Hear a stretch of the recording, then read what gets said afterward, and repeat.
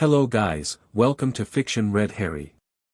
So in this video, we will see, what if Harry was reborn as the Lord of Slytherin and Gryffindor and Narcissa and Andromeda Black became his wives. If you enjoy these kinds of stories, don't forget to show us some love by hitting the like button and subscribing to the channel.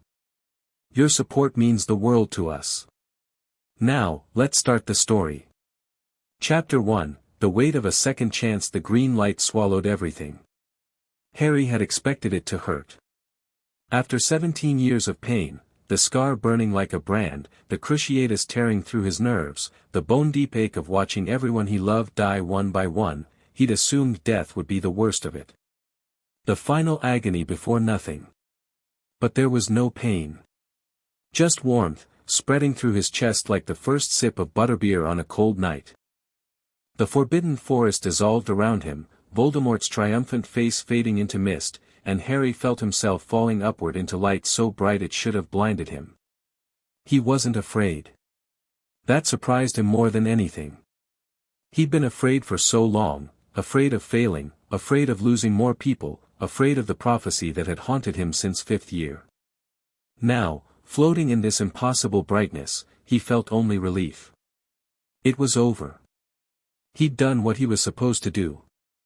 The Horcrux in his head was gone, destroyed by Voldemort's own hand, and now Neville or Hermione or someone braver than him would finish the job. He could rest. Not quite yet, I'm afraid. The voice came from everywhere and nowhere. Harry tried to turn, but he had no body to turn with, he was just awareness, floating in endless white. Who's there? You know who I am. You've carried my mark since you were a year old. The whiteness shifted. Colors bled in from the edges, not real colors, but the memory of colors, the suggestion of form. Harry found himself standing on something solid, though when he looked down he couldn't see his feet. Before him, a figure took shape. It wasn't a skeleton. It wasn't a robed specter with a scythe. It was simply, absence. A person-shaped hole in reality, edges soft and indistinct, somehow more terrifying than any monster Harry had ever faced because his mind couldn't quite process what it was seeing. Death, Harry said. Hello, Harry. The voice was gentle, almost kind. We need to talk about a mistake. Harry's non-existent heart clenched. The Horcrux. Did it not work? Is Voldemort is not my concern at the moment. You are. Death moved closer, and Harry felt cold wash over him, not unpleasant cold, just the absence of warmth. You were never supposed to be a Horcrux, Harry. That was not your destiny. I don't understand. When Tom Riddle's soul shattered that night in Godric's Hollow, a fragment attached to you by accident. But accidents like that don't simply happen. The fabric of fate was torn. Altered. Someone interfered with the natural order, and the consequences have rippled through 17 years of your life. Harry thought of the cupboard under the stairs. The hunger, the loneliness, the cousin who used him as a punching bag. He thought of Sirius falling through the veil, of Dumbledore tumbling from the tower, of Fred's frozen laugh and Remus's empty eyes and all the graves he'd never gotten to visit. Are you saying none of that was supposed to happen? I'm saying you were robbed, Harry Potter. Of a childhood. Of a family.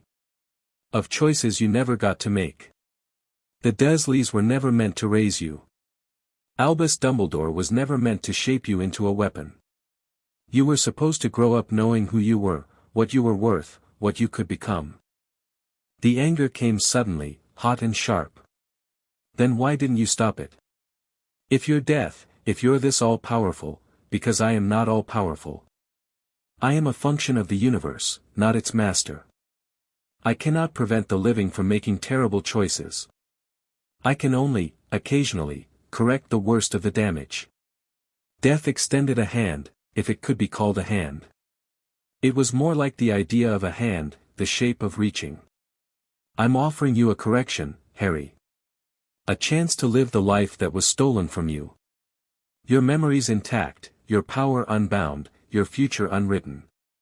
Harry stared at that outstretched absence. You want to send me back. I want to give you what you've earned.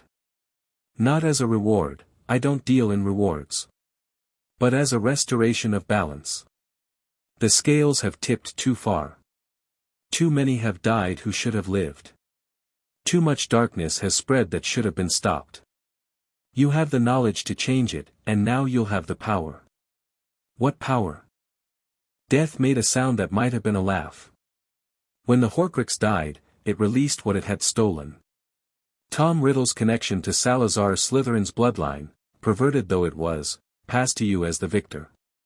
Combined with your own Potter heritage, which carries the blood of Gryffindor through a line most have forgotten, you are now the legitimate heir to 2 of the 4 founders. The magic knows it, even if the world doesn't.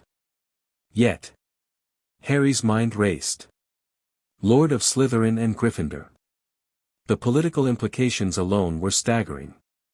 In a world where blood and heritage meant everything, that kind of power could, I see you understand, Death said. The question is whether you want it. I can let you pass on, if you prefer. Your parents are waiting. Sirius, Remus, all of them. You've earned your rest. Harry thought of his mother's face, seen only in mirrors and photographs.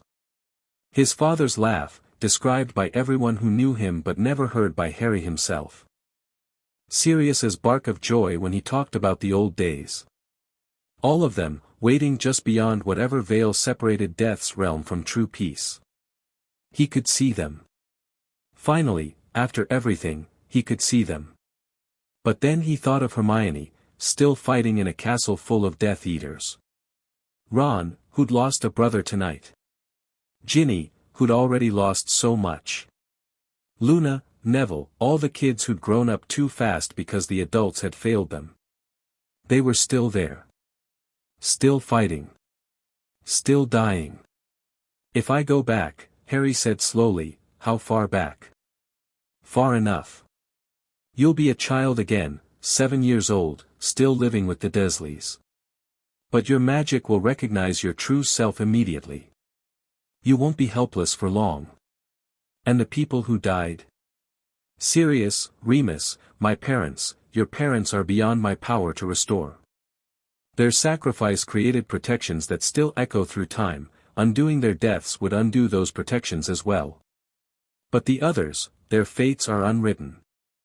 Whether they live or die will depend on the choices you make. 7 years old. 10 years before Voldemort's return, give or take. 10 years to prepare, to build alliances, to hunt Horcruxes before anyone even knew to look for them. 10 years to save everyone he'd lost. Harry reached out and took Death's hand. The world exploded into darkness. Harry woke up screaming. The sound tore out of his throat before he could stop it, a raw, animal shriek of agony as 17 years of memories tried to cram themselves into a brain the size of a walnut. He thrashed, his small body slamming against walls that were far too close, his hands scrabbling at a ceiling inches from his face. The cupboard. He was in the cupboard under the stairs. Boy! Vernon Dursley's voice thundered through the thin door, accompanied by heavy footsteps that made the whole staircase shake. What the bloody hell is wrong with you? It's 3 a.m. Harry couldn't answer. His lungs weren't working right, his heart was beating so fast it felt like it might burst, and his head, God, his head, it was like someone had tried to fit the ocean into a teacup. He curled into a ball, pressing his palms against his temples, and fought to breathe. The cupboard door slammed open. Yellow light from the hallway spilled in, revealing Vernon's purple face and piggy eyes. Behind him, Petunia hovered in her nightgown, lips pressed into a thin line of disgust. Well? Vernon demanded.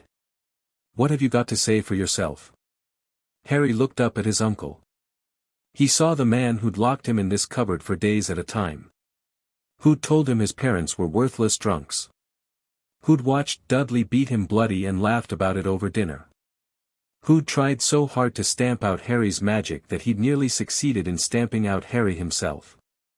But Harry also saw a coward. A small, petty man terrified of anything he couldn't understand, taking out his fear on a child because children couldn't fight back. The rage that flooded through Harry was vast and old. It wasn't a child's tantrum, it was the fury of a man who'd fought a war, lost everything, and been handed a second chance to make it right. It was the cold, patient anger of someone who had stopped being afraid a long time ago. "Get out of my way, Vernon." His voice was wrong. Too calm, too certain. He heard it himself, the words coming out of a 7-year-old's mouth but carrying the weight of ages. Vernon blinked. For a moment, genuine confusion crossed his face. This wasn't how the boy talked. The boy whimpered. The boy apologized. The boy flinched when Vernon raised his hand. This boy did none of those things. "What did you just say to me?" Vernon's voice dropped to a dangerous growl. He reached for Harry's arm, meaty fingers closing around the thin wrist. "Listen here, you ungrateful little freak," Harry didn't think. Didn't plan. The magic just responded, as natural as breathing. Vernon flew backward. Not hard enough to hurt him, Harry had that much control, even now, but hard enough to send the massive man stumbling into the opposite wall, arms pinwheeling. Petunia screamed. Somewhere upstairs, Dudley started crying. Harry climbed out of the cupboard for what he hoped was the last time. "That's assault." Vernon was shouting, pulling himself upright. His face had gone from purple to white. "You'll go to prison for that. They'll lock you up and throw away the key." "I'll make sure, Vernon." Harry's voice cut through the bluster like a knife through fog. "I'm leaving. Tonight. I'm not going to hurt you or Petunia or Dudley. I'm not going to burn this house down or turn you into something unpleasant, though we both know I could. I'm simply going to walk out that front door and never come back." "You can't," Vernon started. "In exchange, you're going to forget I ever existed. If anyone asks, I ran away and you don't know where I went. You never saw me, never heard from me, never want to hear from me. And if I ever find out you've been talking about me, about magic, about anything," Harry smiled, and it wasn't a nice smile. It was the smile of someone who'd killed Voldemort's snake with a sword and watched the Dark Lord die screaming. "Well, I'm sure nothing good will come of it." Petunia made a strangled sound.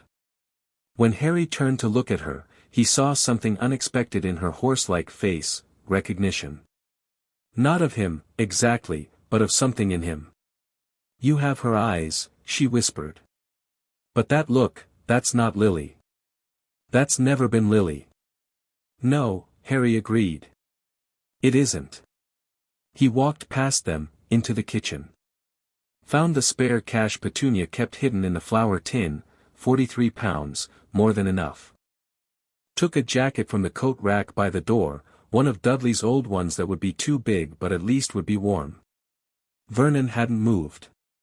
Neither had Petunia. They watched him like they were watching a wild animal, afraid to make any sudden movements. Harry opened the front door. Stepped out onto the front step of number 4, Privet Drive. Felt the cool night air on his face, smelling of cut grass and suburban boredom and something else, something underneath, the coppery tang of magic, running through the world like blood through veins. He'd forgotten how it felt. The Dursleys had beaten so much of his awareness out of him in those early years. But now, with his adult consciousness fully awake, he could feel everything. The wards Dumbledore had placed around the property, already weakening because Harry no longer called it home. The ley lines running beneath little whinging, thin and sluggish but present. The hum of his own magic, responding to his emotions with an eagerness that bordered on sentience. He was powerful. Truly powerful, in a way he'd never been before. And he had 10 years to figure out what to do with it. Harry closed the door behind him and walked away from the only home he'd ever known. He didn't look back. The night bus didn't officially pick up 7-year-old children traveling alone in the middle of the night.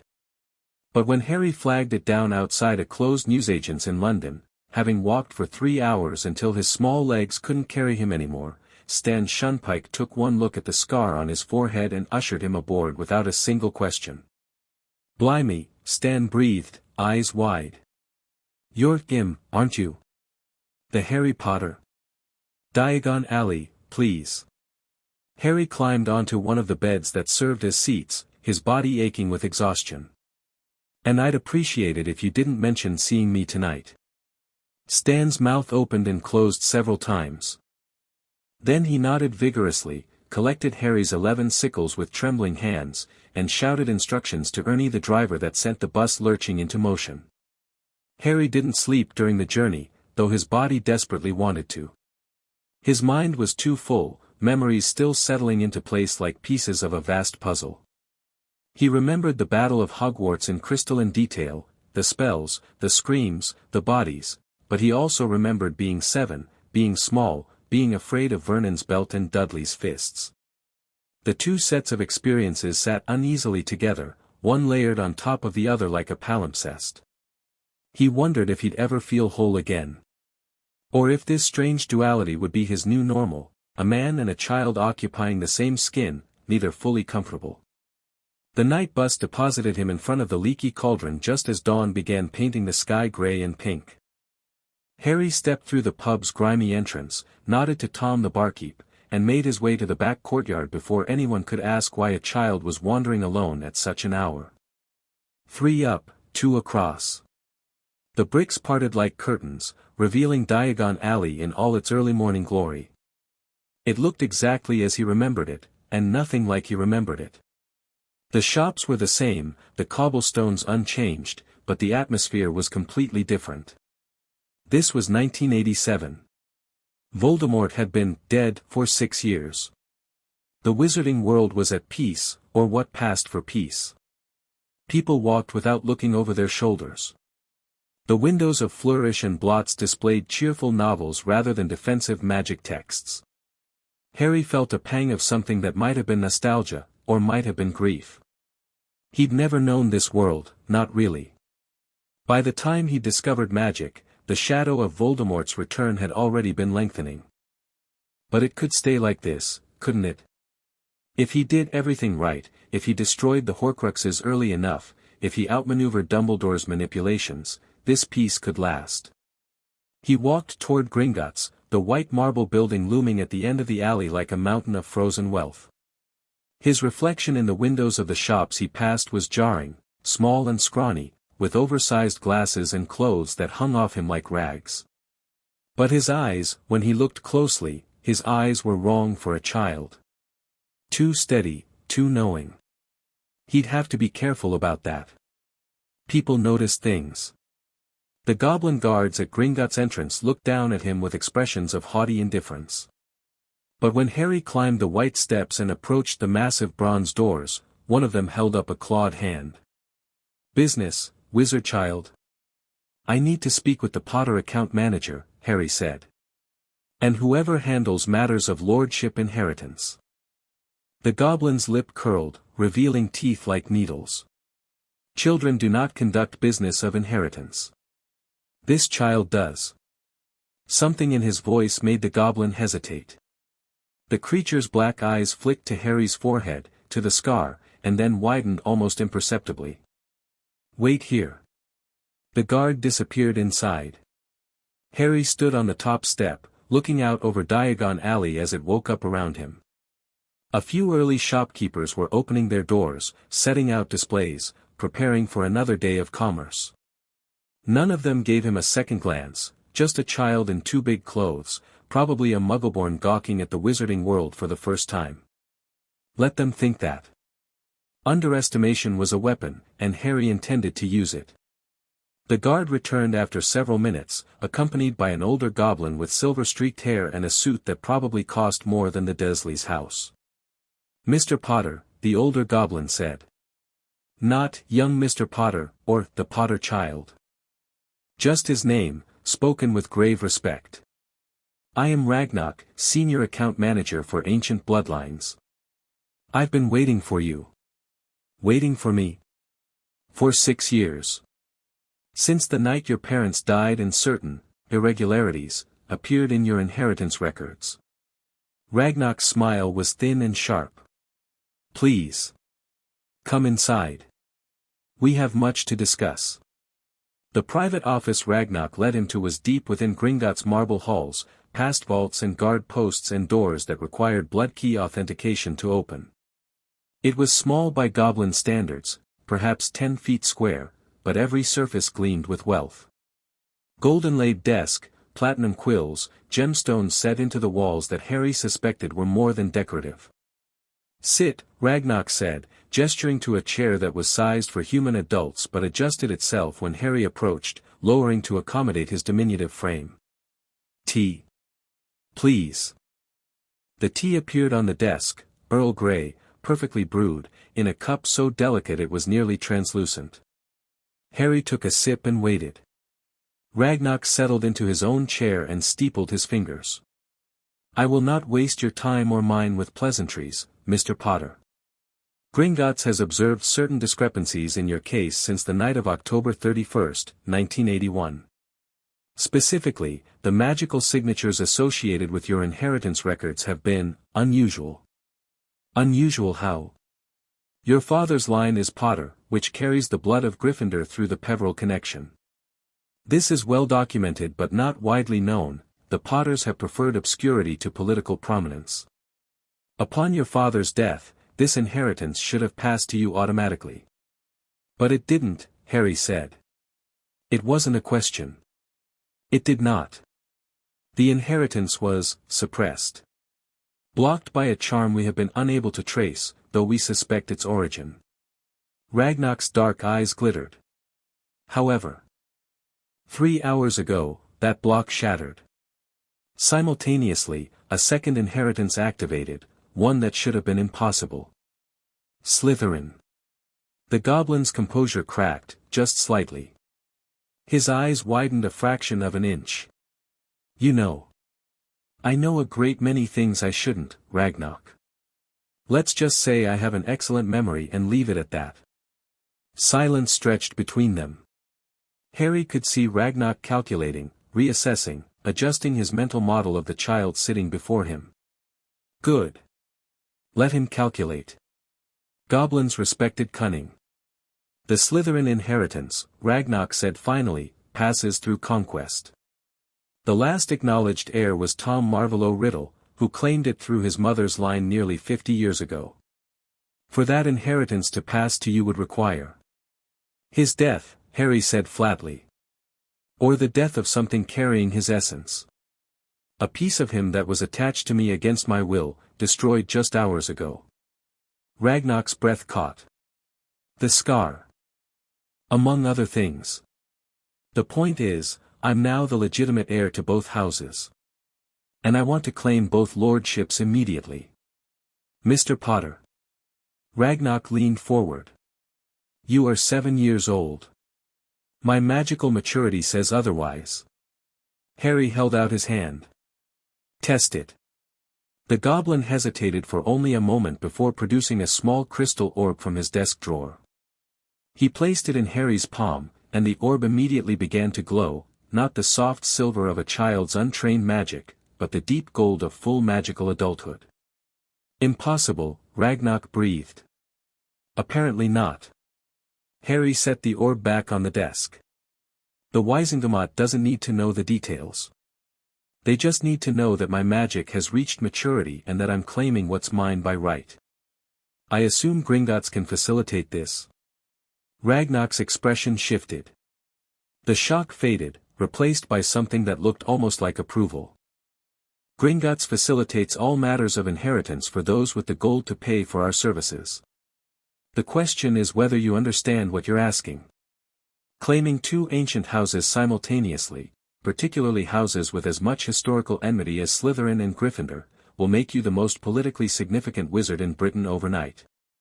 There will be challenges. Enemies. Assassination attempts, quite possibly. I'm counting on it."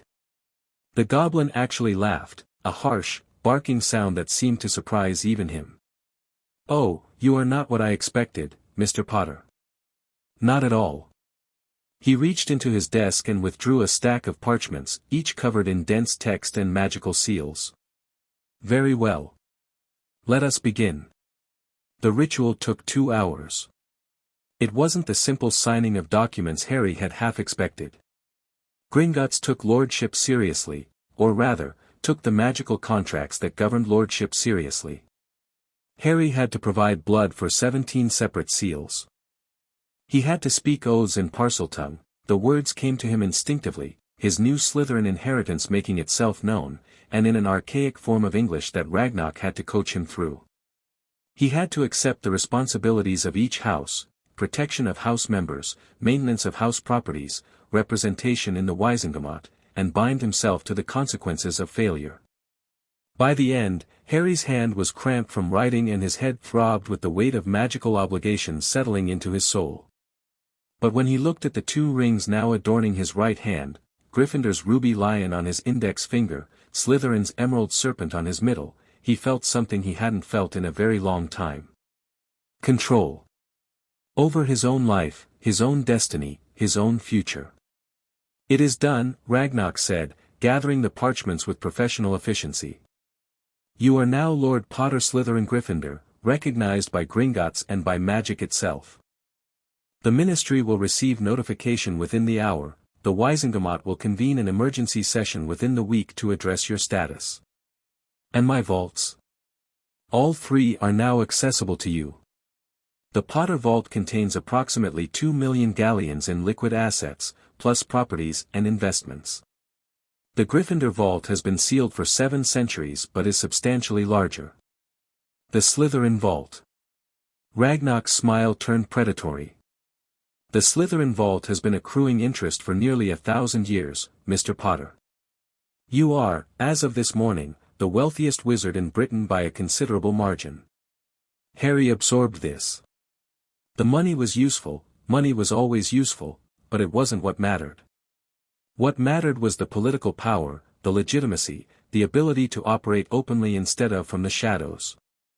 "I'll need statements for all 3 vaults," he said. "And a full accounting of any properties or businesses associated with each house. Also, I want to know if there have been any unauthorized withdrawals from any of my accounts, and if so, by whom."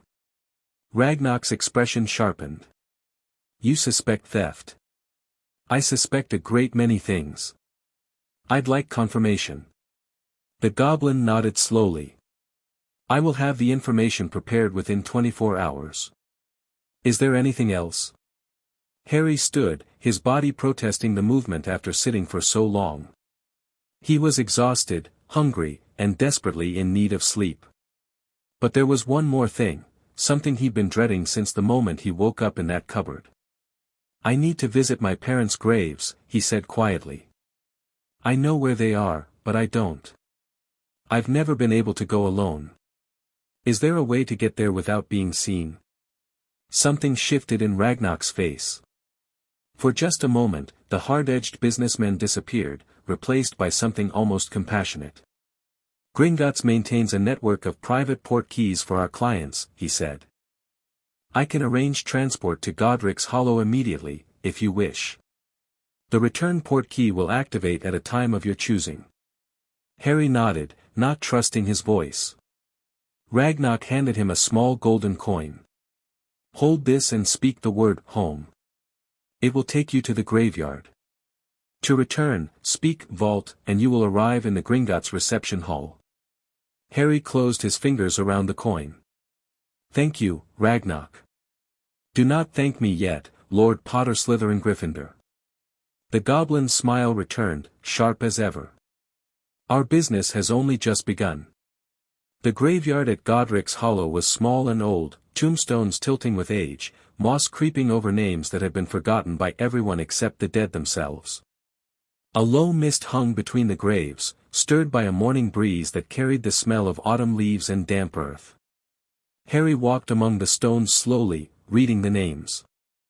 Some he recognized from his history of magic classes, ancient wizarding families who'd made Godric's Hollow their home for centuries. Others were strangers, their lives and deaths unmarked by anything except these crumbling monuments. His parents' grave was near the back, under an old yew tree whose branches hung low enough to brush the ground. James Potter Lily Potter, born March 27, 1960, born January 30, 1960, died October 31, 1981 died October 31st, 1981 The last enemy that shall be destroyed is death. Harry stood before the grave and felt something inside him crack. He'd been here before, in the other timeline. He and Hermione had come on Christmas Eve, fleeing the Ministry, desperate and afraid. He'd looked at these words and felt grief so sharp it had nearly drowned him. But that was different. That Harry had been 17, barely more than a child himself, meeting his parents' memory for the first time. This Harry was something else. Something older, carrying the weight of a war that hadn't happened yet, filled with knowledge of futures that might never come to pass. He knelt before the grave, pressing his palm against the cold stone. "I'm sorry," he whispered. "I couldn't save you. I tried, I swear I tried, but I couldn't." His voice broke. The tears came suddenly, hot and violent, racking his small body with sobs that seemed to come from somewhere deeper than his chest. He'd held this grief for 17 years.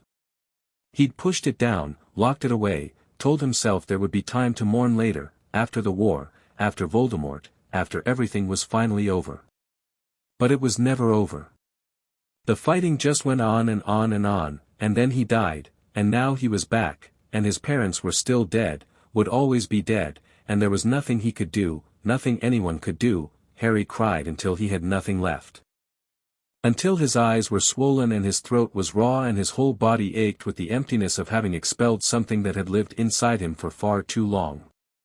Then he wiped his face with his sleeve, took a shuddering breath, and forced himself to stand.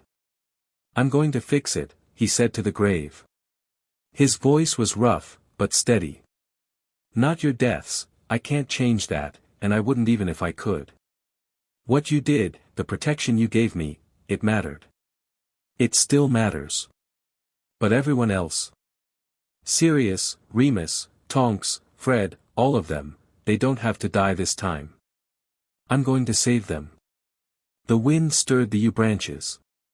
For just a moment, Harry could have sworn he heard his mother's laugh, carried on the breeze from somewhere far away. "I promise," he said. "I promise." He touched the stone one more time, tracing the letters of their names with his fingertips. Then he turned away and walked back through the mist-shrouded graveyard, past the tilting tombstones and forgotten names, toward whatever came next. Potter Manor was a revelation. Harry had never known it existed, in his original timeline. No one had ever mentioned it, not Sirius, not Dumbledore, not the goblins. He'd assumed the Potters had always lived in Godric's Hollow, that the cottage where his parents died was his only inheritance. But the records Ragnarok had provided told a different story. The Potters had maintained their ancestral home for 800 years, hidden in the mountains of northern Wales behind wards so ancient they predated the Statute of Secrecy. It had been sealed when his grandparents died, its location concealed by magic that only a blood heir could unravel. Harry stood at the edge of the property now, looking at what appeared to be nothing more than a rocky hillside. But his rings were warm on his fingers, and when he pressed his hand against the invisible boundary, the air shimmered and parted like a curtain. The manor emerged from the mountainside like a dream becoming solid. Gray stone walls covered in ivy, mullioned windows catching the afternoon light, towers and turrets and ramparts that spoke of an age when wizards still built fortresses against their enemies. It was massive, far larger than Harry had expected, and utterly silent, as if it had been waiting for someone to wake it up. The front door opened at his touch. Inside, dust motes danced in beams of sunlight that filtered through dirty windows. The entrance hall was vast, its ceiling lost in shadow, its walls lined with portraits that stirred and murmured as Harry passed. He caught glimpses of faces that looked like his own, dark hair, glasses, that same stubborn set of the jaw, stretching back through generations. "Welcome home, Lord Potter." The voice came from everywhere at once. Harry's hand went to his wand. No, he didn't have a wand yet, he was 7, but then he recognized what he was hearing. Not an intruder. The house itself. "Thank you," he said carefully. "What should I call you?" "I am the spirit of Potter Manor, bound to these walls by the first Lord Potter nearly a millennium ago. I have no name, but I serve the bloodline." Harry relaxed slightly. He'd read about ancestral homes with bound spirits. They were rare, requiring immense magical power to create, but they served as perfect guardians and managers for families who could afford them. "Can you give me a tour?" "It would be my pleasure, my lord." The spirit guided him through the manor for the next 2 hours, showing him rooms he couldn't have imagined. A library that rivaled Hogwarts' own, filled with books on magic that had been banned or forgotten by the modern world.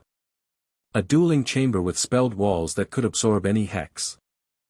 A potions laboratory stocked with ingredients that would make Snape weep with envy. Bedrooms, sitting rooms, a great hall, a kitchen staffed by house elves who burst into tears when they saw him and immediately began preparing a feast. But it was the last room that took Harry's breath away. The War Room. It occupied one of the towers, its walls covered in maps of Britain and Europe and beyond. A massive table dominated the center, its surface enchanted to display real-time information about magical activity across the country. Bookshelves held tactical manuals, intelligence dossiers, records of every conflict the Potters had ever been involved in. "Your ancestors were warriors, my lord," the spirit said quietly.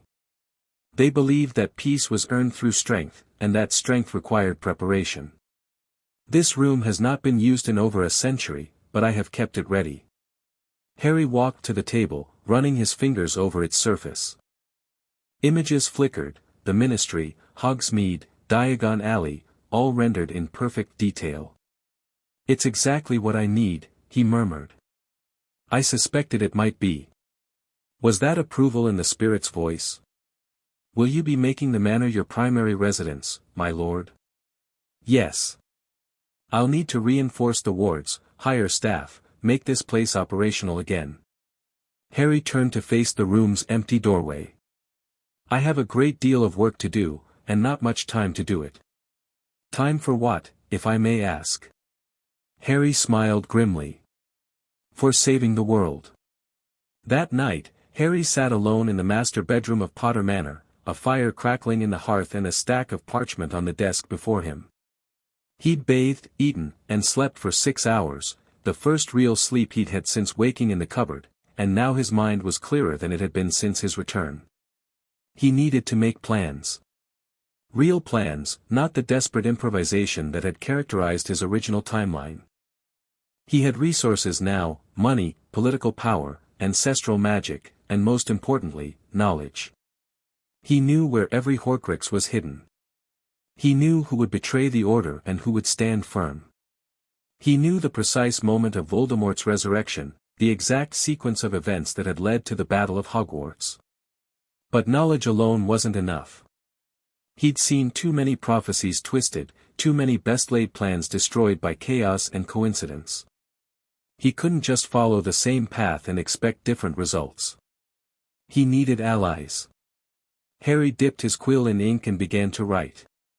The first letter was to Gringotts, requesting a full investigation into his accounts and any magical blocks that might have been placed on him as a child.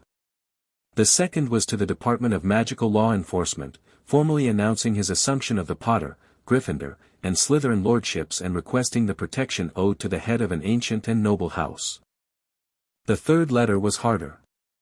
Harry stared at the blank parchment for a long moment, considering.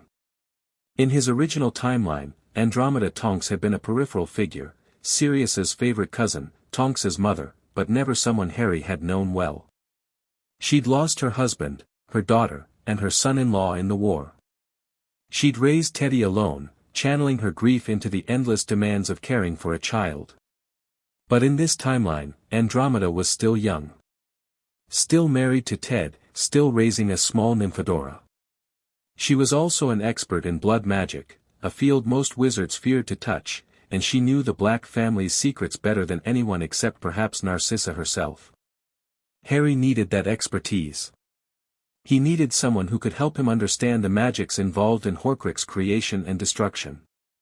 And he needed a connection to the Black family, however tenuous, to begin building the alliances that would carry him through the coming war. Lady Andromeda Tonks, he wrote. You do not know me, but I believe we may be of use to each other. I am the recently acknowledged Lord Potter Slytherin Gryffindor, and I have come into information that suggests your expertise in certain obscure magical fields may be invaluable to research I am conducting. I am also aware that your relationship with your sisters has been strained by circumstances beyond your control. I may be in a position to address some of those circumstances, should you be interested in exploring the possibility. I request a meeting at your earliest convenience, in a location of your choosing.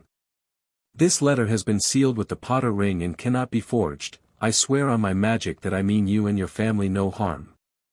Respectfully, Lord Harry James Potter Slytherin Gryffindor. He sealed the letter with wax impressed by his ring, then wrote a second, nearly identical letter addressed to a name that still made his stomach clench with complicated emotion.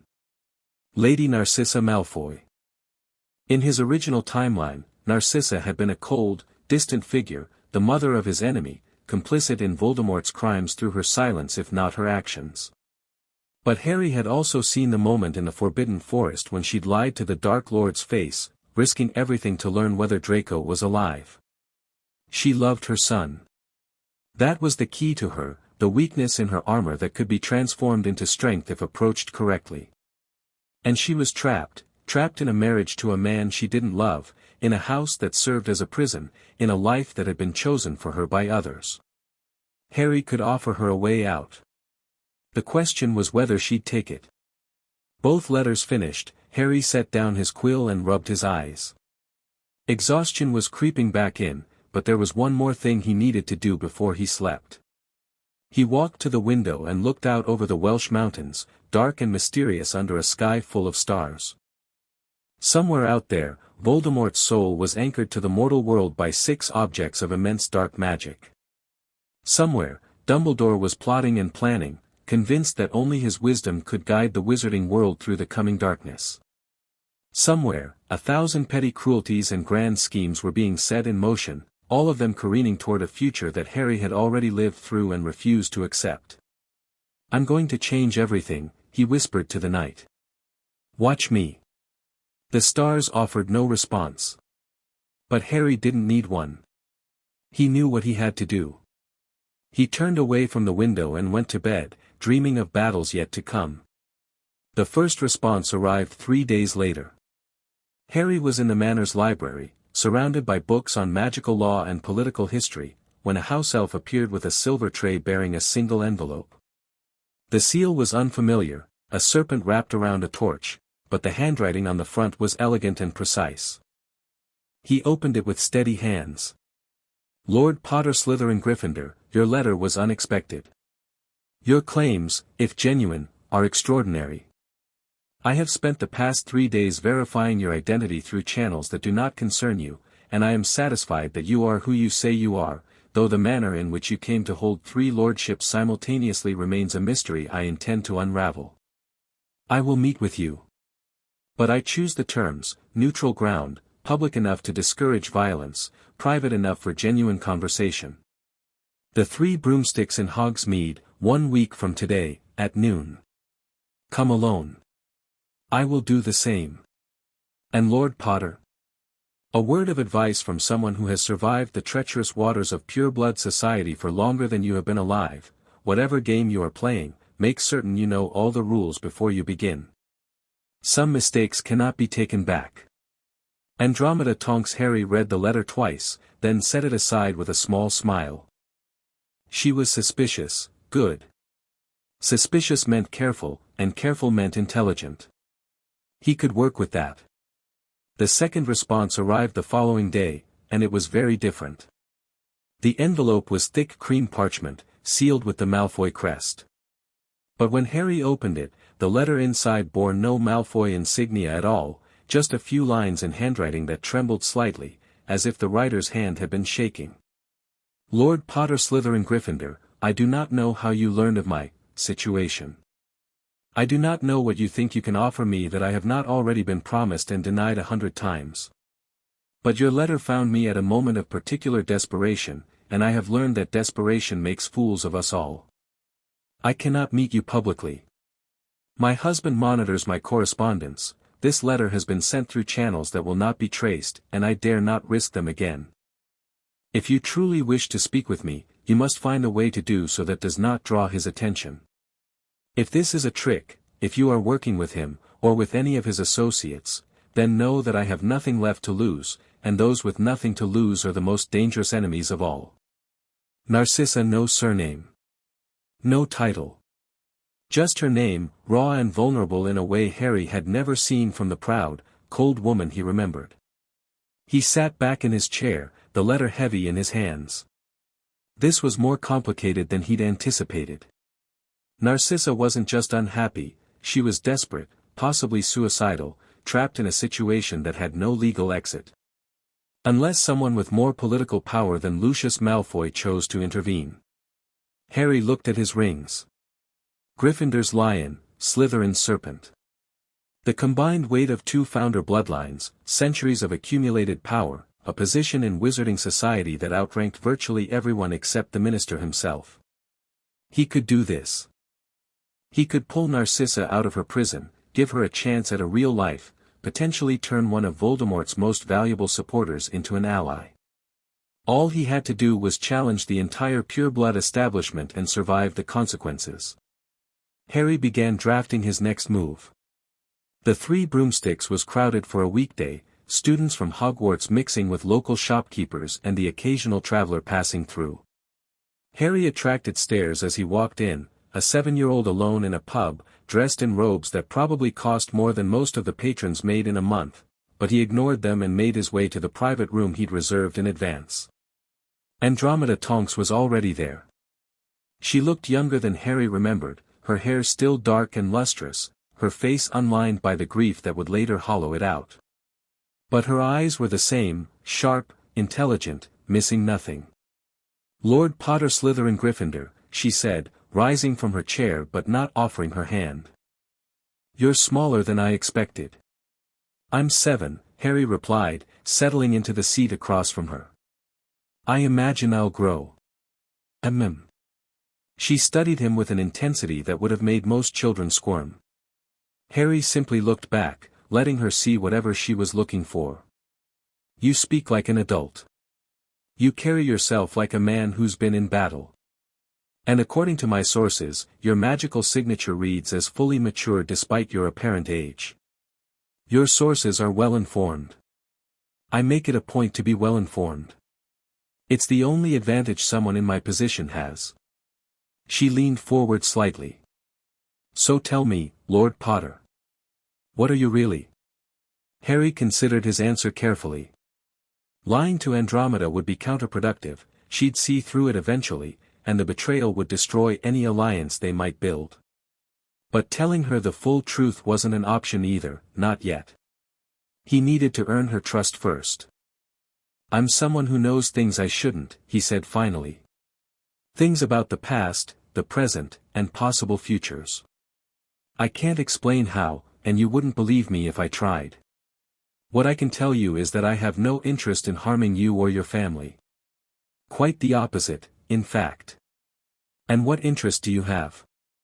I want to prevent a war. The words hung in the air between them. Andromeda's expression didn't change, but Harry saw something flicker in her eyes, surprise, perhaps, or disbelief. What war? The one that's coming. The one that will start when Voldemort returns. Silence. Then, very quietly, he's dead. No. He's not. He found a way to anchor his soul to the mortal world, and he's out there right now, waiting for an opportunity to return. It might take 10 years, might take 15, but it will happen, unless someone stops it. And you intend to be that someone. I intend to try. Andromeda was quiet for a long moment, her fingers tracing patterns on the tabletop. When she spoke again, her voice was careful, controlled. Let's say I believe you. Let's say the Dark Lord is truly going to return, and you somehow know this with certainty. What does that have to do with me? I need your expertise in blood magic. I need your knowledge of the Black family's secrets. And I need your help to rescue your sister. Whatever Andromeda had expected him to say, that wasn't it. Her composure cracked. For just a moment, Harry saw a raw emotion flash across her face before she brought herself under control again. Narcissa made her choices. Did she? Or did your parents make them for her? That's not. Andromeda stopped, took a breath. You don't know what you're talking about. I know that your sister is trapped in a marriage she never wanted, to a man she doesn't love, serving a cause she was never given the option to refuse. I know that she's miserable, desperate, and seriously considering solutions that would leave young Draco motherless. And I know that you still care about her, no matter how hard you've tried to pretend otherwise. Andromeda's hands had curled into fists on the table. How do you know any of that? Because I received a letter from her. A letter that was practically a cry for help. Harry leaned forward, holding her gaze. I can get her out, Andromeda. I have the political power to dissolve her marriage contract. The Slytherin lordship outranks the Malfoys by several degrees. I can offer her sanctuary, protection, a chance to raise her son away from Lucius's influence. But I can't do it alone. I need someone she trusts, someone who can convince her that this isn't a trap. And in exchange, I get two of the most capable witches in Britain working with me instead of against me. I get access to knowledge and skills I'm going to need if I have any hope of stopping what's coming. And maybe, just maybe, I get to save some of the people who are going to die if nothing changes. Andromeda stared at him. The silence stretched on, broken only by the muffled sounds of the pub beyond their private room. Finally, she spoke. You're mad. You know that, right? You're a 7-year-old child proposing to take on the pure-blood establishment, the ministry, and possibly the Dark Lord himself. The chances of you succeeding are better than the chances of me failing and watching everyone I care about die, Harry cut in. Again. That word, again, made her pause. Her eyes narrowed, and Harry saw her reprocessing everything he'd said, trying to fit this new piece into the puzzle. You've done this before, she said slowly. Haven't you? Harry didn't answer. He didn't need to. Andromeda sat back in her chair, looking at him with an expression he couldn't quite read. Then, incredibly, she laughed. Merlin's beard. You're actually serious. I'm always serious, Lady Tonks. It's one of my least charming qualities. She laughed again, shaking her head.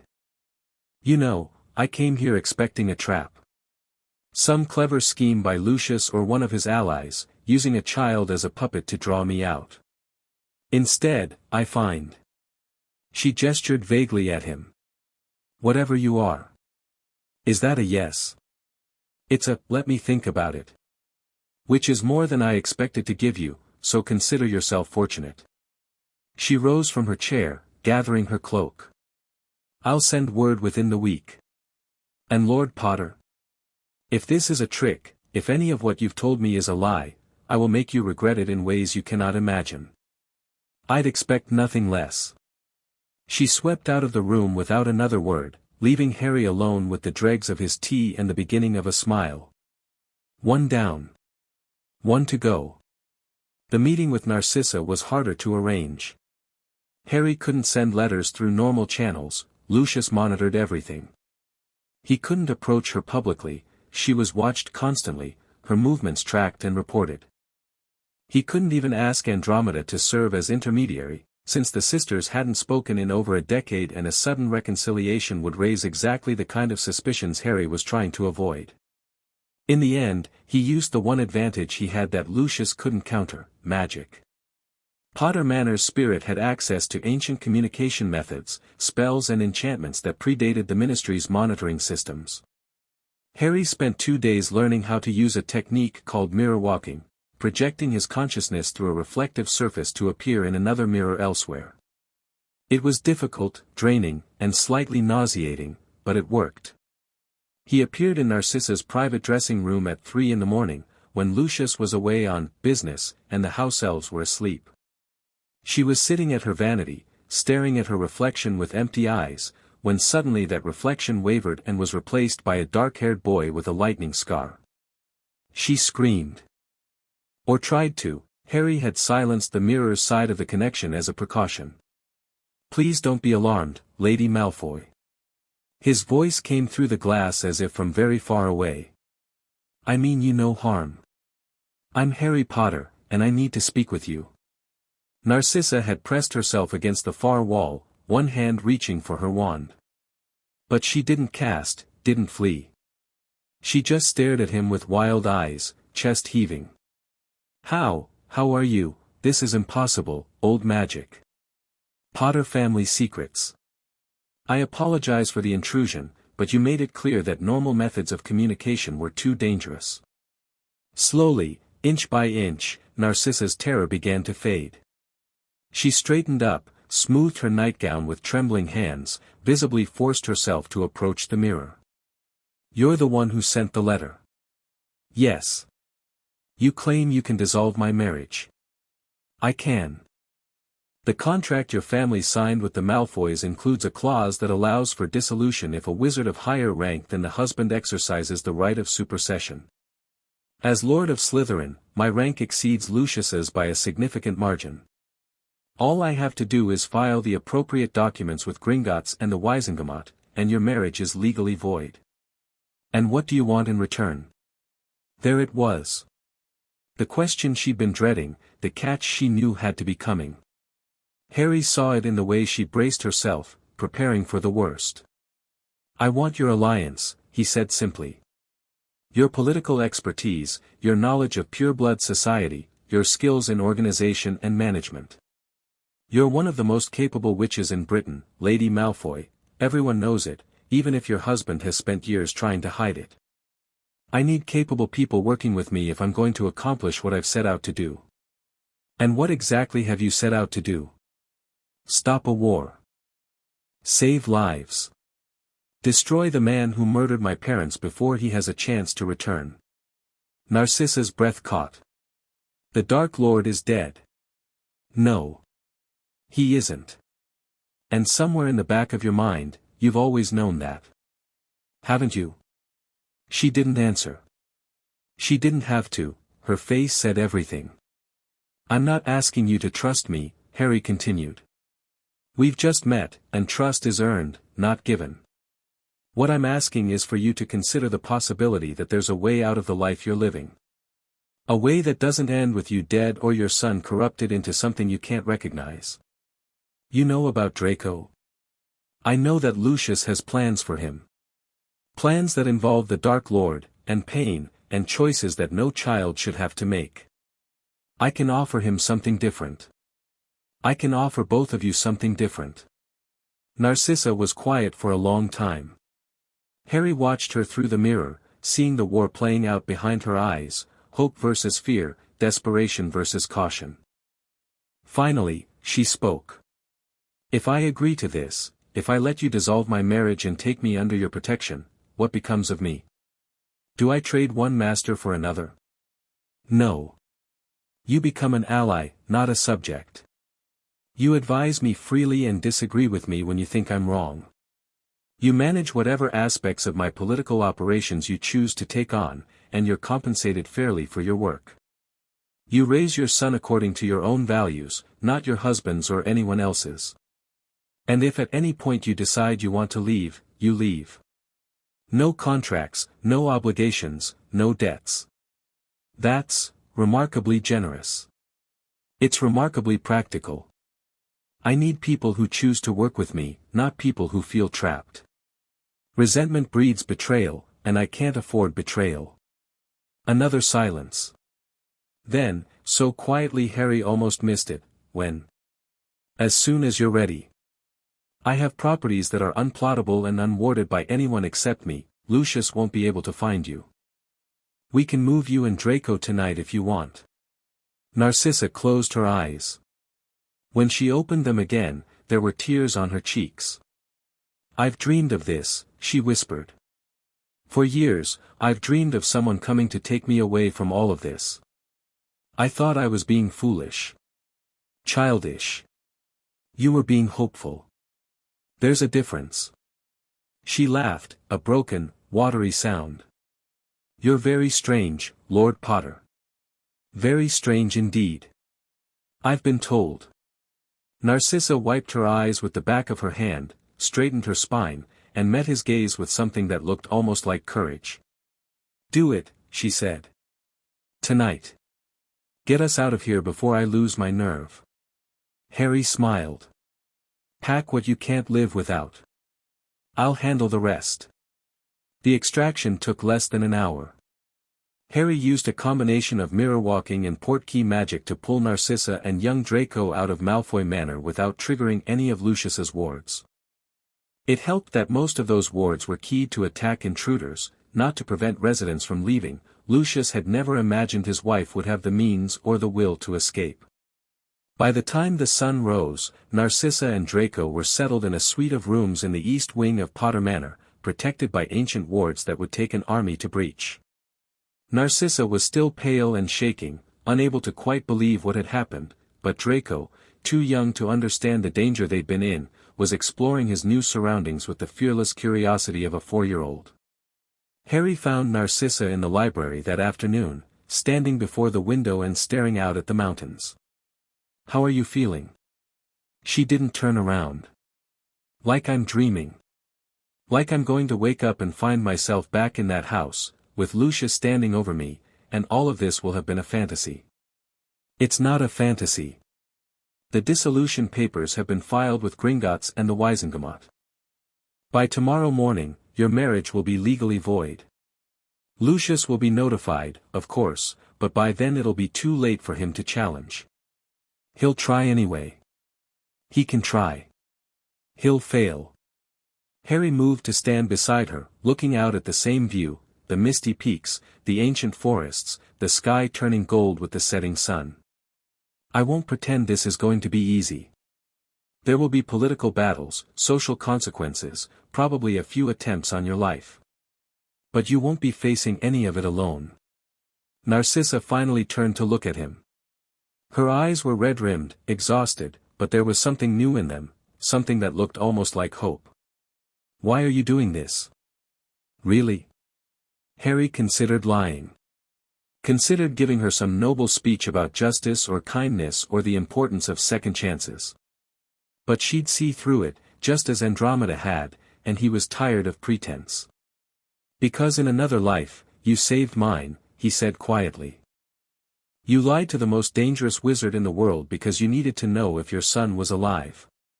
You chose him over everything, your safety, your principles, your loyalty. I never forgot that. Another life? One that never has to happen now. She studied his face for a long moment.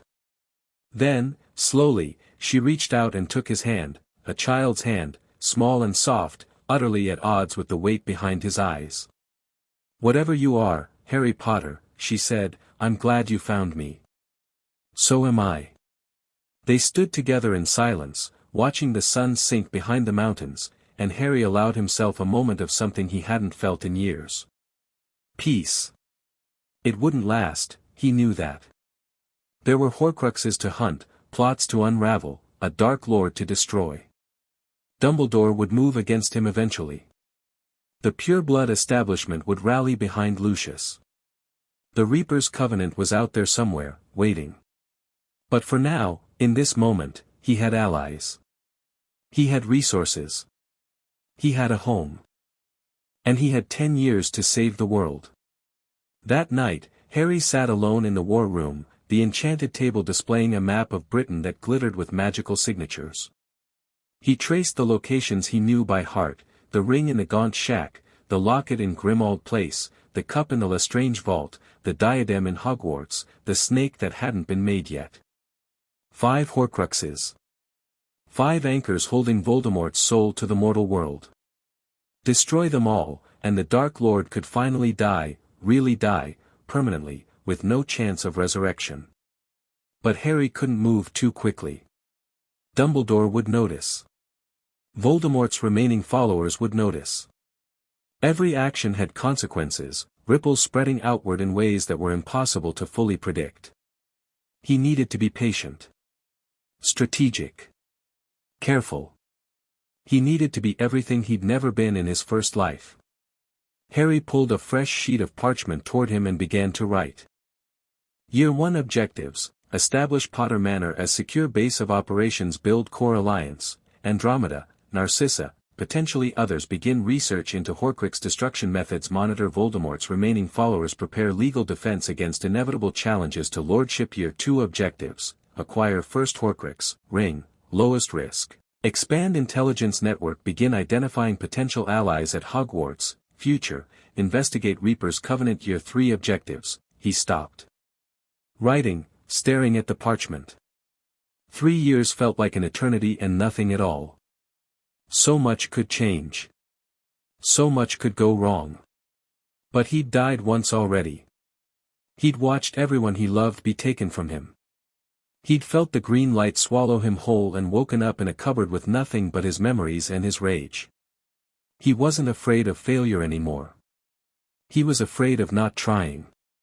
Harry set down his quill and looked at the map one more time. Somewhere out there, in a forest in Albania, the wraith of Voldemort was clinging to existence, waiting for a servant to find him, waiting for a chance to rise again. Not this time, Harry whispered. This time, I stop you before you even start. The map offered no response. But the rings on Harry's fingers glowed faintly in the darkness. Lion and serpent united for the first time in 1,000 years. The game had begun. Chapter 1 End. Chapter 2, Blood and Bargains. Narcissa Malfoy woke to silence, and for one terrible moment she thought she was dead. The silence at Malfoy Manor had always been heavy, oppressive, the kind of quiet that pressed against your ears and made you strain to hear footsteps approaching, doors opening, the whisper of robes that meant Lucius had returned from wherever darkness called him. She'd learned to sleep lightly in that silence, one part of her mind always listening, always waiting. But this silence was different. Softer. The gentle hush of a house at peace, undisturbed by malice or cruelty. Sunlight streamed through windows she didn't recognize, falling across sheets that smelled of lavender instead of the cold, sterile scent of house elf cleaning charms. Then memory crashed back, and Narcissa sat up so quickly her head spun. The mirror. The boy with the lightning scar. The impossible offer, the desperate choice, the portkey that had pulled her and Draco through space itself to land in a manner she'd never seen before. She was free. The thought was so enormous, so incomprehensible, that she couldn't hold it in her mind for more than a moment before it slipped away. Free. After 12 years of marriage, 12 years of smiling at parties while Lucius's fingers dug into her arm hard enough to bruise, 12 years of watching her son be shaped into something cold and cruel, she was free. A soft knock at the door made her flinch before she could stop herself. Lady Malfoy. A house elf's voice, high and tentative. Breakfast is being served in the small dining room, if you is wanting. Young Master Draco is already there. Draco. Narcissa threw off the covers and was on her feet in an instant, her mother's instincts overriding everything else. Where? Show me. The elf, a small creature with enormous ears and kind eyes, led her through corridors that seemed to go on forever, past portraits that watched with curious expressions, past windows that looked out on mountain views so beautiful they hurt. Potter Manor was nothing like Malfoy Manor, where Lucius's home was all dark wood and silver and barely concealed menace. This place felt almost warm. Lived in. Loved. The small dining room turned out to be a cozy space with a round table, a fireplace crackling merrily despite the summer warmth outside, and her son. Draco was sitting in a chair that had been magically adjusted to his size, his small legs swinging as he attacked a plate of eggs and toast with the single-minded focus of a 4-year-old. He looked up when she entered, and his face split into a grin that made her heart clench. Mummy. This house has a ghost who tells jokes. And the eggs have faces. Narcissa looked at his plate. The eggs did, indeed, have faces, little smiley expressions drawn in some kind of sauce, clearly the work of a house elf with more creativity than the Malfoy servants had ever been permitted. That's lovely, darling. She sat down beside him, her legs suddenly unsteady. Are you feeling all right? Do you understand where we are? Lord Potter's house. Draco said it matter-of-factly, as if it were the most normal thing in the world. He said we're going to live here now because father was mean to you. I told him father is mean to everyone, and he said that's why we left. Narcissa's breath caught. She hadn't known how to explain any of this to Draco, hadn't even begun to figure out what to say. But apparently the Potter boy had handled it while she slept, reducing years of abuse and terror to a simple truth that a child could understand. Father was mean. So we left. Lord Potter spoke to you. This morning. He's nice. He showed me the library and said I can read any book I want, even the ones with moving pictures. Draco's eyes went wide with remembered wonder. There's a book about dragons, Mummy. Real dragons. With pictures that fly. That sounds wonderful, sweetheart. A house elf appeared at her elbow with a cup of tea, prepared exactly the way she liked it, she noticed, with a splash of cream and no sugar. How had they known? She hadn't told anyone her preferences. Lord Potter asks if you would be meeting him in the study when you is finished with breakfast, the elf said. He is saying there is no rush, and you should eat first. Narcissa looked at the tea, at the eggs with faces, at her son chattering happily about dragons. The surreal quality of the morning intensified, she felt like she was moving through someone else's dream, waiting to wake up. Tell Lord Potter I'll be there shortly.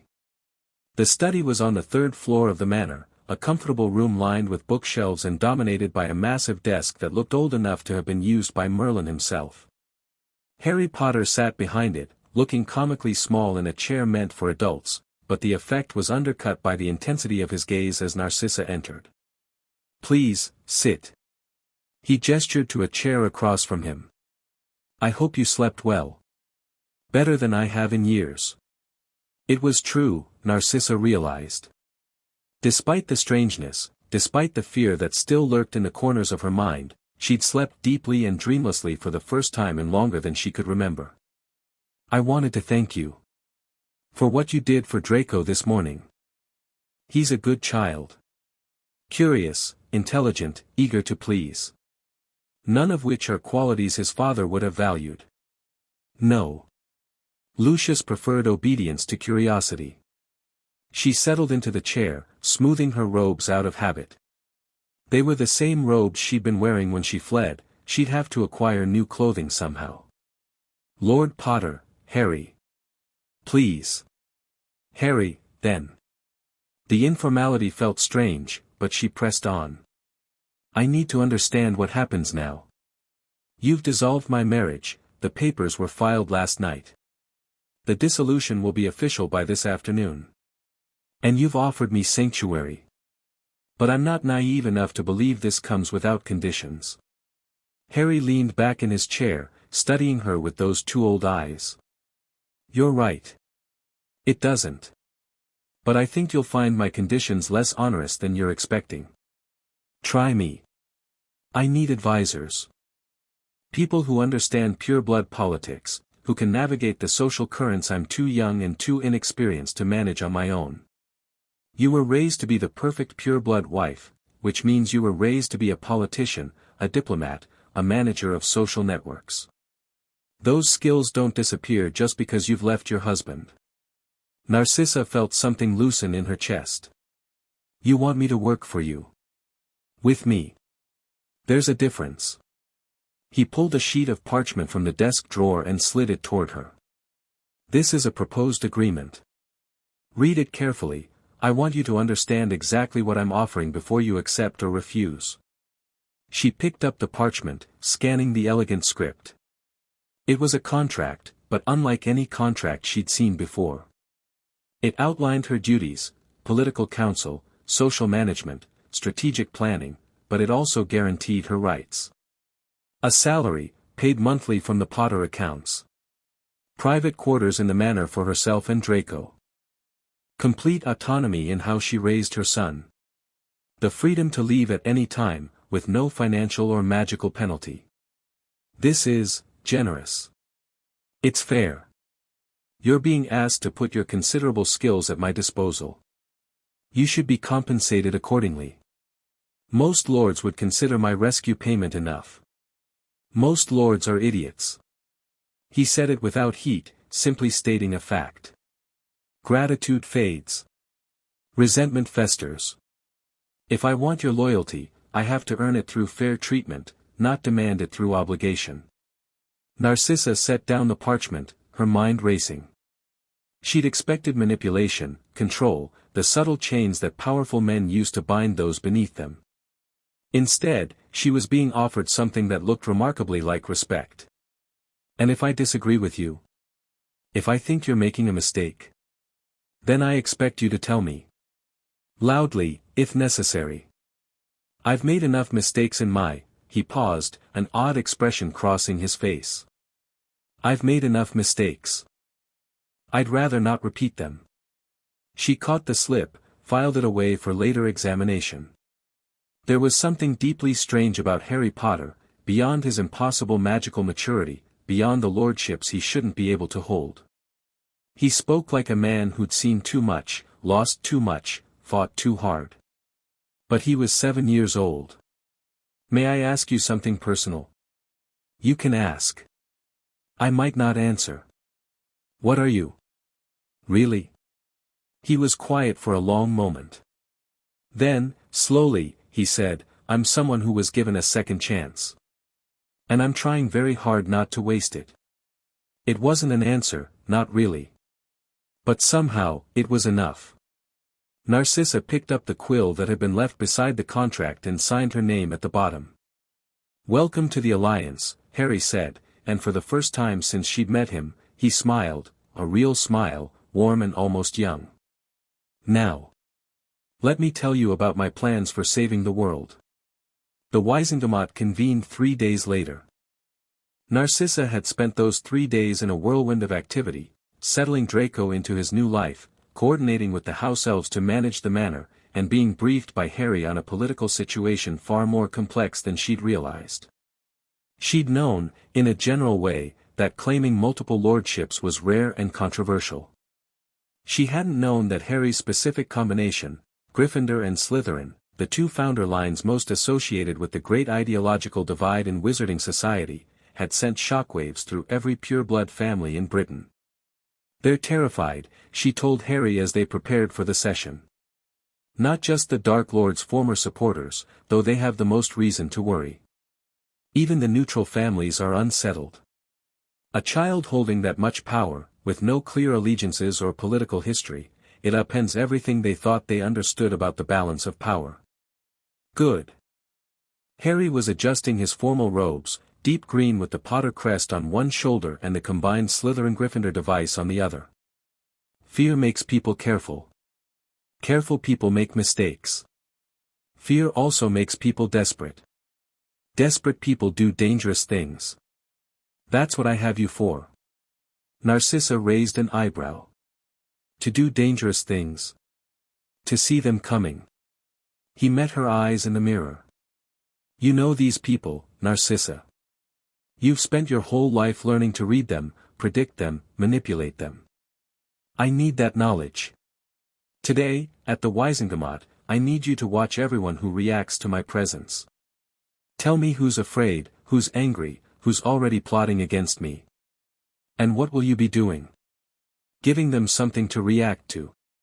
They traveled to the Ministry by flu, Harry's first experience with the network in this timeline, though he navigated it with the ease of long practice. The atrium was crowded with witches and wizards heading to work, most of whom stopped and stared as Harry emerged from the green flames. Whispers followed him like a shadow. That's him, isn't it? The boy who lived, heard he's claimed Slytherin's lordship, can you imagine, just a child, it's ridiculous. Harry ignored them all, walking through the atrium with his head high and his pace unhurried. Narcissa followed a step behind, her face composed into the serene mask she'd perfected over years of pure-blood functions. Inside, she was cataloging every face that turned their way, every expression of shock or recognition or calculation.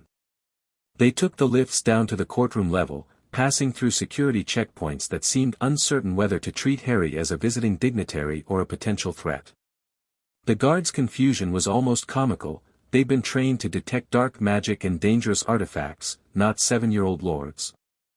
The Wizengamot chamber was a vast, circular room with tiered seating rising in all directions around a central dais. It was already nearly full, the plum-robed members filing in and taking their hereditary seats.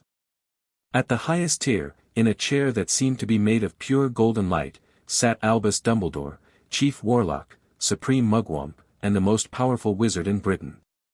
His eyes found Harry the moment they entered. Narcissa saw something flicker in those twinkling blue depths, surprise, perhaps, or unease. But his expression remained genial, grandfatherly, utterly controlled. Lord Potter Slytherin Gryffindor. Dumbledore's voice carried through the chamber without apparent effort, silencing the murmurs of conversation.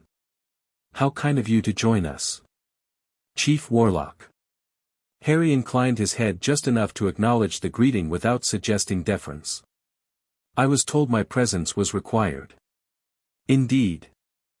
The Wizengamot has received your claim to the lordships of Gryffindor and Slytherin, and while Gringotts has certified the magical legitimacy of those claims, there are those among us who have questions. I'm happy to answer them. A ripple of surprise moved through the chamber. Whatever the assembled lords and ladies had expected, nervousness, perhaps, or childish bravado, Harry's calm confidence wasn't it. Narcissa took her seat in the gallery, her eyes sweeping the room. There. Lucius, in his family's hereditary seat, his face a mask of controlled fury. Beside him, the empty chair that should have been hers. Across the chamber, Augusta Longbottom watched with sharp eyes. The Greengrass Patriarch looked thoughtful. The Zabinus, neutral as always, gave nothing away. And there, in a corner seat that drew little attention, sat a wizard Narcissa didn't recognize, young, perhaps 30, with pale eyes and a stillness that made her skin prickle. He was watching Harry with an intensity that felt wrong, predatory. She made a mental note to ask Harry about him later. Very well. Dumbledore gestured, and a witch in the front row stood, Dolores Umbridge, Narcissa noted with distaste. Madame Umbridge has prepared a list of concerns to be addressed. Chief Warlock. Umbridge's voice was sweet as poisoned honey.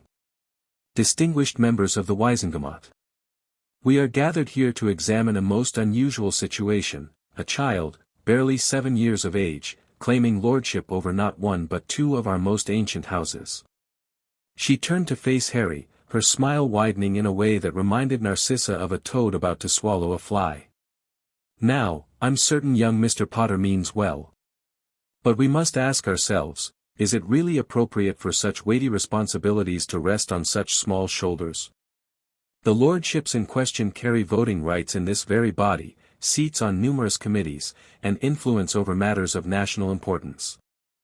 Surely we cannot allow a child to wield such power, no matter how exceptional his circumstances. Murmurs of agreement from several seats. Narcissa saw Lucius nodding, his lips curled in a satisfied smirk. Harry waited for silence before responding. Madame Umbridge raises a valid concern.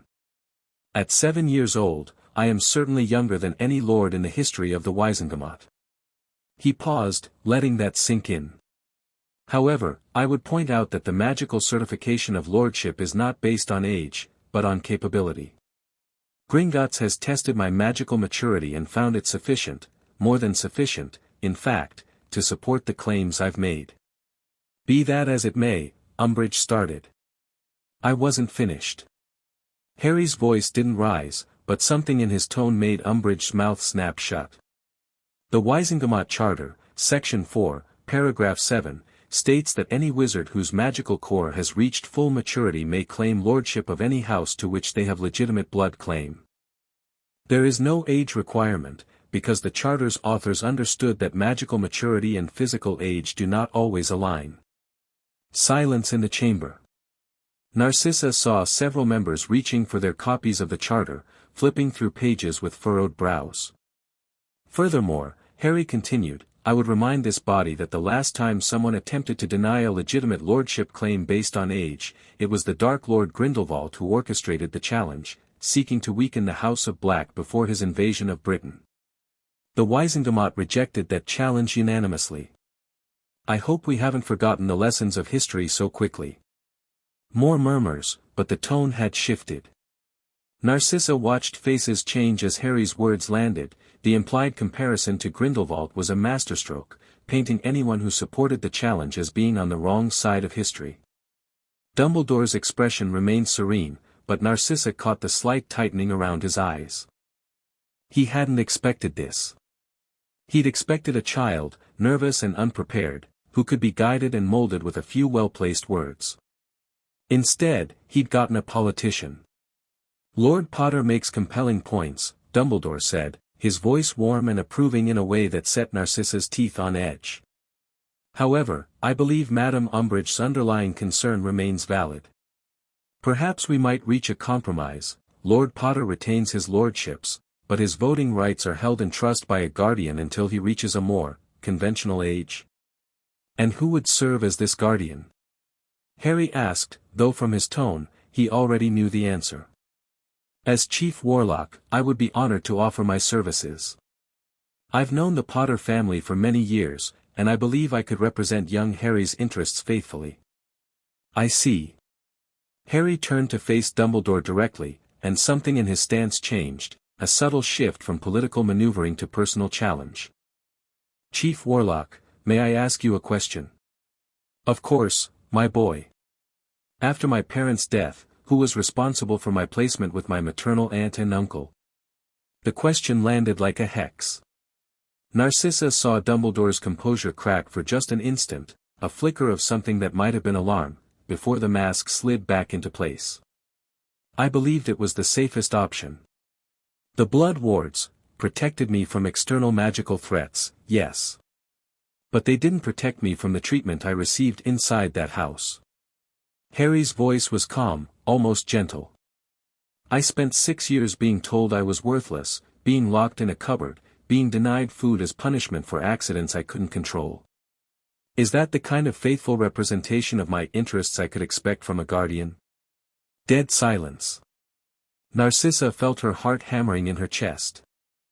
She'd known Harry was planning something for this session, but she hadn't known what. He'd kept his cards close, telling her only that Dumbledore would make a move and he intended to counter it.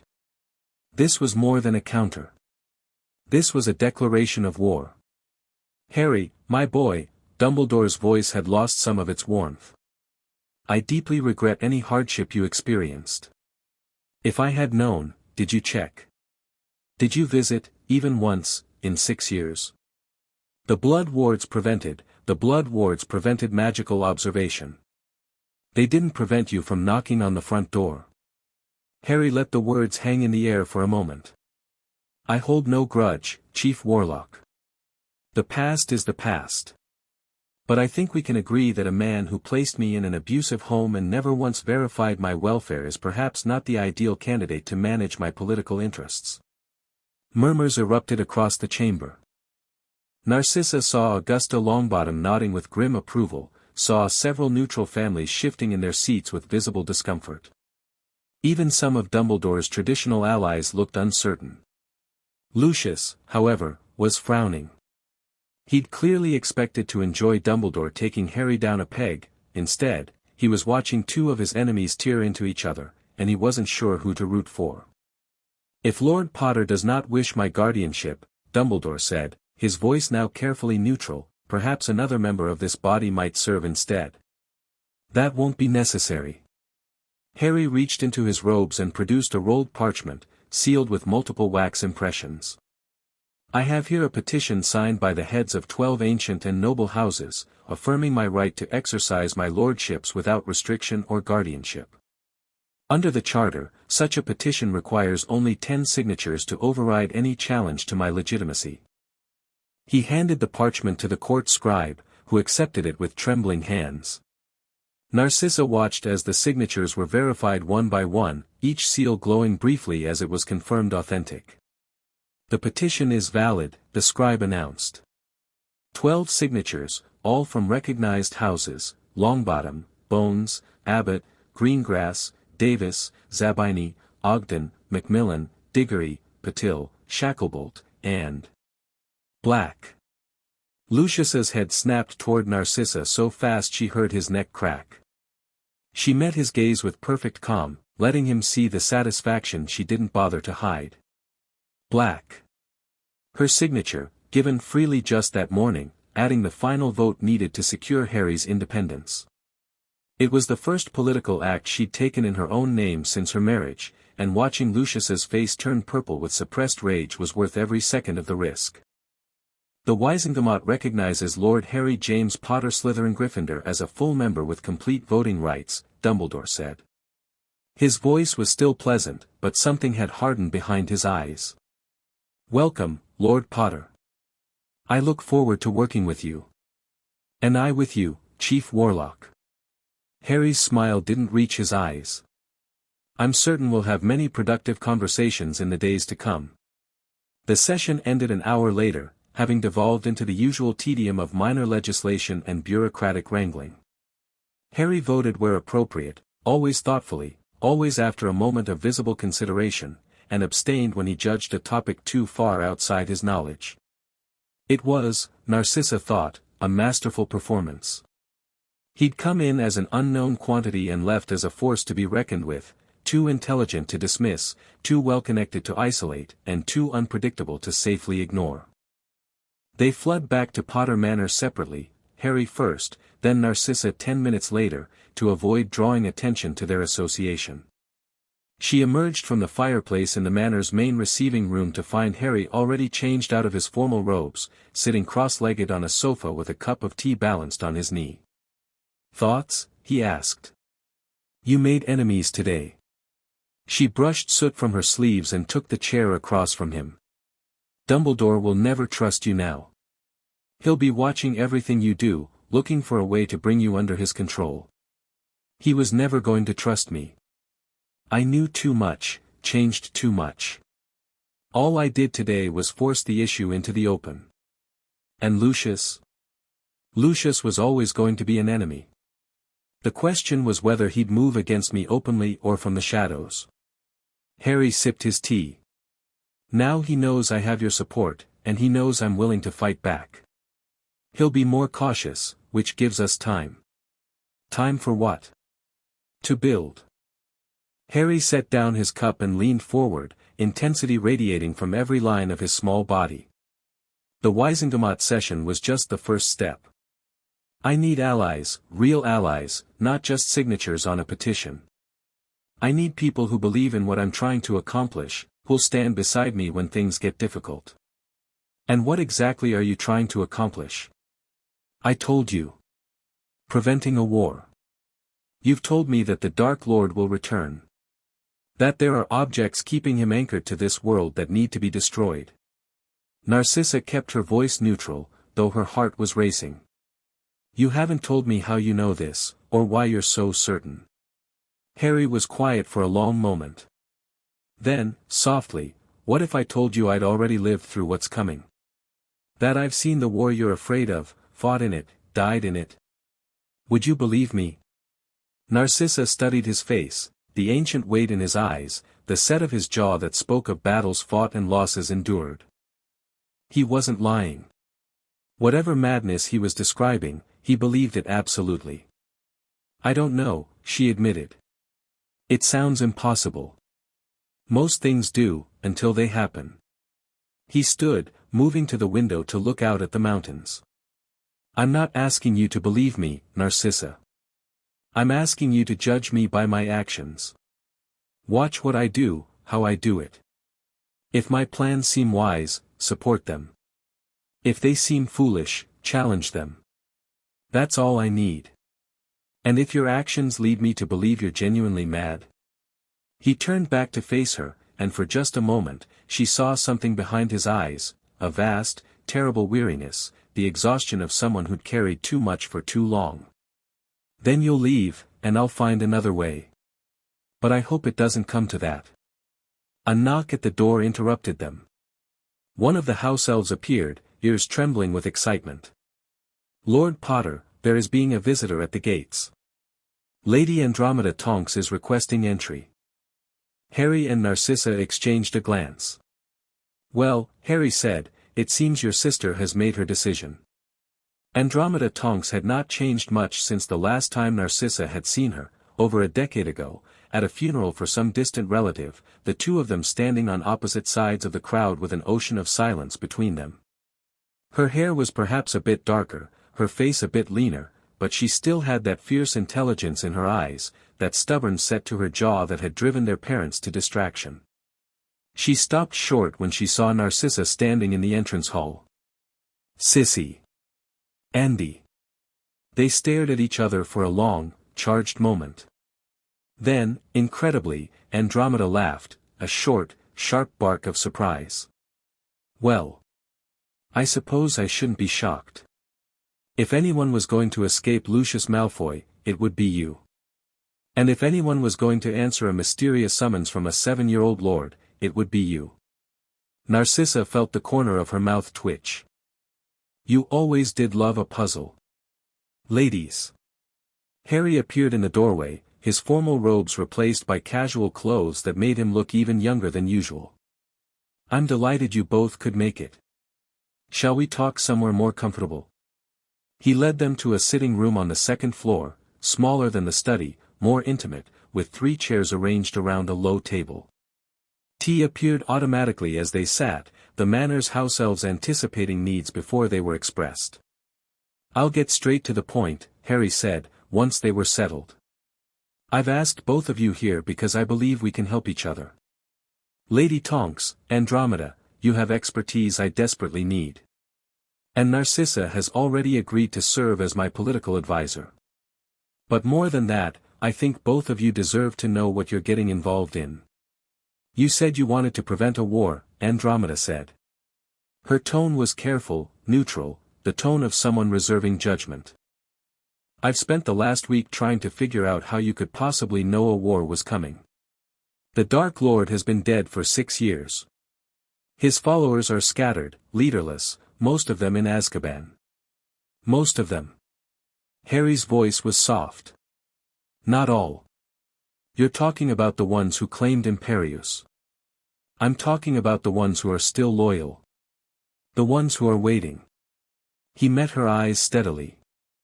"Andromeda, I know you've studied blood magic. Dark magic. Things most witches and wizards won't touch because they're afraid of what they might find. Have you ever heard of a Horcrux?" The word landed like a physical blow. Andromeda went pale, her teacup rattling in its saucer. Beside her, Narcissa frowned in confusion. "Where did you hear that word?" Andromeda's voice was barely above a whisper. "I can't tell you. Not yet. But I know what they are, and I know that Voldemort," both women flinched at the name, "created more than one. He's not dead. He's anchored to this world by pieces of his own soul, hidden in objects scattered across Britain. Until those objects are destroyed, he cannot truly die." Silence. "That's impossible," Andromeda said, but there was no conviction in her voice. "Creating even one Horcrux requires murder. The ritual is so dark, so destructive to the caster's soul, that no one would." He made 6. More silence. Narcissa looked between Harry and her sister, trying to follow a conversation that had veered into territory she'd never explored. "What's a Horcrux?" she asked finally. Andromeda answered, her voice hollow. "It's a vessel for a piece of soul, created by killing someone and using the act of murder to tear your own soul apart. The piece that's torn off is placed in an object, anchoring the creator to life even if their body is destroyed. It's the darkest magic there is, darker than the Unforgivables, darker than anything I've ever studied. I thought it was theoretical. I didn't think anyone would actually. Voldemort did." Harry's voice was gentle but implacable. He saw mortality as weakness, and he was willing to destroy his own humanity to escape it. But the process can be reversed. The objects can be found and destroyed, and when they are, he'll be truly vulnerable for the first time in decades. "And you know where these objects are?" Narcissa asked. "I know where most of them are. Or were. Finding them is one thing, destroying them without being killed in the process is another." Andromeda was shaking her head slowly, but Narcissa could see her thinking, calculating, fitting pieces together. "Why tell us this?" Why trust us with information this dangerous? Because I can't do this alone. Because you're the only person I know with the theoretical knowledge to help me understand what I'm dealing with. And because, Harry paused, something painful flickering across his face. Because in another version of events, your family paid a terrible price for this war. Your husband. Your daughter. Your son-in-law. I'd like to prevent that, if I can. My daughter. Andromeda's voice cracked. Nymphadora. She grew up to be one of the bravest people I ever knew. An auror, a fighter, a mother. She died in battle, protecting people she loved. Harry's hands were clenched in his lap, knuckles white. I watched her fall. I couldn't do anything. And then I was given a chance to come back, to change things, and I swore I would save everyone I could. The room was very quiet. Narcissa watched her sister's face, saw the war playing out behind her eyes, disbelief warring with hope, skepticism battling with the desperate need to protect her child from a future too terrible to imagine. You're asking me to believe in time travel, Andromeda said finally. Or prophecy, or some kind of impossible foreknowledge. You're asking me to trust the word of a 7-year-old boy about things that should be impossible. I'm asking you to investigate. Harry leaned forward, his intensity palpable. I know where one of the Horcruxes is hidden. It's protected by dark magic, probably curses, possibly worse. I need someone who can help me retrieve it safely and destroy it permanently. If you come with me, you'll see for yourself whether I'm telling the truth. And if you're wrong, if this is some kind of elaborate trap, then you'll have the satisfaction of knowing you were right to doubt me. Andromeda was silent for a long moment. Then she looked at Narcissa. You believe him? It wasn't a question, but Narcissa answered anyway. I believe he believes it. And I believe he's something, more than he appears. Whether that makes him trustworthy or dangerous, I haven't decided. But I've chosen to find out. Andromeda laughed again, that same sharp bark. Merlin help us both, then. She turned back to Harry. Fine. I'll go with you to find this Horcrux. But if you're leading us into some kind of disaster, then you can hex me into next week. I promise not to dodge. Despite everything, Narcissa felt her lips twitch toward a smile. Whatever else Harry Potter was, he had a certain charm. When do we leave? She asked. Tonight. The location isn't far, and I'd rather move before anyone has time to figure out what we're doing. Harry stood, suddenly all business. Both of you should prepare for combat, curses, traps, possibly creatures. The house that holds the Horcrux belonged to Voldemort's maternal family, and they were, not pleasant people. The Gaunts, Andromeda said quietly. I've read about them. Inbreeding, dark magic, madness. All of the above. Their ancestral home is in Little Hangleton, abandoned for decades. That's where we're going. Narcissa rose as well, her mind already racing through preparations. I'll need my wand holster, and, Mother. Draco's voice came from the doorway. He was standing there in his pajamas. Narcissa realized with a start, she'd completely lost track of time. What are you doing up, sweetheart? I heard voices. He padded into the room, then stopped when he saw Andromeda. His small face scrunched up in confusion. Who are you? Andromeda's expression softened in a way Narcissa hadn't seen in years. I'm your Aunt Andromeda, Draco. Your mother's sister. Mother doesn't have a sister. Mother has 2 sisters, Narcissa said gently, kneeling to meet his eyes. We just haven't seen each other in a very long time. But that's going to change now. Draco considered this, then turned to Harry with the directness only a 4-year-old could manage. Are you making my mother happy? Harry blinked, apparently caught off guard. I hope so. Good. Draco nodded firmly. Father never made her happy. I like it better here. He yawned enormously. Can I go back to bed now? Of course, sweetheart. Narcissa kissed his forehead. I'll come tuck you in.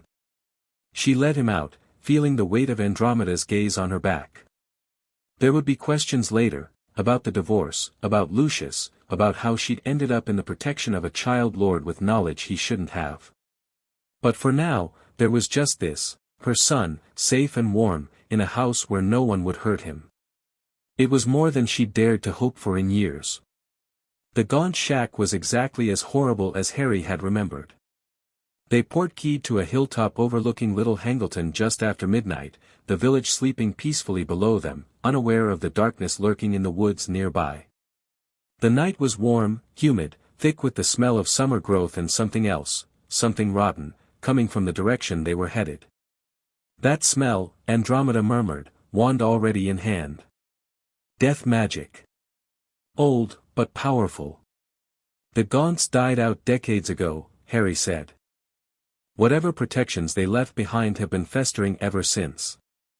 They moved through the woods in single file, Harry in front, then Narcissa, then Andromeda. The trees grew thicker as they went, the undergrowth more tangled, until they emerged into a small clearing dominated by a structure that could barely be called a house. The shack was half collapsed, its walls green with moss, its roof sagging dangerously inward. But Harry could feel it, the pulse of dark magic emanating from within, strong enough to make his skin crawl. The Horcrux was here. Marvolo Gaunt's ring, carrying a piece of Voldemort's soul and, if Harry's memories were correct, one of the Deathly Hallows.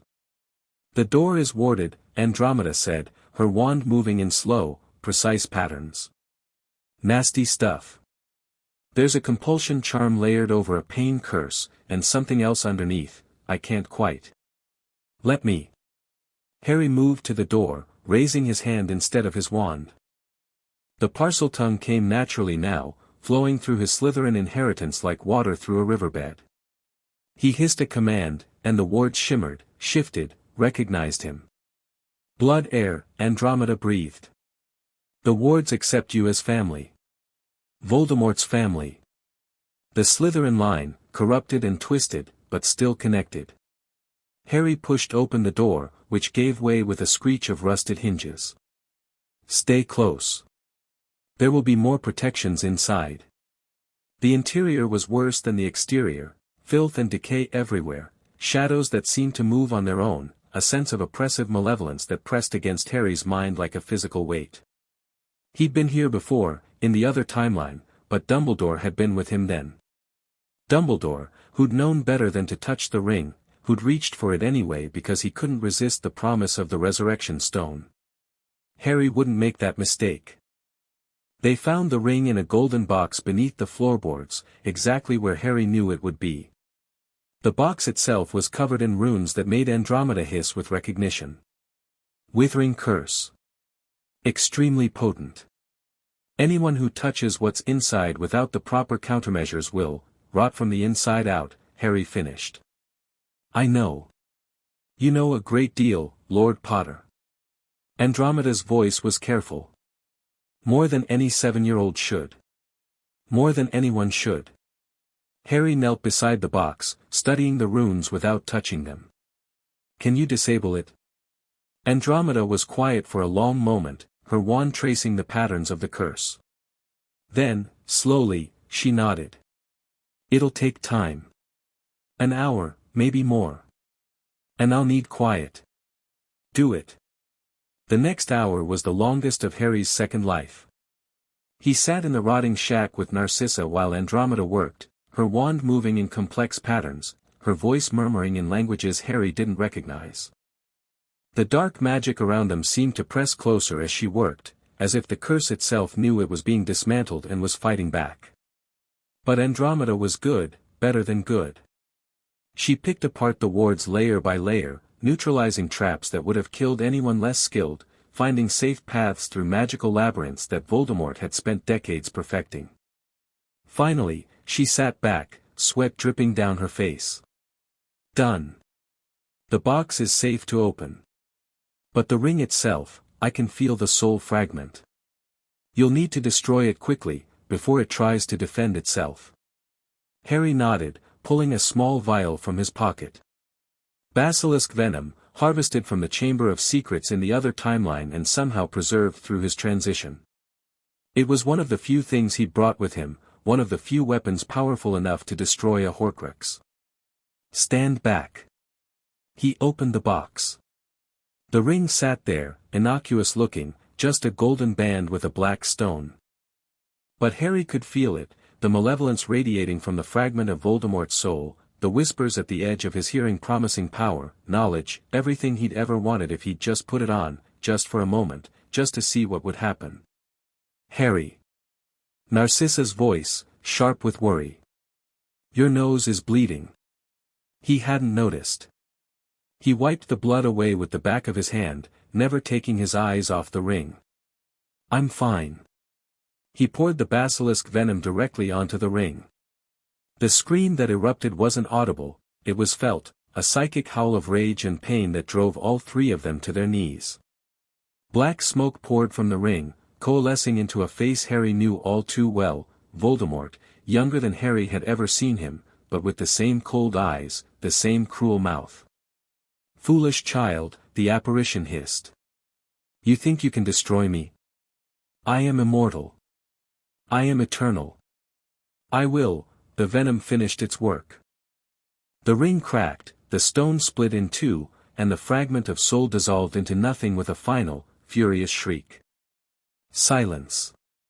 Harry sat on the filthy floor of the gaunt shack, breathing hard, his head pounding with residual psychic backlash.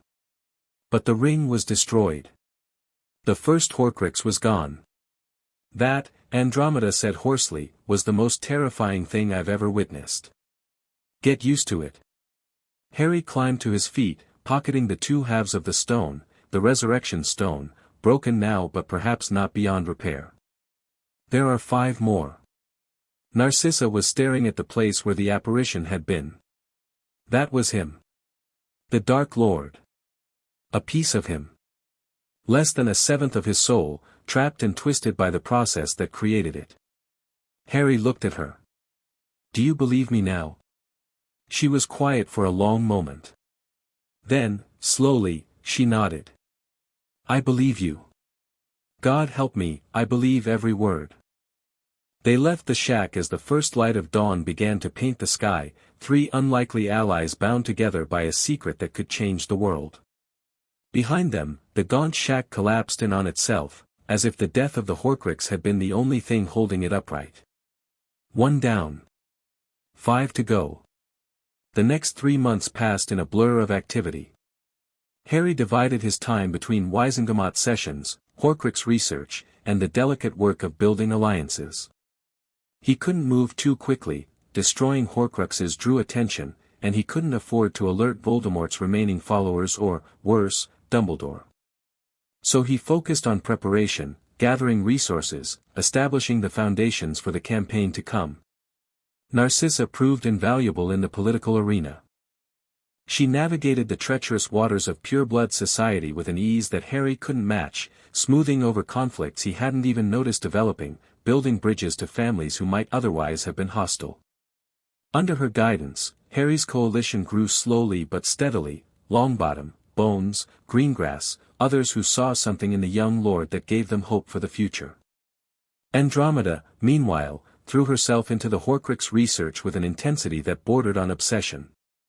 She pored over ancient texts, corresponded with scholars under assumed names, and gradually built up a body of knowledge about soul magic that would have made the Department of Mysteries weep with envy. Her conclusions were disturbing. 6 Horcruxes means 6 murders, she told Harry one evening, the 3 of them gathered in the Manor's war room.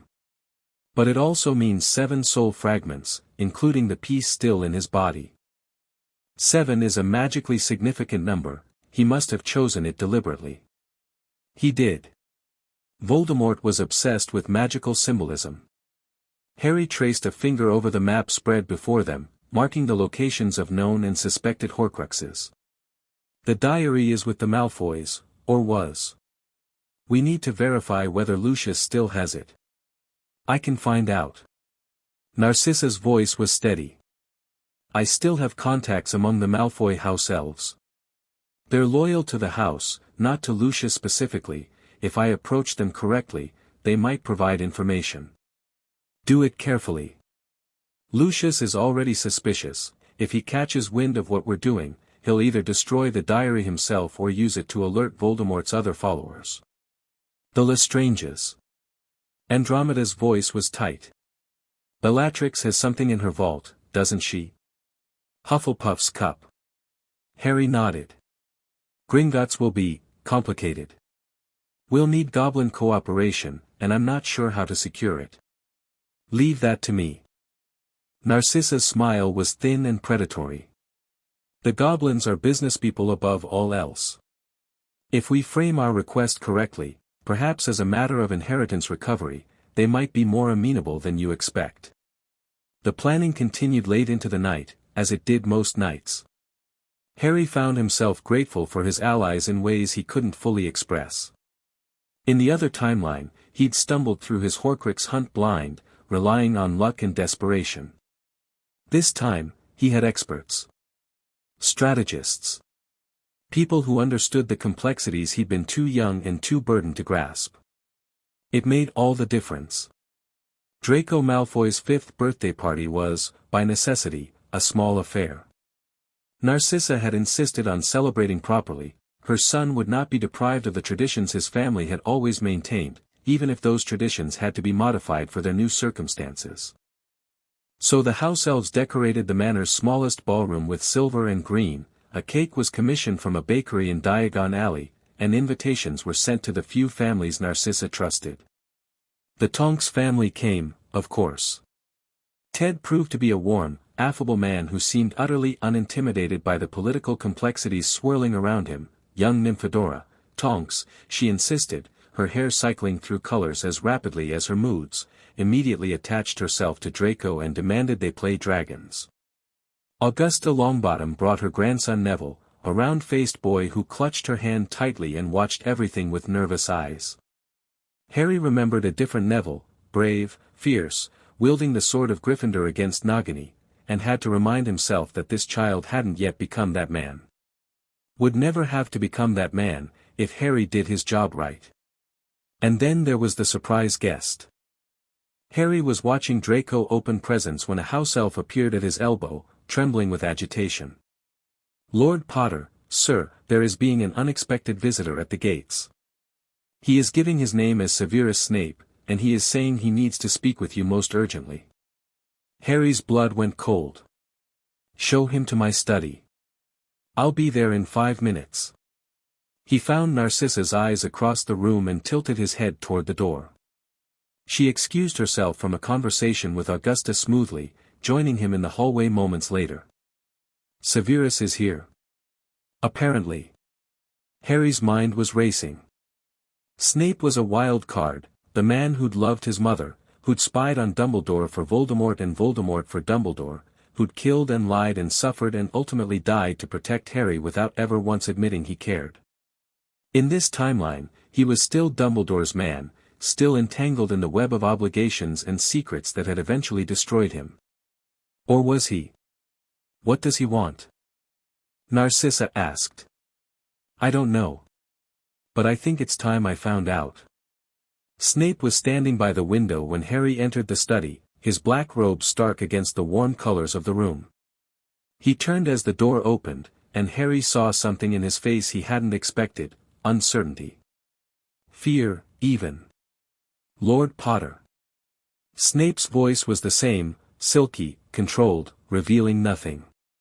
But his eyes kept darting to Harry's scar, to the rings on his fingers, to the door behind him as if calculating escape routes. "Professor Snape." Harry gestured to a chair. "Please, sit. Would you like some tea?"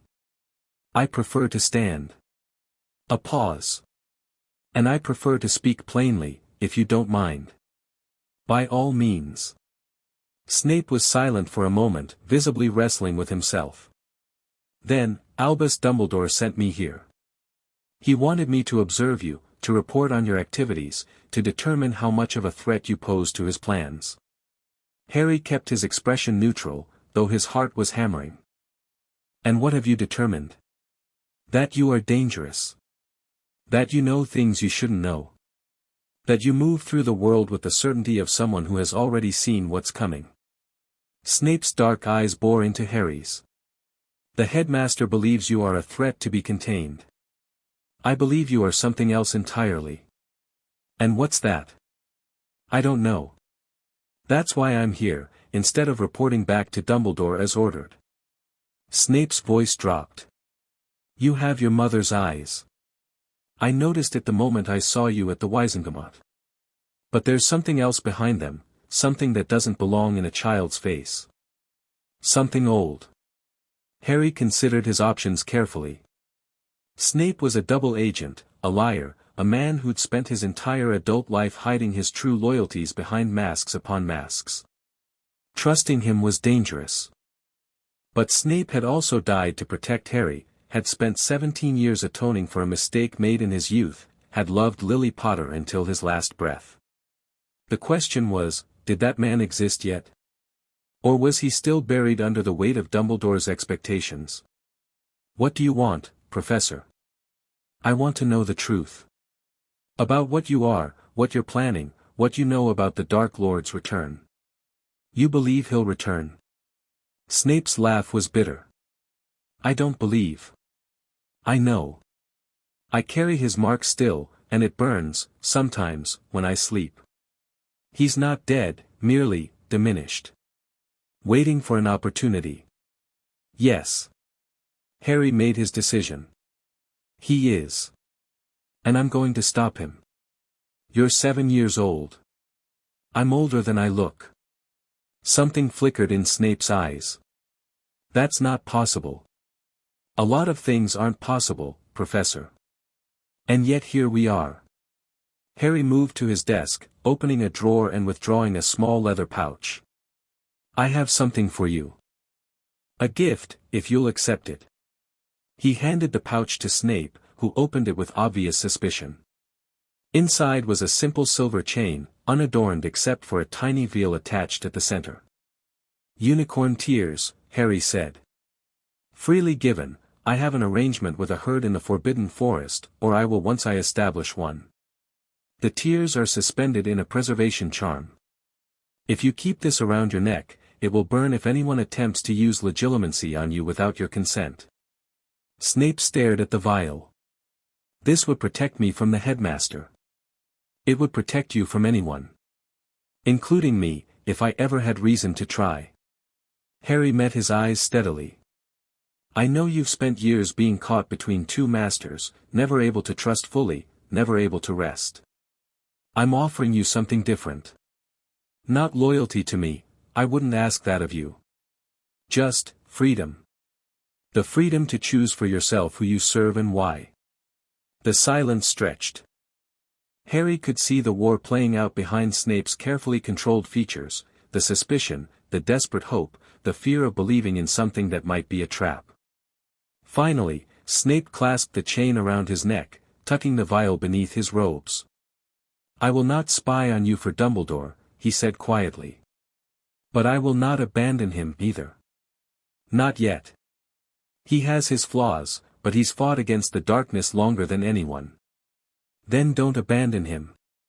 Work with him where you can, report to him what doesn't compromise our goals. But remember that his way isn't the only way, and that sometimes, the best intentions lead to the worst outcomes. Snape nodded slowly. You speak as if you've seen it happen. I have. Harry didn't elaborate. Will you help us, Professor? Not as a spy, as an ally.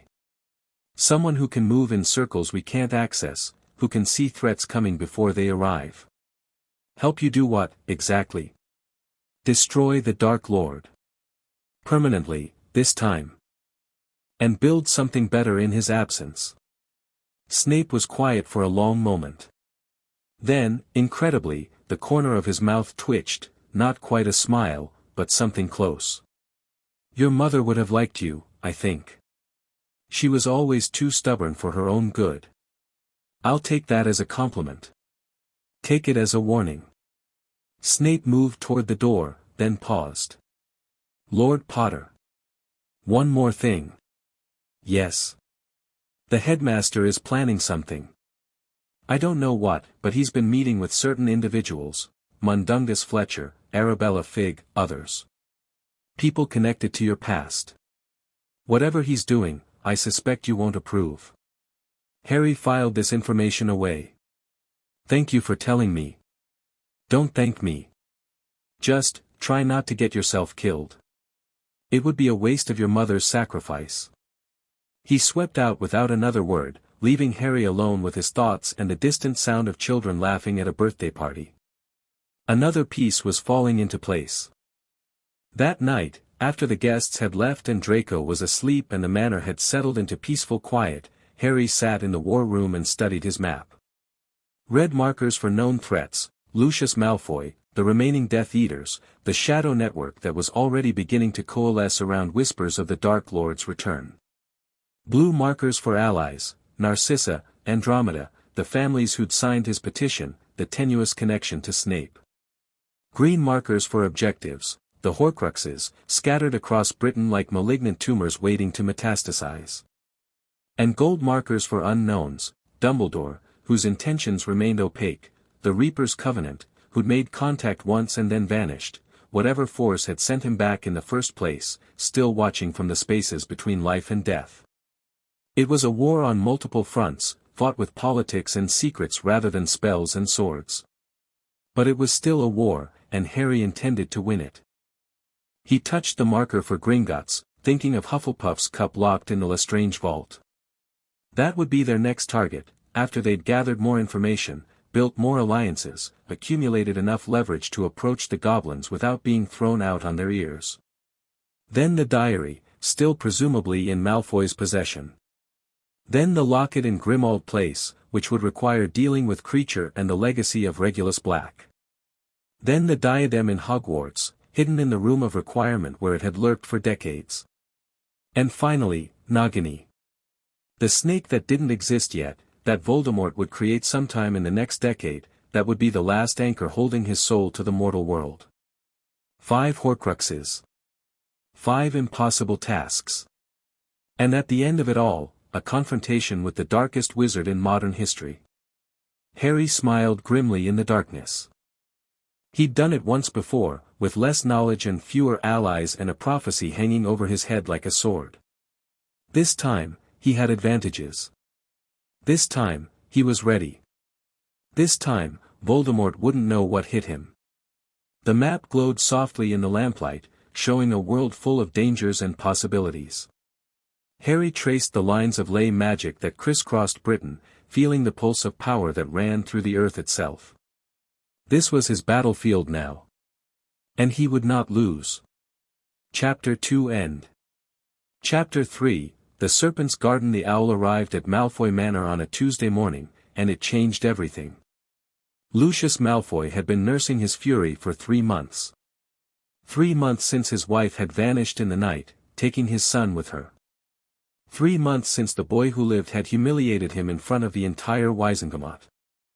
3 months of whispered conversations at parties, of pitying looks from people who used to fear him, of watching his carefully constructed world crumble around his ears. He'd tried everything. Legal challenges, all dismissed. Private investigators, who found nothing. Even discreet inquiries through less savory channels, which had yielded only silence and, in one memorable case, a warning note written in blood that he preferred not to think about. Narcissa had simply vanished, protected by wards he couldn't breach and allies he couldn't intimidate. But this owl might change things. The letter was written in an elegant hand he didn't recognize, the seal unfamiliar. But the contents made his heart race with something that might have been hope or might have been terror. Lord Malfoy, we represent certain interests who share your concerns about the Potter boy's unprecedented rise to power. His dual lordship threatens the very foundations of our society, and his alliance with blood traitors like your former wife represents a dangerous shift in the political landscape. We propose a meeting to discuss mutual concerns and potential cooperation. If you are interested, speak the word covenant while holding this letter at midnight tonight. You will be brought to a place where like-minded individuals gather. Come alone. Tell no one. There was no signature, no identifying mark beyond the strange seal, a scythe wrapped in chains. Lucius stared at the letter for a long time. It could be a trap, of course. The Potter boy had proven himself more cunning than expected. This might be some elaborate scheme to catch Lucius in a compromising position. But it might also be genuine. It might be the allies he desperately needed, the power base that could help him reclaim what he'd lost. At midnight, alone in his study, Lucius Malfoy spoke the word. The world twisted around him, and when it reformed, he was somewhere else entirely. Harry felt at the moment the wards around Potter Manor trembled. He was in the library with Narcissa and Andromeda, reviewing intelligence reports on Death Eater movements, when a cold sensation washed through him, not quite pain, but close. His hand went to his forehead automatically, though the scar there hadn't bothered him since his return. "What is it?" Narcissa asked, her wand already in her hand. "Something's happening." Harry closed his eyes, reaching for the magical senses he'd been developing over the past months. The Manor's wards were intact, the protections holding firm. But somewhere out there, in the wider world, something dark was stirring.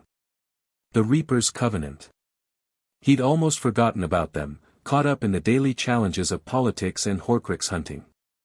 But they hadn't forgotten about him. And now, it seemed, they were making a move. "I need to check something." He rose from his chair, moving toward the war room. "Don't wait up." The map was waiting for him, its enchanted surface showing the magical landscape of Britain in real time. Harry placed his palm against it and concentrated, feeding power into the detection spells woven through the table. There. A flare of dark magic in Wiltshire, near Malfoy Manor. Not the manor itself, somewhere north, in a location that shouldn't have registered any magical activity at all. But something was there now, something powerful enough to leave traces even through the concealment ward surrounding it. Harry studied the location carefully. An abandoned church, according to the Muggle records the Manor's library maintained. Deconsecrated in the 1800s, fallen into ruin, supposedly demolished. But magical structures had a way of persisting long after their physical shells had crumbled. "Andromeda." He called out loud, knowing the Manor would carry his voice to wherever she was. "I need your expertise." She appeared in the doorway a minute later, Narcissa behind her. Both women looked concerned. Harry rarely asked for help, and never with this much urgency in his voice.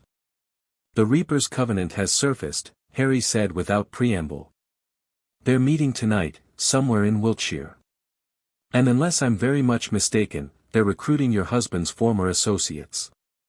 Narcissa went pale. "Lucius?" "Probably. He's desperate, isolated, looking for allies who can help him strike back at us. They must have reached out to him."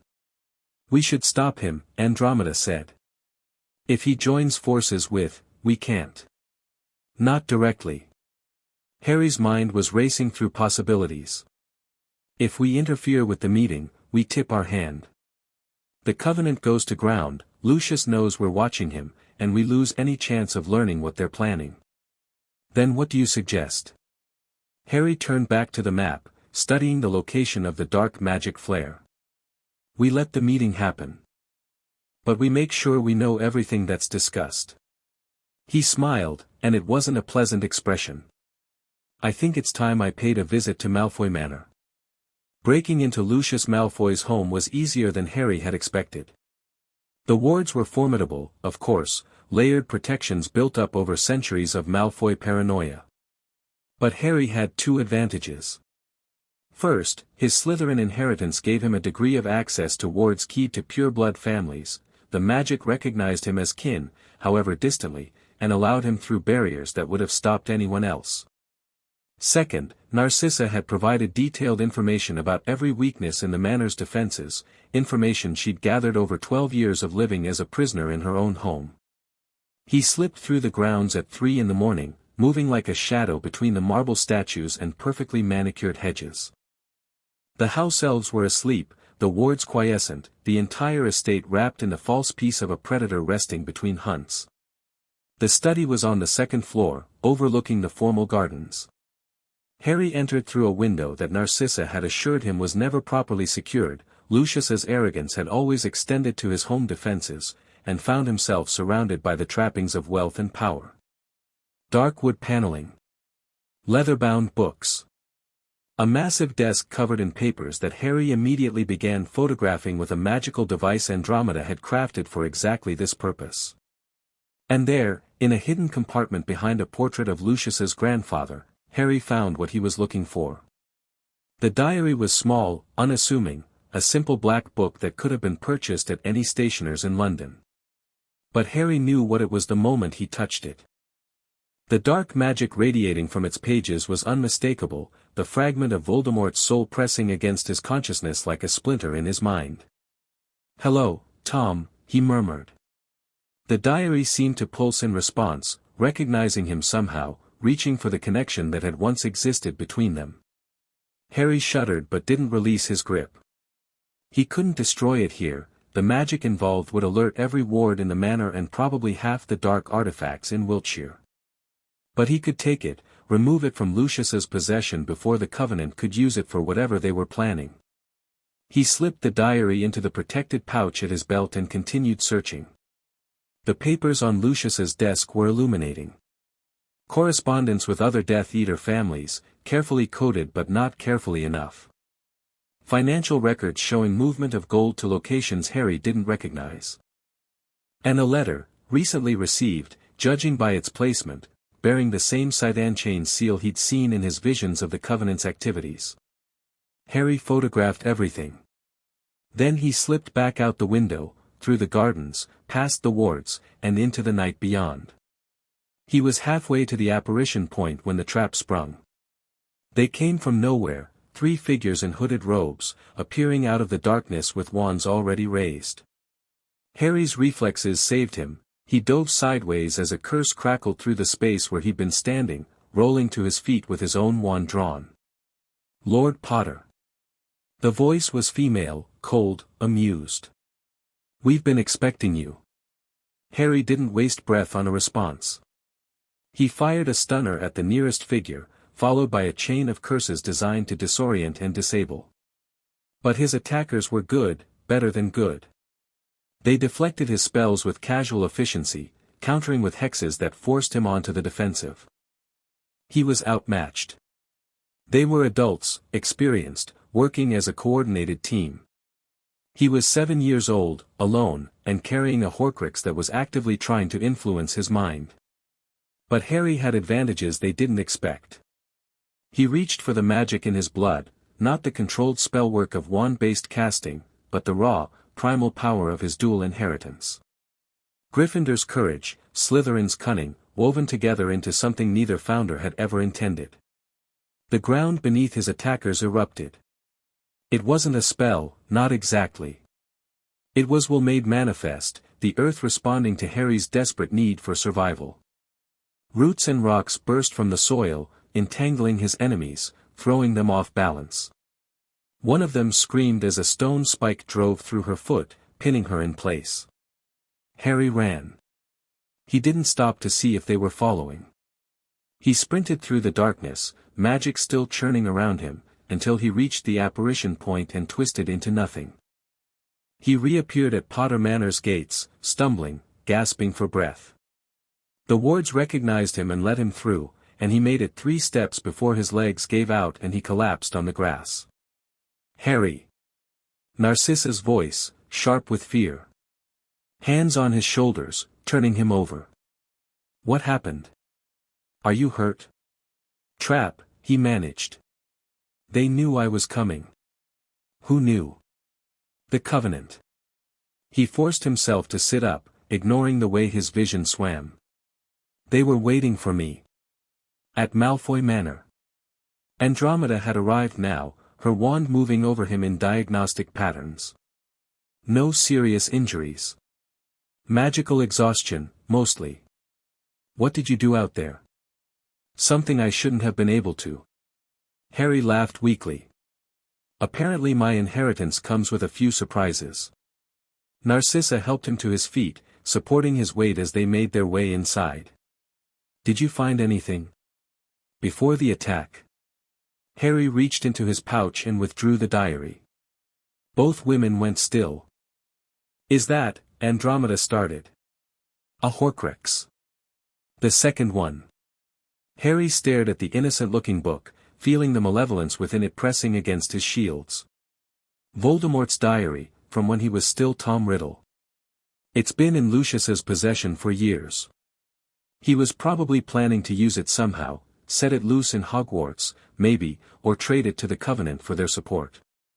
"Then he'll know it's missing," Narcissa said quietly. "He'll know you took it. Let him know." Harry's voice was hard. "I'm done playing games with Lucius Malfoy. If he wants to throw in with the Covenant, let him. It'll just make it easier to destroy them all at once." The words hung in the air, cold and certain. Narcissa and Andromeda exchanged glances, but neither of them argued. They'd both seen enough of the Horcrux's evil to know that half measures wouldn't suffice. The diary's destruction was different from the rings. They prepared for a week, gathering materials and reinforcing wards.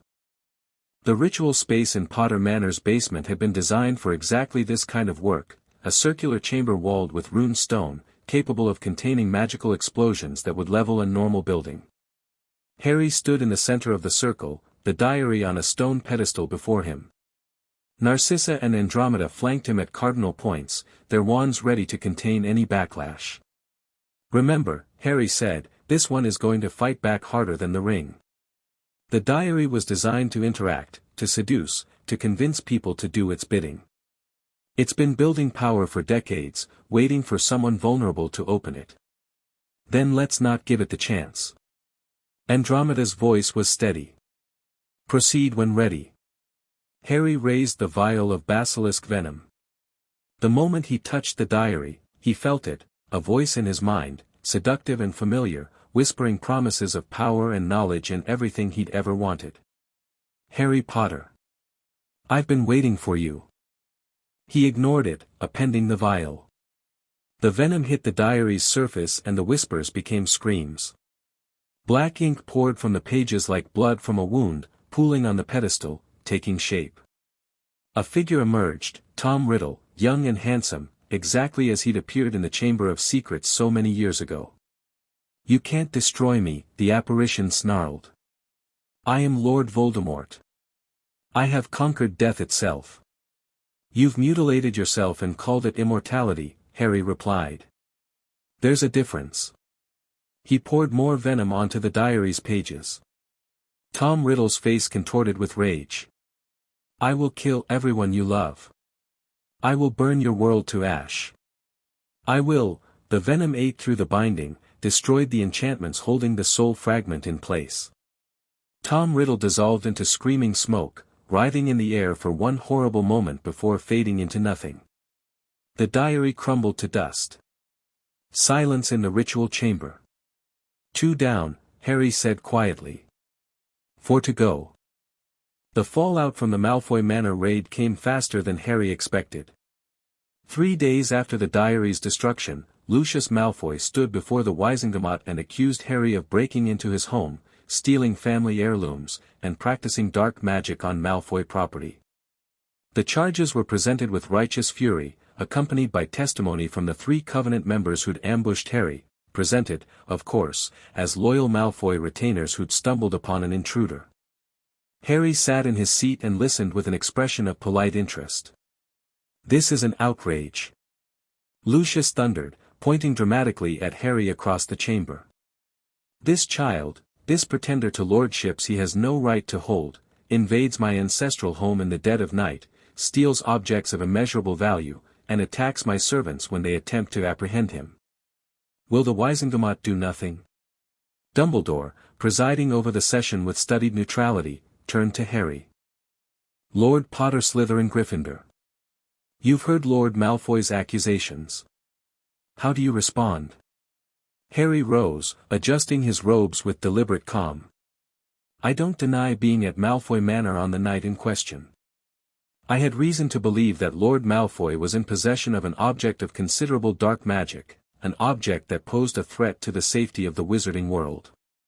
Murmurs rippled through the chamber. Lucius's face tightened. And what object would that be? Dumbledore asked, his voice carefully neutral but his eyes sharp with sudden interest. A diary, Chief Warlock. Enchanted with some of the darkest magic known to exist. I have reason to believe it was intended to be used as a weapon, possibly against Hogwarts itself. That's a lie. Lucius snarled. There was no such diary. Then you won't mind if the DMLE searches your home? Harry's voice was mild. If I'm lying, they'll find nothing. If I'm telling the truth. He let the implication hang in the air. Lucius's face had gone pale. He couldn't allow a search, his home was full of dark artifacts, any one of which could land him in Azkaban. But refusing a search would make him look guilty. This is preposterous, Lucius blustered. I'm being slandered by a child who holds lordship over 2 of the 4 Hogwarts founders' lines, Augusta Longbottom cut in from her seat. A child who has demonstrated magical maturity far beyond his years. A child who, I note, has made no accusations that can't be verified through proper investigation. She turned to Dumbledore. I move that we table Lord Malfoy's complaint pending a thorough examination of his claims by the DMLE. Seconded, Lord Greengrass said immediately. The motion is carried. Dumbledore's expression was unreadable. Lord Malfoy, you may pursue your complaint through proper channels. This session is adjourned. The chamber began to empty, but Harry remained in his seat, watching as Lucius stormed out with barely contained fury. Their eyes met briefly, and Harry saw something in Lucius's gaze that sent a chill down his spine. This wasn't over. It was barely beginning. He's going to come after you, Narcissa said that evening. Properly, this time. No legal challenges, no political maneuvering. He'll try to kill you. They were in the war room, the 3 of them plus a new addition, Severus Snape, who had begun attending their strategy sessions with the reluctant air of a man who couldn't quite believe what he was doing. Let him try. Harry was studying the map, tracking the movements of known Covenant members. It'll give us justification to move against him openly. You're assuming you survived the attempt, Snape said dryly. Lucius may be a coward, but he's not stupid. If he comes for you, it won't be alone, and it won't be in a way you can predict. Severus is right, Andromeda added. The Covenant is involved now. We don't know their full capabilities, but what you faced at the Manor, that wasn't Lucius's doing. Those were trained fighters, working together with precision. They've done this before. Harry nodded slowly. Then we need to know more about them. Severus, have you heard anything through your channels? Whispers only. Snape's voice was careful. The Covenant predates the Dark Lord's rise, they're old, possibly ancient. They worship death, or something they call death. They believe the Deathly Hallows are keys to immortality, and they've been searching for them for centuries. The Hallows. Harry touched his pocket, where the broken resurrection stone still rested. He hadn't told anyone about that yet, hadn't fully processed its implications himself. They want me because of my connection to them. They want you because you came back from death. Snape's eyes were sharp. The story of your survival against the Dark Lord has been told and retold for 6 years. You're the boy who lived, the child who defeated the most powerful dark wizard in history. To the Covenant, you must seem like proof that their beliefs are correct. Then they're going to be disappointed. Harry's voice was hard. I didn't defeat Voldemort, I got lucky. My mother's sacrifice, not any power of my own. Does the truth matter? They believe you hold secrets they've been seeking for generations. They won't stop until they have you. The room fell silent. Harry stared at the map, watching the markers that represented threats and unknowns, feeling the weight of responsibilities that grew heavier with each passing day. Then we'll have to stop them first, he said finally. Narcissa, I need you to reach out to your contacts in the pureblood families. Find out who's been approached by the Covenant, who's refused them, who's on the fence. Andromeda, keep working on the Horcrux research. We need to be ready to move on Gringotts as soon as we have an opportunity. Severus. He turned to face the potion's master. I need you to find out what Dumbledore knows. About the Hallows, about the Covenant, about me. He's hiding something, I can feel it, and I need to know what it is before it blows up in our faces. Snape inclined his head. I'll do what I can. But Albus Dumbledore is not an easy man to read, even for those who've known him for decades. I don't need you to read him.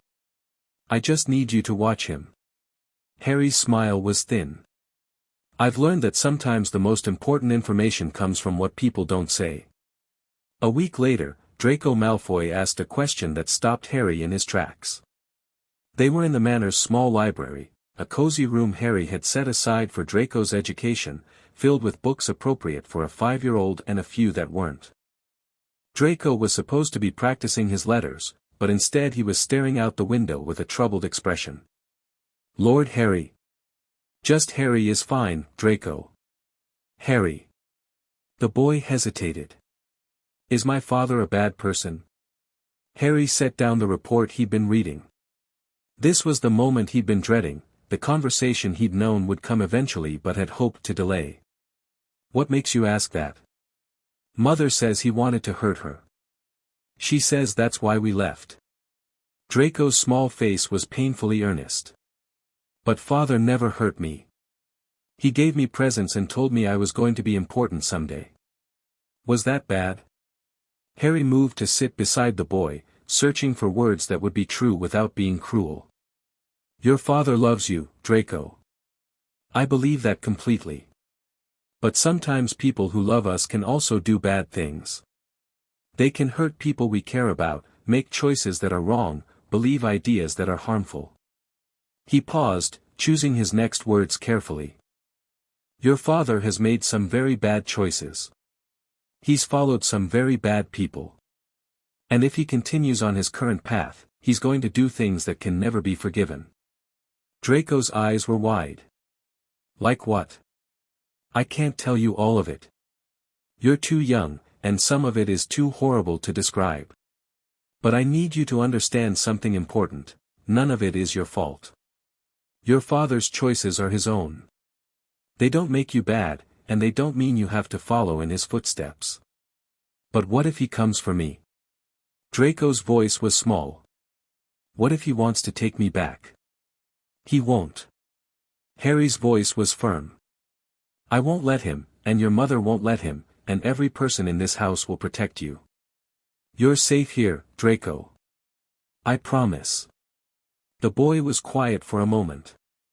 Then, slowly, he leaned against Harry's side, a gesture of trust that made Harry's heart clench. I don't want to be like him, Draco whispered.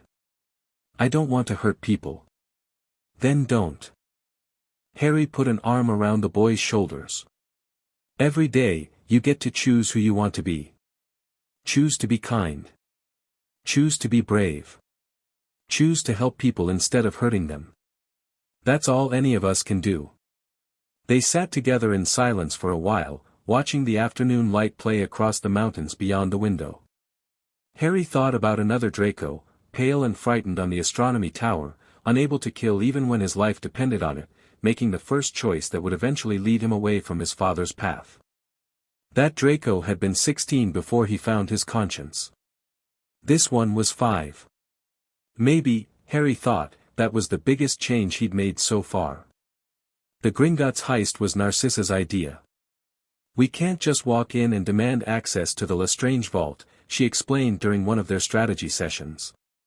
The goblins take client confidentiality seriously, they'd sooner go to war with the Ministry than violate it. But there are other ways. Such as? The Lestranges are in Azkaban. All of them, Rodolphus, Rabaston, and Bellatrix. They've been there for 6 years, with no access to their accounts and no way to conduct financial transactions. Narcissa's smile was sharp. Under Goblin law, an account that remains inactive for 7 years can be claimed by the next eligible heir. And thanks to certain quirks of pure blood inheritance. You're the next eligible heir, Harry finished. Not quite. Bellatrix and I are estranged, and I've formally separated from the Lestrange-allied Malfoy line. But there's another option. She turned to Andromeda. Our sister was the eldest black daughter. If she's declared legally dead, which is standard procedure for lifetime Azkaban sentences after 10 years, her assets revert to the family. And as the restored heir of House Black, I could claim her vault. Andromeda's voice was thoughtful. It's a stretch, but it might work. It'll take time, Harry said. We'd need to push through the legal dead declaration, file the inheritance claim, wait for the goblins to process it. 7 months, by my calculations. Narcissa had clearly already worked through the details. The 7th anniversary of the Lestrange's imprisonment is in April.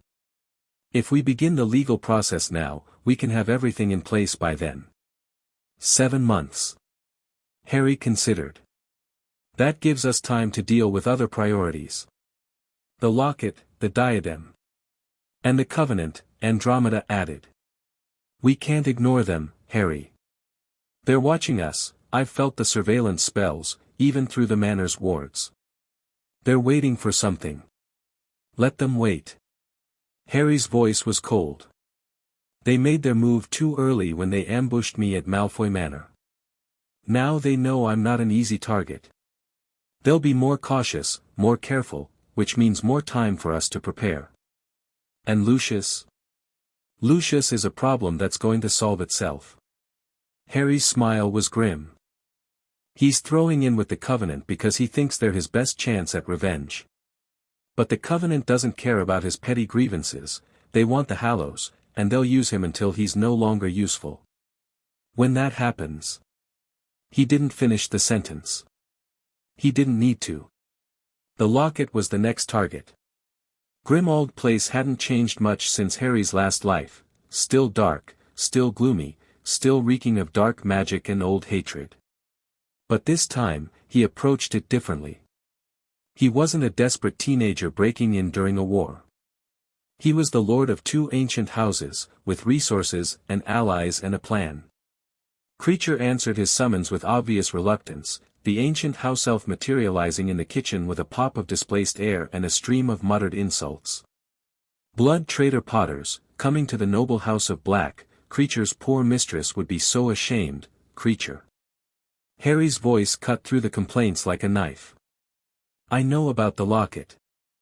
The elf froze mid-mutter. His bulging eyes fixed on Harry with sudden intensity. What is the blood traitor Potter knowing about the locket?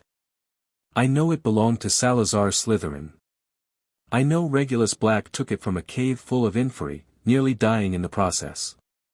And I know he asked you to destroy it, but you couldn't, the magic protecting it was too strong. Creature's face crumpled. For the first time, Harry saw something other than contempt in the ancient elf's expression, grief, raw and terrible, older than Harry's entire life. Master Regulus, Creature whispered. Poor Master Regulus. He asked Creature to destroy the locket, but Creature couldn't. Creature tried and tried, but nothing worked. Master Regulus died for nothing, and Creature failed him. You didn't fail him. Harry knelt to meet the elf's eyes. The locket was protected by magic that can't be broken by normal means. Regulus didn't know that when he gave you the order. But I can destroy it, Creature. I have the tools, the knowledge, the power. If you give me the locket, I can finish what Regulus started. Creature stared at him for a long moment. Harry could see the war playing out behind those enormous eyes, decades of hatred for anyone who wasn't a proper Black warring with desperate hope that his master's final wish might finally be fulfilled. The blood traitor Potter will destroy it? Truly. I swear on my magic. A flash of light sealed the oath. Creature flinched, then slowly nodded. Creature will get the locket. He vanished with a pop, and Harry let out a breath he hadn't realized he was holding. That had been easier than expected. In his other life, it had taken months to earn Creature's trust. But this time, he'd known exactly what to say, exactly which wounds to acknowledge, exactly which promises to make. Knowledge was power. And Harry had more knowledge than anyone in this timeline could imagine. Creature reappeared with the locket clutched in his gnarled hands. The moment Harry touched it, he felt the familiar surge of dark magic, Voldemort's soul fragment, hungry and malevolent, reaching for his mind. "Thank you, creature." Harry slipped the locket into his protected pouch, cutting off its influence. "I'll return when it's done and show you the proof. Regulus's sacrifice won't be in vain." The elf's eyes filled with tears.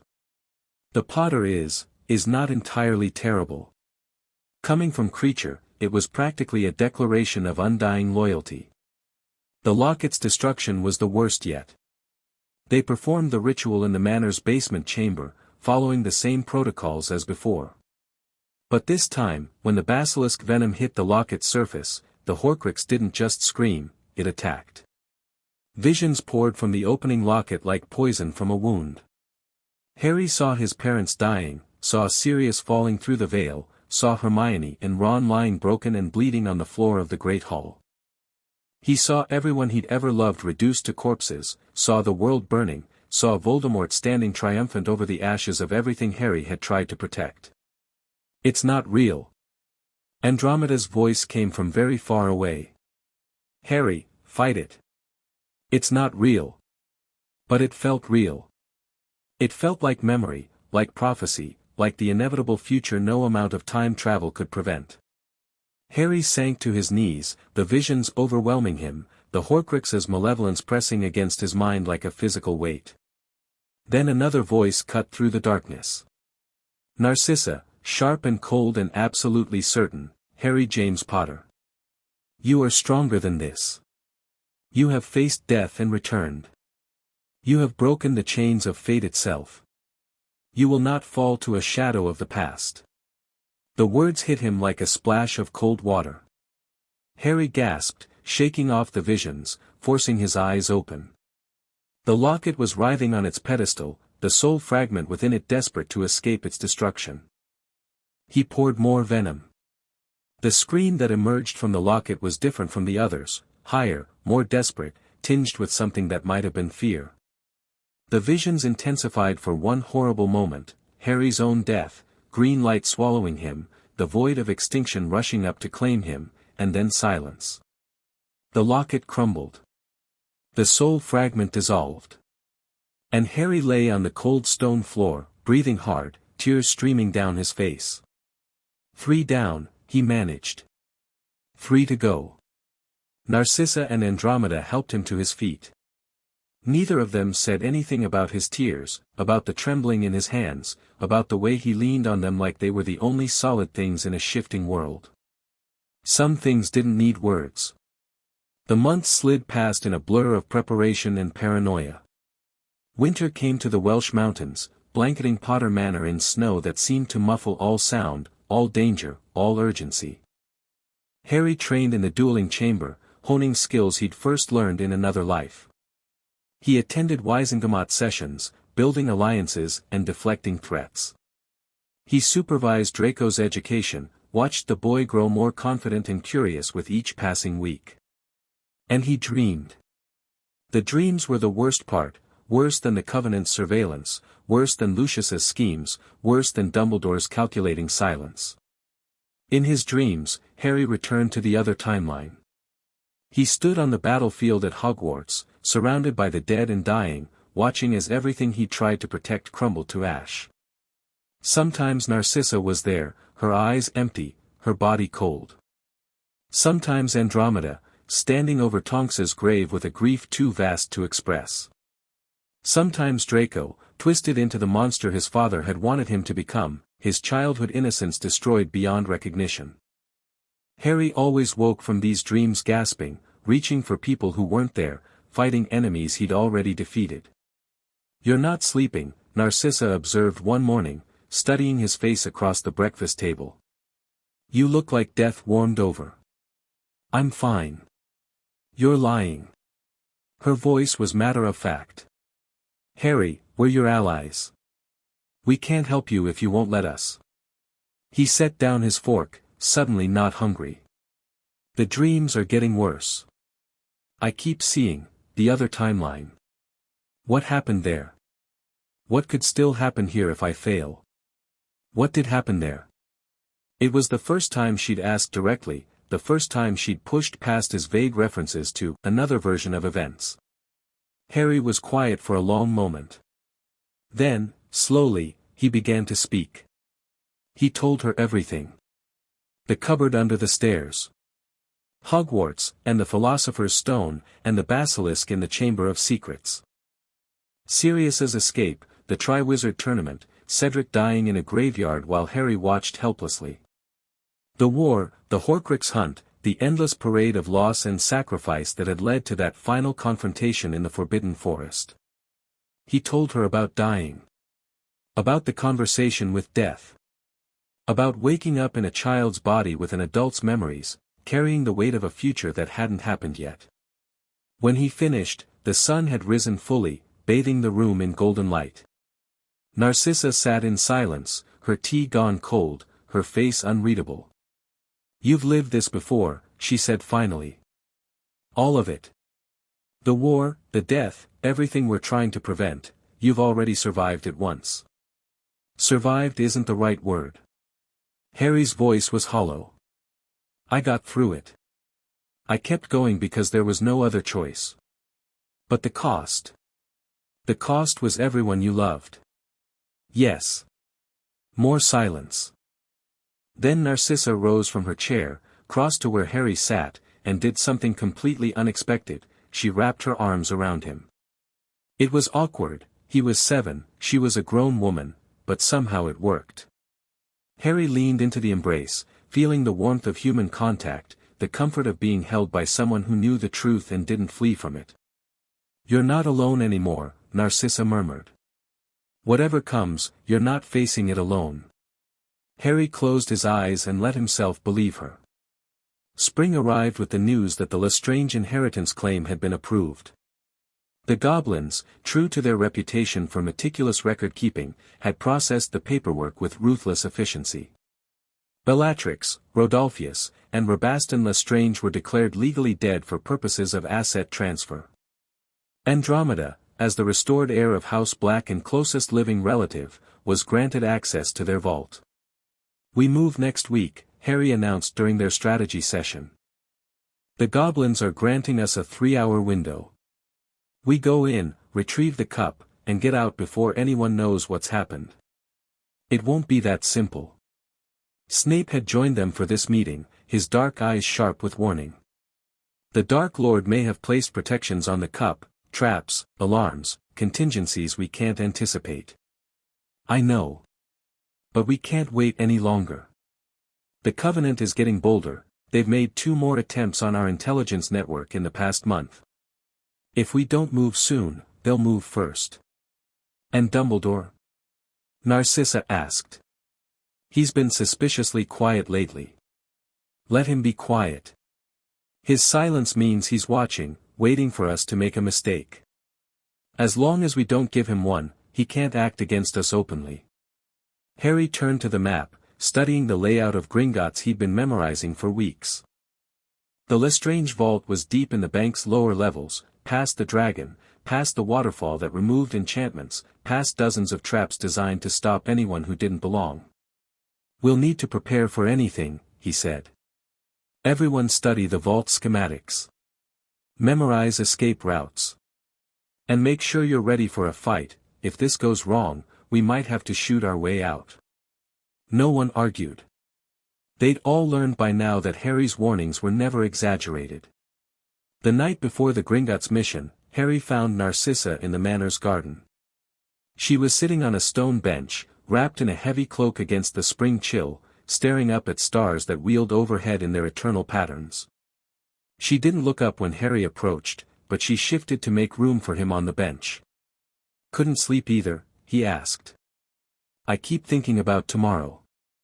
About what could go wrong." She laughed softly. "In my old life, I never worried about such things. Lucius made all the decisions, I just followed where he led. But now you have to think for yourself. Now I have to live with the consequences of my choices." She turned to look at him, her face pale in the starlight. "Harry, if something happens tomorrow, if I don't make it back, don't." His voice was sharper than he intended. "Don't talk like that." "Why not? We're planning to rob one of the most heavily defended locations in the wizarding world. The chances that all of us will survive are good enough." Harry forced himself to take a breath, to moderate his tone. "I've done this before, Narcissa. In the other timeline, I broke into that same vault with less preparation and worse odds. I survived. You will too. But you had nothing to lose then. No family, no alliances, no future beyond the war." Her eyes were bright with unshed tears. "I have a son now. A life I actually want to live. I can't just throw it away, then don't." Harry took her hand, squeezing gently. "Fight smart, stay careful, and trust the team. We've trained for this, planned for this, prepared for every contingency we could think of. And if something goes wrong anyway, then we improvise. Together." Narcissa stared at their joined hands for a long moment. Then, slowly, she raised her eyes to his. "How do you do it?" she asked softly. "How do you carry so much weight without breaking?" "I don't know." Harry's voice was honest. "Some days I feel like I'm barely holding on. But then I look at Draco, at you and Andromeda, at everything we're building here, and I remember why I came back. What I'm fighting for. And what is that? The chance to see you all live. Grow old. Be happy." He smiled, though his eyes were sad. "In my other life, I watched everyone I loved die. This time, I'm going to watch them live. Whatever it takes." Narcissa was quiet for a long moment. Then she leaned forward and kissed his forehead, a mother's gesture, though she wasn't his mother and never would be. "You're a remarkable person, Harry Potter. Whatever comes tomorrow, I want you to know, I'm glad I followed you. I'm glad you did too." They sat together in the garden until the stars began to fade, drawing strength from each other's presence for the battle to come. Gringotts rose before them like a mountain of marble and gold. Harry stood in the entrance hall with Narcissa, Andromeda, and Snape, who had insisted on joining despite the risk to his cover. They were dressed in formal robes, carrying all the proper documentation, looking for all the world like a legitimate party of heirs conducting routine business. No one would suspect they were about to commit the most audacious theft in the bank's history. Lady Tonks, the goblin at the front desk said, his voice dripping with barely concealed disdain. "Your appointment is confirmed. Please proceed to Vault Access Level 7. Your escort will meet you there." They walked through the marble halls in silence, past guards who watched with suspicious eyes, past vaults that contained the accumulated wealth of centuries. The deeper they went, the darker it got, torchlight replacing magical illumination, rough stone replacing polished marble. The Lestrange vault was in the deepest section, accessible only by a cart that plunged through caverns so vast they seemed to have no walls. Harry remembered this journey, the rushing wind, the sense of free fall, the dragon that guarded the lowest vaults. The cart deposited them on a narrow ledge overlooking an abyss. Before them stood a massive door, ornately carved and pulsing with protective magic. "The Vault of Lestrange," their goblin escort announced. "Lady Tonks, if you would provide the blood key." Andromeda stepped forward, pressing her hand against a panel beside the door. A flash of pain crossed her face as the magic sampled her blood, verifying her claim. The door swung open. The vault beyond was exactly as Harry remembered, piled high with gold and artifacts, every surface gleaming with the accumulated wealth of generations. And there, sitting innocuously on a high shelf, was Hufflepuff's cup. "There." Harry pointed. "That's what we came for." "You can't just take it," Snape warned. "Look at the floor." Harry looked. The gold was enchanted, he could feel it now, the curse that would multiply anything that touched it, burying thieves under an avalanche of burning metal. I know. He drew his wand. Everyone stay back. The summoning charm was risky. If it failed, if the cup's protections were strong enough to resist it, they'd trigger every alarm in the building. But Harry didn't have a choice. They couldn't walk across that floor without setting off the Gemino curse. Accio Hufflepuff's cup. The cup flew off its shelf, soaring through the air toward Harry's outstretched hand. For one glorious moment, it seemed like it would work, then the alarm started. Run! They sprinted for the cart, Harry clutching the cup to his chest as the vault came alive around them. Gold pieces multiplied and cascaded down the walls, the goblin escort screamed in rage, and somewhere in the distance, a dragon roared. The cart launched into the darkness, plunging through the caverns at breakneck speed. Behind them, Harry could hear pursuit, more carts, filled with goblin security, gaining with every second. "We're not going to make it," Narcissa shouted.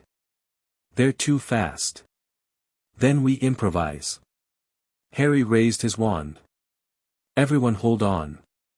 He blasted a hole in the side of the cart, grabbed Narcissa and Andromeda, and jumped.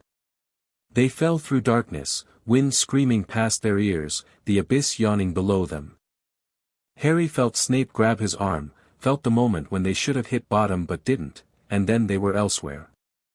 Operating through Gringotts wards, which should have been impossible, which was impossible, except that Harry's desperation had reached for the power in his blood and found something beyond normal magic. They landed hard in a field outside London, all four of them tumbling across the grass like discarded dolls. Harry lay on his back, gasping for breath, the cup still clutched in his hands. "What," Snape said flatly, "was that?" "I have no idea." Harry started to laugh, slightly hysterical laughter, the kind that came from surviving something you shouldn't have survived. But it worked. "The goblins will be furious," Narcissa said, pulling herself upright. "We've just declared war on Gringotts." "No. We've just robbed them blind." Harry held up the cup, watching the sunlight play across its golden surface. "And once we destroy this, it won't matter. Let them be furious. By the time they figure out what we took and why, there won't be anything left to find." He could feel the Horcrux inside the cup, Voldemort's soul fragment, dormant for now but stirring at the touch of his magic. 4 down, 2 to go. The war was almost won. Chapter 3 End. Chapter 4, Fires of the Faithful. 2 years had passed since the Gringotts heist, and Harry Potter was no longer a child anyone could dismiss. At 9 years old, he stood taller than most boys his age, his frame lean and wiry from endless hours in the dueling chamber. His face had lost some of its childish roundness, revealing the sharp lines that would define him as a man.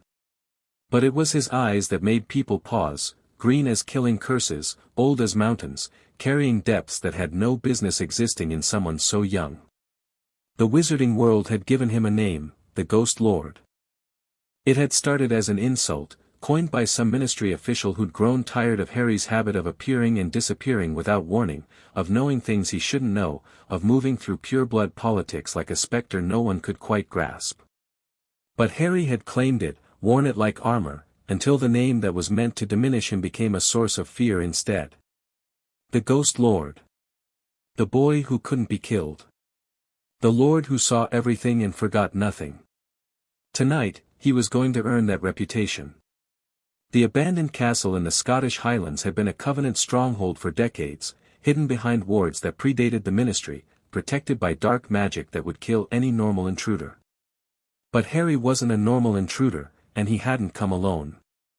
12 guards on the outer perimeter, Narcissa murmured, her voice barely audible through the communication charm linking their group. For more at the main entrance. I can't see inside. I can. Andromeda's magic brushed against the castle's walls, reading the signatures within. 23 people total. Most of them are clustered in the Great Hall, some kind of meeting. Then that's where we hit them. Harry drew his wand, feeling the familiar thrum of power in his veins. Remember the plan. We're not here to kill everyone, we're here to send a message. Disable, disarm, and get out. I want survivors to spread the word. And if they don't cooperate? Snape's voice was dry as dust. Then we improvise.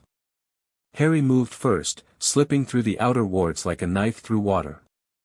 His Slytherin inheritance recognized the dark magic, allowed him passage, while his Gryffindor blood shielded him from the worst of its effects.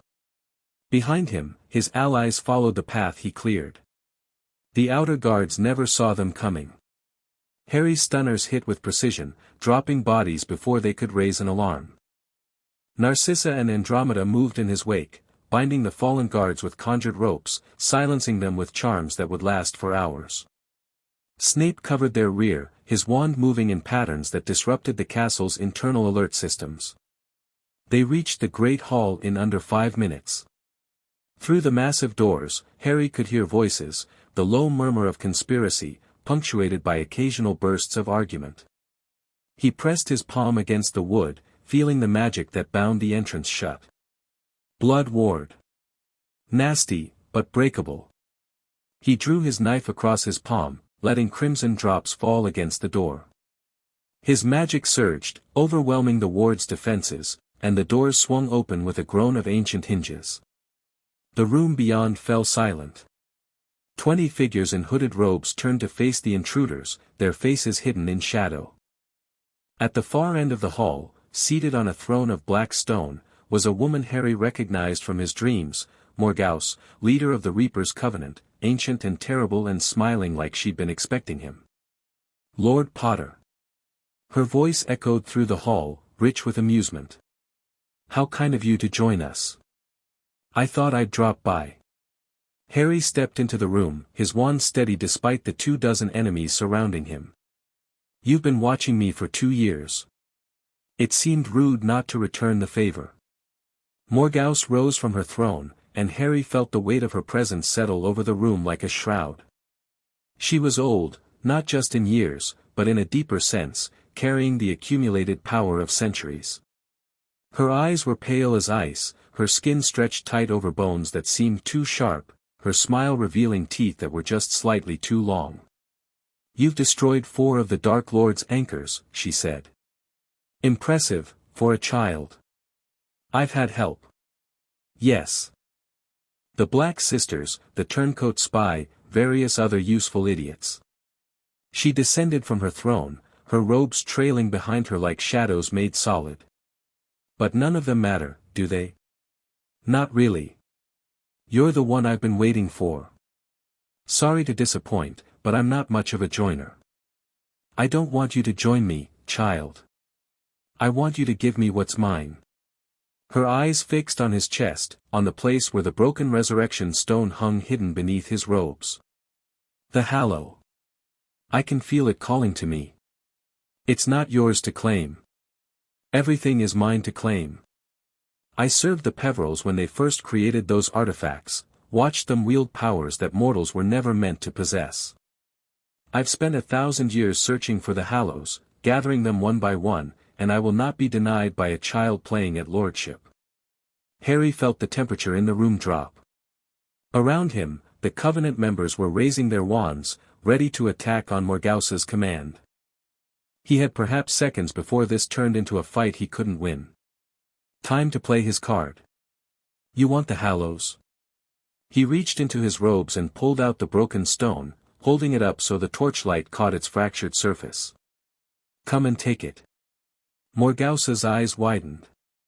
For just a moment, her composure cracked. Harry saw the hunger beneath her ancient mask, the desperate need that had driven her for a millennium. She lunged. Harry threw himself sideways as a curse screamed past his head. The room exploded into chaos, Covenant members firing hexes from every direction, Narcissa and Andromeda returning fire with brutal efficiency, Snape's voice rising in incantations that made the shadows themselves writhe and attack. But Harry wasn't watching the battle. He was watching Morgause. She moved like nothing human, faster than thought, her spells coming in streams of killing light that forced Harry to dodge and deflect and pray. She was stronger than him, more experienced, more powerful in every way that mattered. But she was also desperate. And desperate people made mistakes. Harry fainted left, let a curse graze his shoulder, and dropped to one knee as if injured. Morgause's eyes lit with triumph as she closed for the kill, and Harry drove the broken resurrection stone directly into her chest. The effect was immediate and catastrophic. The stone, designed to bridge the gap between life and death, reacted to Morgause's unnatural longevity like acid to flesh. She screamed, a sound that shattered windows and cracked stone, as the magic she'd used to extend her life began to unravel. "What have you done?" she shrieked, clawing at the stone embedded in her chest. "What have you done?" "Sent you where you belong." Harry scrambled backward as dark energy erupted from her body, wild and uncontrolled. "Everyone out. Now." His allies didn't need to be told twice. They fled through the doors as Morgause's millennia of accumulated power tore itself apart, the castle shaking around them, the wards collapsing under the strain. They made it outside just as the building imploded. The castle folded in on itself like a house of cards, stone and magic collapsing into a crater of pure darkness. Screams echoed from within, Covenant members caught in the destruction, unable to escape their leader's death throes. Then silence. Harry stood at the edge of the crater, breathing hard, watching smoke rise from the ruins. Behind him, his allies gathered, battered, exhausted, but alive. "Is she dead?" Narcissa asked. "I don't know." Harry's voice was honest. "She survived for 1,000 years. I don't think I killed her with one blow." "But you hurt her." "Yes." He turned away from the crater, his face grim. "And now she knows I can hurt her. Which means she'll be more careful next time." "There's going to be a next time." "There's always a next time." Harry started walking toward their extraction point, his allies falling into step beside him. "But next time, we'll be ready." The news of the Covenant stronghold's destruction spread through the wizarding world like wildfire. No one knew exactly what had happened. The official ministry line was, "accidental magical explosion," which satisfied precisely no one. But rumors flew, the Ghost Lord had struck again, had taken on an entire fortress single-handed, had wielded powers that shouldn't exist outside of legend. Harry let the rumors spread. Fear was a weapon, and he needed every weapon he could get. The days after the raid were filled with the usual chaos of aftermath, debriefings, medical treatments, the endless paperwork that accompanied any operation. But beneath the surface, something had shifted. Harry could feel it in the way his allies looked at him, in the hushed conversations that stopped when he entered a room. He'd shown them something in that castle. Not just power, but will, the cold determination to do whatever was necessary to protect what he loved. Some of them were inspired. Some of them were afraid. Harry wasn't sure which reaction was more useful. "You're brooding again." Narcissa's voice cut through his thoughts. She was standing in the doorway of his study, arms crossed, one eyebrow raised. "It's unbecoming in a 9-year-old. I'm not brooding. I'm planning." "You're staring at a wall and frowning. That's the definition of brooding." She crossed the room and dropped into the chair across from his desk. "Talk to me." Harry sighed, running a hand through his hair. "The Covenant won't stop. Even with Morgause hurt, even with their stronghold destroyed, they've been chasing the Hallows for 1,000 years.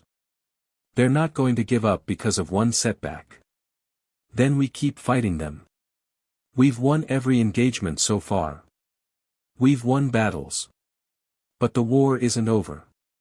He leaned forward, his elbows on the desk. "Narcissa, there are still 2 Horcruxes out there. The Diadem in Hogwarts, and Nagini, who doesn't exist yet but will, soon. Until those are destroyed, Voldemort can't truly die. And until Voldemort is gone, everything we're building is just a house of cards waiting to collapse. Then we destroy the Diadem. You know where it is, you've said so yourself. The Diadem is in Hogwarts. And Hogwarts is Dumbledore's territory." Harry's voice was heavy. "He's been watching me," Narcissa. Waiting for me to make a move he can counter. If I go after the diadem, he'll know. And he'll act. Then let him act. You've beaten him at every turn so far. In politics. In public maneuvering. Harry shook his head. But Dumbledore isn't just a politician. He's the most powerful wizard in Britain, maybe in the world. If it comes to a direct confrontation, I'm not sure I can win. Narcissa was quiet for a moment, studying him with eyes that saw too much. You're afraid of him, she said finally. Not an accusation, just an observation. I'm afraid of what he represents. Harry's voice dropped. In my other life, Dumbledore was my mentor. My guide. The closest thing I had to a grandfather after everyone else died. And he manipulated me, Narcissa. He raised me to be a sacrifice, shaped me into a weapon, and never once told me the truth about my own fate. But that was another Dumbledore. Another timeline. Was it? Harry met her eyes. He's making the same moves now. Watching, waiting, positioning pieces for some grand plan only he understands. He hasn't changed, he's just adapted to the new situation. And sooner or later, he's going to decide I'm too dangerous to leave unchecked. Then we strike first. That's what I'm afraid of too. Harry laughed bitterly. If I move against Dumbledore preemptively, I become exactly what he expects me to be, a threat to be neutralized. But if I wait for him to move first, I might not survive the blow. So you're paralyzed. Stuck between two impossible choices. Story of my life. Narcissa rose from her chair and moved around the desk, standing beside him. After a moment's hesitation, she placed a hand on his shoulder. You're not alone in this, Harry. Whatever choice you make, we'll face the consequences together. That's what I'm afraid of most of all. His voice was barely a whisper. Every time I've let people stand beside me, they've ended up hurt. Or dead. I can't watch that happen again. You don't get to make that choice for us. Her voice was gentle but firm. We're here because we chose to be. Not because you manipulated us, not because we didn't understand the risks. We know what we're fighting for, and we've decided it's worth dying for. Harry closed his eyes, feeling the weight of her words settle over him. She was right, of course. He couldn't protect everyone by pushing them away. He'd tried that in his other life, and it had only made things worse. I'm sorry, he said. I've lost so many people. The idea of losing anyone else. Then don't lose us. Narcissa squeezed his shoulder. Lead us, trust us, and let us fight beside you. That's all any of us want. Harry opened his eyes and looked up at her, this woman who'd been his enemy's mother in another life, who'd become one of his closest allies in this one. She was stronger than anyone gave her credit for, fiercer than her elegant exterior suggested, loyal in ways that still surprised him. All right, he said. We move on the diadem. But we do it smart, no charging in without a plan. I wouldn't expect anything less. Narcissa smiled. Now come on. Dinner's ready, and Draco's been asking for you all day. Harry let her lead him out of the study, leaving his fears behind in the shadows where they belonged. Draco Malfoy was 7 years old, and he had questions. He'd always had questions, it was one of the things that most annoyed his father, back when his father was still part of his life. But these days, Draco's questions were different. Less, why is the sky blue, and more, why does everyone treat Harry like he's dangerous? He asked this particular question over dinner, in the small dining room that had become their family's gathering place. Harry was there, as he usually was, along with Mother and Aunt Andromeda and Uncle Ted. Cousin Nymphadora, who insisted on being called Tonks, which Draco thought was a stupid nickname but he'd learned not to say so, was absent tonight, off at some training program for junior Aurors. People treat me like I'm dangerous because I am dangerous, Harry said calmly, cutting his roast beef into precise pieces. Most of the wizarding world saw me as a symbol, the boy who lived, the child who defeated the Dark Lord. But symbols aren't supposed to have their own agendas. When I started acting on my own, making moves they didn't expect, they got scared. But you're not trying to hurt anyone, Draco protested. You help people. You took me and Mother in when we had nowhere else to go. That's exactly why I'm dangerous. Harry's smile was thin. I have power and I'm willing to use it. Not for personal gain, not for political advantage, but for what I believe is right.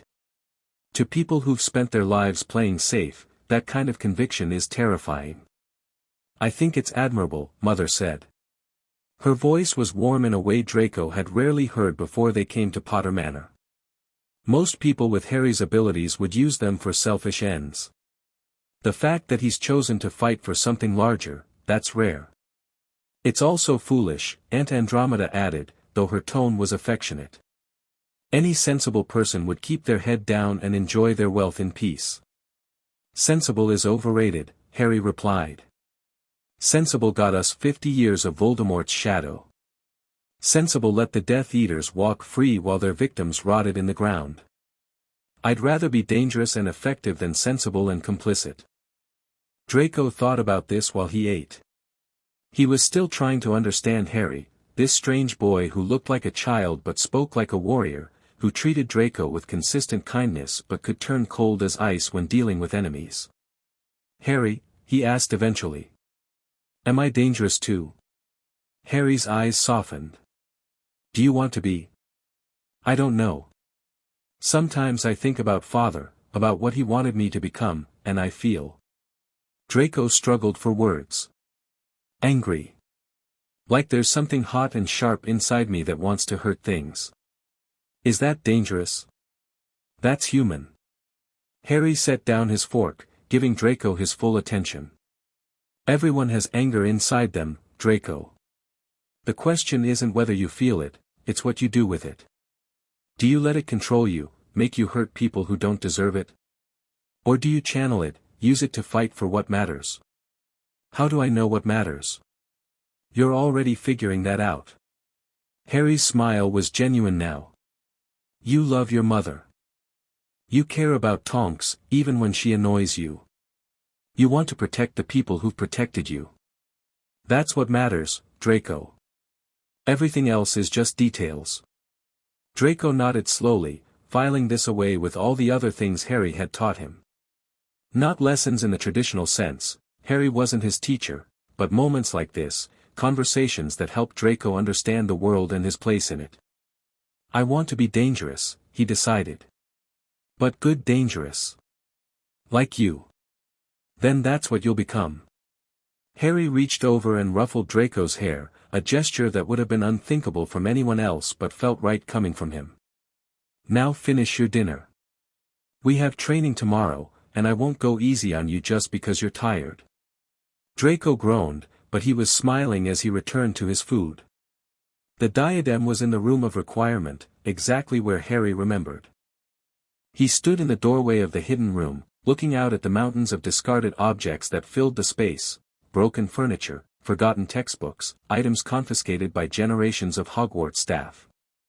Somewhere in that chaos, hidden among the mundane detritus, was one of the most dangerous objects in existence. Getting into Hogwarts had been easier than Harry expected.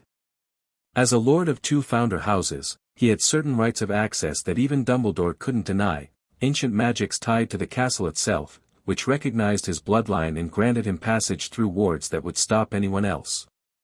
Dumbledore knew he was here, of course. The headmaster always knew what happened in his castle. But he hadn't tried to stop Harry, hadn't even shown himself. Just watching, as always. Waiting. Harry pushed the thought aside and focused on the task at hand. Finding the diadem took hours.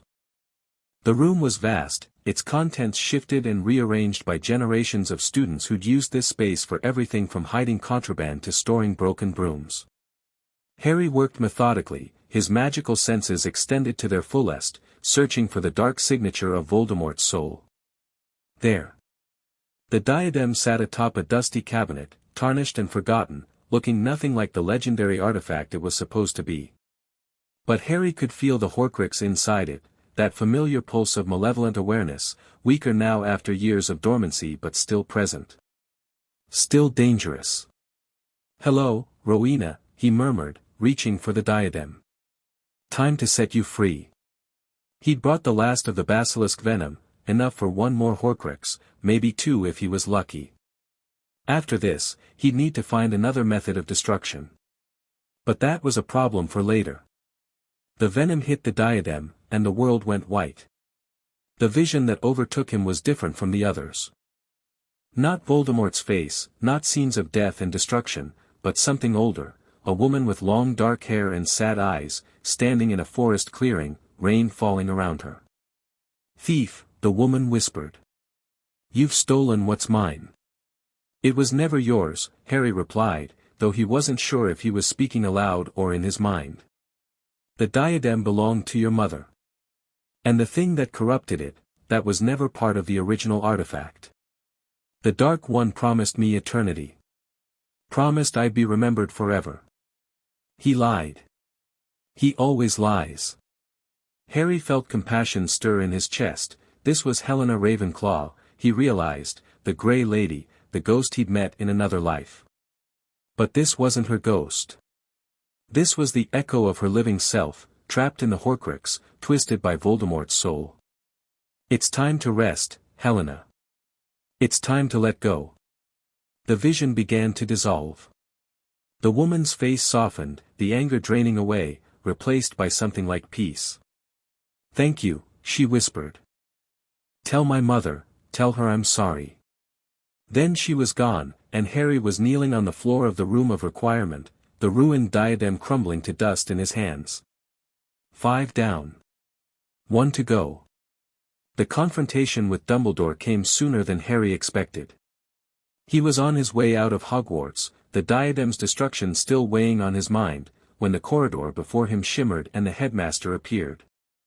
Not walking around a corner, not approaching from a doorway, simply appearing, as if he'd been waiting in that exact spot all along. "Harry." Dumbledore's voice was warm, grandfatherly, carrying no trace of threat. "I'd hoped we might speak." "Headmaster." Harry kept his voice neutral, his wand hand relaxed at his side. "What can I do for you?" "I think perhaps it's more about what we can do for each other." Dumbledore gestured to an empty classroom nearby. "Walk with me." They entered the classroom together, the door closing behind them with a click that sounded uncomfortably final. Harry positioned himself near the window, keeping a clear line to the exit, watching as Dumbledore settled into a chair with the careful movements of an old man. "You've been very busy these past few years," Dumbledore said. "Building alliances, destroying dark artifacts, dismantling networks that have existed for decades. Impressive work, for someone so young." "I've had help." "Yes. The Black Sisters, young Draco, even Severus to some degree." Dumbledore's eyes twinkled, but there was something sharp beneath the warmth. "You've assembled quite a team. One might almost call it a faction. Is that a problem?" "That depends on your intentions." Dumbledore leaned forward slightly. "You see, Harry, I've spent a great deal of time trying to understand you. Trying to figure out how a 7-year-old child could possess knowledge and power that should take decades to acquire. And I've come to a rather unsettling conclusion. Which is that you're not a 7-year-old child at all." "Not really."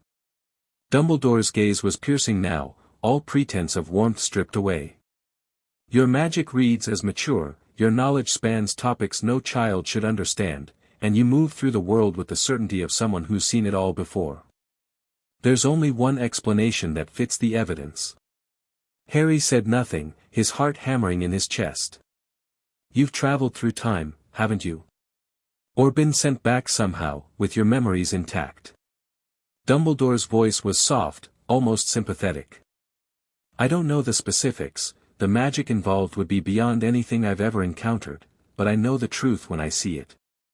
"If you believe that," Harry said carefully, "what do you intend to do about it?" "That depends on you." Dumbledore rose from his chair, his robes swirling around him. I've watched you wage war on darkness for 2 years. I've seen you protect the innocent, destroy evil artifacts, build alliances based on trust rather than fear. By all appearances, you're fighting for the same things I've spent my life defending. But I've also seen you operate outside any authority, take actions that border on vigilantism, and accumulate power at a rate that makes even me nervous. Dumbledore's expression was grave. I need to know, Harry, what are you planning? What's the endgame of all this maneuvering? Harry considered his options. He could lie, deflect, give Dumbledore some version of the truth that would satisfy him without revealing too much. It's what he would have done in his other life, play the game, keep his secrets, trust no one. But this was a different life. And maybe it was time to try something different. You want to know my endgame? Fine. Harry met Dumbledore's eyes directly. I want to destroy Voldemort permanently.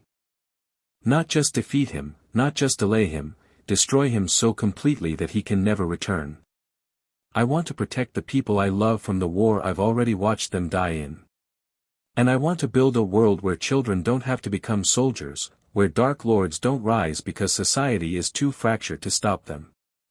Noble goals. They're not goals. They're necessities. Harry's voice hardened. You want to know why I don't trust you, Dumbledore?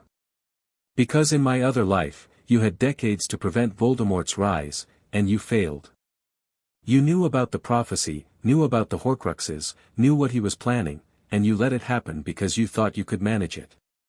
You thought you could turn the Dark Lord's enemies into weapons for your own purposes, then discard them when they'd served their use. Dumbledore's face had gone pale. That's exactly what happened. You let my parents die because their sacrifice was useful. You let Sirius rot in Azkaban because a traumatized Harry was easier to control. You raised me to believe I was worthless, then molded me into a perfect martyr, willing to die for a cause I barely understood because it was the only way to feel like I mattered. The words poured out of Harry like poison from a wound, years of accumulated anger, finally given voice. You're not a bad person, Dumbledore. I know that. You genuinely believe you're doing what's best for the world. But your idea of what's best has a body count, and I'm done being one of the casualties. Silence in the classroom. Dumbledore stood frozen, his face a mask of shock and something that might have been shame. Harry, he said finally, his voice rough. If what you're saying is true, if I truly became what you describe, then I owe you an apology that no words can adequately express. I don't want your apology. I want your help. My help? There's one Horcrux left. Nagini, the snake Voldemort will create, probably sometime in the next few years. I don't know exactly when or where, which means I need intelligence I don't have access to. Harry's voice was steady now, his anger channeled into purpose. You have connections I don't. Sources, informants, ways of gathering information that my network can't match. If you're truly committed to defeating Voldemort, then help me find that snake before it's too late. Dumbledore was quiet for a long moment. Then, slowly, he nodded. You have my word. Whatever information I gather about Voldemort's activities, I will share with you. No manipulation, no hidden agendas, just two people working toward a common goal. And the Hallows? Ah. Dumbledore's expression flickered. You know about those two. I know you have the wand. I know you've spent decades searching for the others. And I know the Covenant will never stop hunting them. The Covenant. Dumbledore's voice turned grave. You've had dealings with them. I've fought them. Destroyed one of their strongholds, hurt their leader. They'll be back, they always come back. Harry reached into his robes and pulled out the fragments of the resurrection stone. I have this. It's broken now, but it still works after a fashion. The cloak is at Potter Manor, under the strongest wards I can manage. And the wand is in my possession. Dumbledore's hand moved unconsciously to his robes, where the Elder Wand rested hidden. 3 Hallows, scattered among allies. Perhaps that's for the best. It's for the only. The Hallows together would be too tempting for anyone to resist, even people with good intentions. Harry pocketed the stone fragments. We keep them separate, keep them secret, and hope the Covenant never gets strong enough to take them by force. Agreed. Dumbledore extended his hand. Partners, then. In this, at least. Harry looked at the offered hand. In his other life, he would have refused, too much history, too much pain, too much justified anger. But this was a different life. A different Dumbledore, one who hadn't yet made all the mistakes his other self had made. Maybe, just maybe, this one could be something other than an enemy. Harry took his hand. Partners, he agreed. But if you betray me, if you try to manipulate me or mine, I'll destroy you. Prophecy or no prophecy, I will end you. I understand. Dumbledore's grip was firm, his eyes clear. I would expect nothing less. The alliance with Dumbledore changed things. Not immediately, not dramatically, but in subtle ways that accumulated over weeks and months. Information started flowing both directions, Harry sharing what he knew about the remaining Horcrux, Dumbledore providing intelligence about Voldemort's surviving followers and their activities. The Ministry, caught between 2 power centers that were suddenly cooperating, found itself unable to move against either one. The political landscape shifted. Families that had been waiting to see which side would win began declaring their allegiances. The Covenant went quiet, licking their wounds, gathering strength for a confrontation that everyone knew was coming. And Harry, for the first time since his return, allowed himself to hope. You're different lately, Narcissa observed one evening. They were in the Manor's garden, watching the sun set over the mountains, a rare moment of peace in lives that had become defined by conflict. Lighter. Almost, happy. Is that so strange? From you? Yes. She smiled to take the sting out of the words. I've known you for 2 years, Harry. In all that time, I've never seen you truly relax. There's always been this weight on your shoulders, this sense that you were waiting for the next disaster to strike. The weight's still there. But it feels more manageable now. Harry leaned back in his chair, looking up at the darkening sky. I spent so long fighting alone, or believing I was alone even when I wasn't. Having real allies, people I can trust, it makes a difference. Even Dumbledore. Especially Dumbledore. Harry's voice was thoughtful. In my other life, he was my greatest source of hope and my greatest disappointment. Knowing he's on my side this time, genuinely on my side, it changes everything. And if he betrays you? Then I'll deal with it. But I don't think he will. Harry turned to look at her. I told him the truth, Narcissa. Everything, who I am, where I came from, what I'm trying to accomplish. And he accepted it.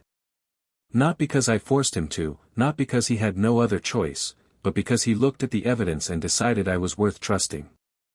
That's a lot of faith to place in a man you've spent years learning to fear. Maybe. But faith is kind of the point, isn't it? Harry's smile was wistful. In my other life, I never trusted anyone completely. I always held something back, always protected myself, always assumed that eventually everyone would let me down. And you know what? That's exactly what happened. Self-fulfilling prophecy. So you're trying something different. I'm trying to believe that people can be better than their worst moments. That enemies can become allies, that mistakes can be forgiven, that the future doesn't have to repeat the past. He met her eyes. You're the proof of that, Narcissa. You were supposed to be my enemy, and instead you became one of the most important people in my life. She was quiet for a moment, her expression unreadable. Harry, she said finally. There's something I need to tell you. What? When you first approached me, I was skeptical. Suspicious. I assumed you wanted something from me, some advantage I could provide. And I was prepared to use you right back, to take what I could and leave when your protection became more trouble than it was worth. I know. You know. She looked surprised. Narcissa, you're one of the most skilled political operators I've ever met. Of course you had an exit strategy. I would have been worried if you didn't.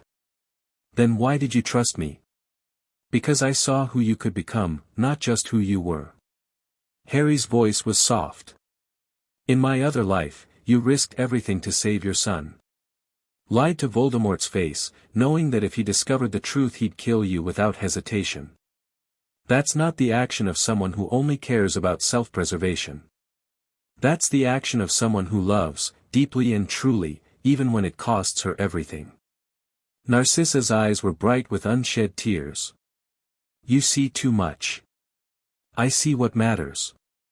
He reached out and took her hand, squeezing gently. You're not just an ally, Narcissa. You're family. You, Andromeda, Draco, you're the family I never had, the one I spent my whole first life wishing for. And I will do anything to protect you. Even if it destroys you. Especially then. They sat in silence as the stars came out, two people bound by secrets and sacrifice, watching the universe will overhead and wondering what the future would bring. The attack came on a Tuesday. Harry was in the war room, reviewing intelligence reports, when the ward screamed. Not the gentle chime of an authorized visitor or the steady pulse of distant surveillance, this was the howl of defenses under assault, magic tearing at magic in a desperate fight for survival. Everyone to battle stations. Harry shouted, already moving. Narcissa, get Draco to the safe room. Andromeda, with me. The manor shook as something massive hit the outer wards. Harry sprinted through corridors that were suddenly filled with running house elves and shouted orders, his wand in his hand and his magic surging in response to the threat. The attackers were at the gates when Harry reached the entrance hall. Through the windows, he could see them, dozens of figures in dark robes, their wands raised in coordinated assault, pounding the manor's defenses with curse after curse. And at their head, her pale eyes burning with hatred, stood Morgause. She survived, Andromeda breathed. How, doesn't matter. Harry's voice was cold. What matters is stopping her. He threw open the front doors and stepped out onto the steps, his magic flaring around him like a cloak of living flame. The attackers faltered for just a moment, shocked by his sudden appearance, and Harry used that moment to strike. His first curse hit the nearest Death Eater, because that's what they were, he realized now, Voldemort's followers allied with the Covenant, and sent the man flying. His second caught three more in a chain reaction, their screams echoing across the grounds. Then Morgause raised her hand, and the world went to hell. The spell she unleashed wasn't anything Harry recognized, it was pure death magic, dark and terrible, a wave of entropy that killed everything it touched. Grass withered. Trees crumbled. The very air seemed to decay. Harry threw up a shield, pouring every ounce of his power into defense, and felt the spell crash against his magic like a tidal wave against a seawall. He held for 1 second, 2, 3, and then he pushed back. The magic that answered his call wasn't wizard's magic. It was something older, something primal, the combined inheritance of two founder bloodlines merged with his own indomitable will. The earth responded to him, rose up at his command, creating barriers of stone and soil that absorbed Morgause's death spell and transformed it into something else. Life. Flowers burst from the dead ground. Trees sprouted in seconds, their branches reaching for the attacking force with grasping, animated limbs. The attackers screamed as nature itself turned against them, vines and roots and thorns tearing at their robes and flesh. Impossible, Morgause snarled. That magic doesn't exist anymore, everything exists if you're willing to pay the price. Harry advanced down the steps, his eyes blazing with power. You want the Hallows so badly. Come and take them. Their duel was nothing like their fight at the castle. There, Harry had been outmatched, forced to rely on tricks and desperation. Here, on the grounds of his own manor, surrounded by wards he'd built and magic he'd poured into the very soil, he was something else entirely.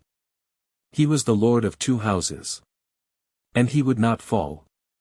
Curse and counter-curse, hex and shield, magic tearing the air between them, they fought like gods, their power levels so far beyond normal wizardry that the very laws of nature seemed to bend around them.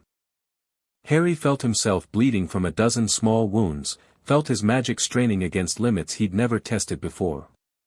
But he also felt Morgause weakening. The Resurrection Stone's damage had never fully healed, every spell she cast cost her more than it should, draining reserves that would take decades to rebuild. She was dying. Slowly, inch by inch, her immortality finally failing her. "Yield," Harry called out between exchanges of spell fire. "Yield and I'll let you live." "Live?" Morgause's laugh was bitter. "I've lived for 1,000 years, child. I've seen empires rise and fall, watched entire civilizations crumble to dust. What's one more death? It doesn't have to be death. There are other ways, there are no other ways. Not for me." She raised her hands, and Harry felt the magic building around her, something final, something catastrophic. "If I'm going to die, I'm taking you with me." She unleashed everything she had. The spell was suicide, Harry understood that instantly. Morgause was burning her own life force, converting 1,000 years of accumulated power into one final attack. There was no defense against that kind of magic, no shield that could withstand the death of an immortal. Harry did the only thing he could. He reached for the wards of Potter Manor, for the ley lines that ran beneath the Welsh mountains, for every scrap of ambient magic within 100 miles. He pulled it all into himself, felt his body scream in protest as energies no human was meant to contain flooded through his veins. And then he channeled it outward. The two forces met between them, Morgause's death magic and Harry's desperate shield of life. The collision was silent, somehow, despite its unimaginable power. Just light, brilliant and terrible, consuming everything in its path. When it faded, Morgause was gone. Not dead, there was no body, no trace of her existence. Simply erased, her pattern of existence scattered across the cosmos, never to reform. Harry collapsed. He woke in his own bed, 3 days later, with Narcissa sitting beside him. "Don't try to move." Her voice was gentle but firm. "You almost died. Several times, according to Andromeda. Whatever you did out there, it wasn't meant for human bodies. Morgause? Gone. The Covenant has scattered, without their leader, they've lost all cohesion. Your victory was decisive." Harry closed his eyes, feeling the echoes of power still reverberating through his body. He'd done things in that battle that he didn't fully understand, tapped into magic that should have been beyond his reach. The implications were troubling. The others? Is everyone's fine. A few injuries, nothing serious. You took the worst of it by far. Narcissa's hand found his, squeezing gently. You saved us all, Harry. Again. That's what I do. Yes. It is. Her voice was thick with emotion.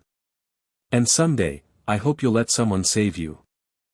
Harry opened his eyes and looked at her, this woman who had been his enemy's mother, who had become his closest advisor, who now sat beside him with tears tracking down her elegant face. You already have, he said. Every day. You, Andromeda, Draco, you've saved me just by being here. By believing in me when I wasn't sure I could believe in myself. Harry, I love you. The words came out before he could stop them, before he could consider the implications or the complications. All of you. You're my family, the only real family I've ever had. And whatever happens next, whatever wars we have to fight, I want you to know that. Narcissa was silent for a long moment. Then she leaned down and pressed her lips to his forehead, a mother's kiss, a blessing, a promise. We know, she whispered. We've always known. Harry let himself drift back into healing sleep, surrounded by the warmth of family, the safety of home. The covenant was broken. Morgause was gone. One Horcrux remained. The war wasn't over. But for the first time, Harry believed they could win it. Chapter 4 End. Chapter 5, The Politics of Broken Crowns. The Hogwarts Express gleamed scarlet in the September sun, steam billowing from its engine in great white plumes that scattered the pigeons roosting on platform 9 3/4. Harry stood at the edge of the crowd, watching families say their goodbyes, feeling the strange weight of returning to a place that held so many memories he hadn't yet made. He was 11 years old. Finally old enough for Hogwarts, though he'd been ready for years. "You don't have to do this," Narcissa said quietly, standing beside him in robes of deep blue that made her look every inch the pure-blood lady she'd been raised to be. "You could continue your education at the Manor, hire private tutors. I have to be here." Harry's eyes tracked across the platform, cataloguing faces. There, a bushy-haired girl struggling with an oversized trunk, her parents looking bewildered by the magical chaos around them. And there, a family of redheads, the mother fussing over her youngest son while the twins made mischief behind her back. The prophecy hasn't been fulfilled yet. Voldemort will return eventually, and when he does, I need to be positioned properly. You're 11. You shouldn't have to think about positioning. I stopped being 11 a long time ago. He turned to face her, managing a small smile. "I'll be fine, Narcissa. Dumbledore and I have an understanding now. And I won't be alone, Draco's coming too, remember?" Draco Malfoy, no, Draco Black, as he'd chosen to call himself after formally separating from his father's line, was saying goodbye to Andromeda a few feet away. At 8, he was too young for Hogwarts himself, but he'd insisted on coming to see Harry off. The boy had grown so much in the past 4 years, the spoiled child Harry remembered from his other life was nowhere to be seen, replaced by someone thoughtful, curious, and fiercely protective of the family he'd found. 3 more years, Draco said, bouncing on his heels with barely contained excitement. Then I'll be there too, and we can study hard and stay out of trouble. Harry suggested with a grin. I was going to say cause trouble, but your way works too. The train whistle blew, first warning. Harry gathered his trunk and turned back to Narcissa. I'll write every week. More often if anything interesting happens. Define interesting. Anything that might require backup. He hesitated, then stepped forward and hugged her, something he still wasn't entirely comfortable with, even after 4 years of learning what family meant. Thank you. For everything. Narcissa held him tightly for a moment. Come back safe, Harry. That's all I ask. I always do. He boarded the train as the second whistle blew, finding an empty compartment near the back. Through the window, he could see Narcissa and Draco waving, Andromeda joining them with Ted at her side. His family. The people he'd do anything to protect. The train lurched into motion, and Harry watched the platform slide away until it vanished around a bend. Time to begin the next chapter.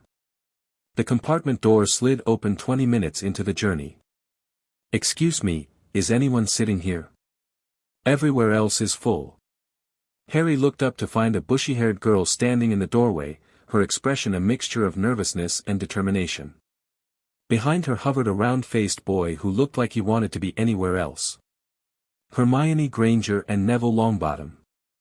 The first time Harry had met them, really met them, had been on a train just like this, in a life that felt like someone else's dream. Please, come in. He gestured to the seats across from him. I'm Harry. Harry Potter. The girl's eyes went wide. Harry Potter? Really? I've read all about you in modern magical history and the rise and fall of the dark arts and, most of which is wildly inaccurate, I'm afraid. Harry smiled to take the sting out of the words. The books make it sound much more dramatic than it was. But you really defeated you-know-who? When you were just a baby? My mother defeated him. I just happened to be there. Harry's voice softened. Her sacrifice is what saved me. I wish more people remembered that part of the story. The girl, Hermione, though she hadn't introduced herself yet, looked thoughtful. That's not in any of the books. No. It wouldn't be. Harry turned to the boy, who was still hovering nervously in the doorway. Come on in, both of you. I don't bite. They settled into their seats, and Harry studied them while pretending to look out the window. Hermione was exactly as he remembered, brilliant, eager, desperate to prove herself in a world she'd only just discovered. Neville was different, though. More confident than the trembling boy Harry had known at this age, standing straighter, meeting Harry's eyes without flinching. Augusta Longbottom's influence, probably. Harry's alliance with her family had changed things in ways he was only beginning to understand. I'm Hermione Granger, the girl said, filling the silence with words as she always had. And this is Neville Longbottom. We met on the platform, his grandmother knows my parents somehow. Our families have been allies for several years now, Neville said quietly. Gran speaks highly of you, Lord Potter. Harry winced. Please, just Harry. The lordship titles are for the Wizengamot. Lordship titles? Hermione's eyes had gone even wider. You're a lord. At 11? Long story. I'll tell you sometime if you're interested. Harry reached into his bag and pulled out a box of chocolate frogs. Want one? The journey's long, and I've learned that sharing food is the fastest way to make friends. Hermione looked uncertain, probably thinking about dentist parents and sugar consumption, but Neville accepted with a grateful smile. I've heard stories about you, Neville said, unwrapping his frog before it could escape. Gran says you're the reason so many Death Eaters are in Azkaban now. And that you're the one who convinced the Wizengamot to increase funding for St. Mungo's. I may have had some involvement with those things. She also says you're dangerous. Harry met Neville's eyes steadily. Do you think I'm dangerous? Neville considered this for a moment. I think you're dangerous to the people who deserve it. Gran says that's the best kind of dangerous to be. Your grandmother is a wise woman. The compartment door slid open again, and Harry felt his smile freeze on his face. Ron Weasley stood in the doorway, his second-hand robe slightly too short, his face smudged with what looked like chocolate. Behind him lurked Draco Malfoy, no, not Draco. This was Lucius's son as he might have been, sneering and superior, flanked by the hulking forms of Crabbe and Goyle. Is it true? Ron asked, staring at Harry with undisguised curiosity. Are you really Harry Potter? I am. Wicked. I'm Ron Weasley. Don't bother, Weasley. The other boy shouldered past Ron, his lip curled in disdain. Potter doesn't associate with blood traitors and riffraff. Isn't that right, Lord Potter Slytherin Gryffindor? Harry studied the boy, because he was a boy, despite his father's poison in his veins. 11 years old, raised on hatred and entitlement, never given a chance to be anything else. I don't believe we've met, Harry said calmly. Theodore not. My father has told me all about you. The sneer deepened. You stole Lord Malfoy's wife, corrupted his heir, and have spent the last 4 years undermining everything the Sacred 28 have built. You're a blood traitor and a fraud, and everyone knows it. Fascinating. Harry's voice didn't change, but something in his eyes made not take an involuntary step back. Is there something you wanted, Theodore, or did you just come to practice your insults?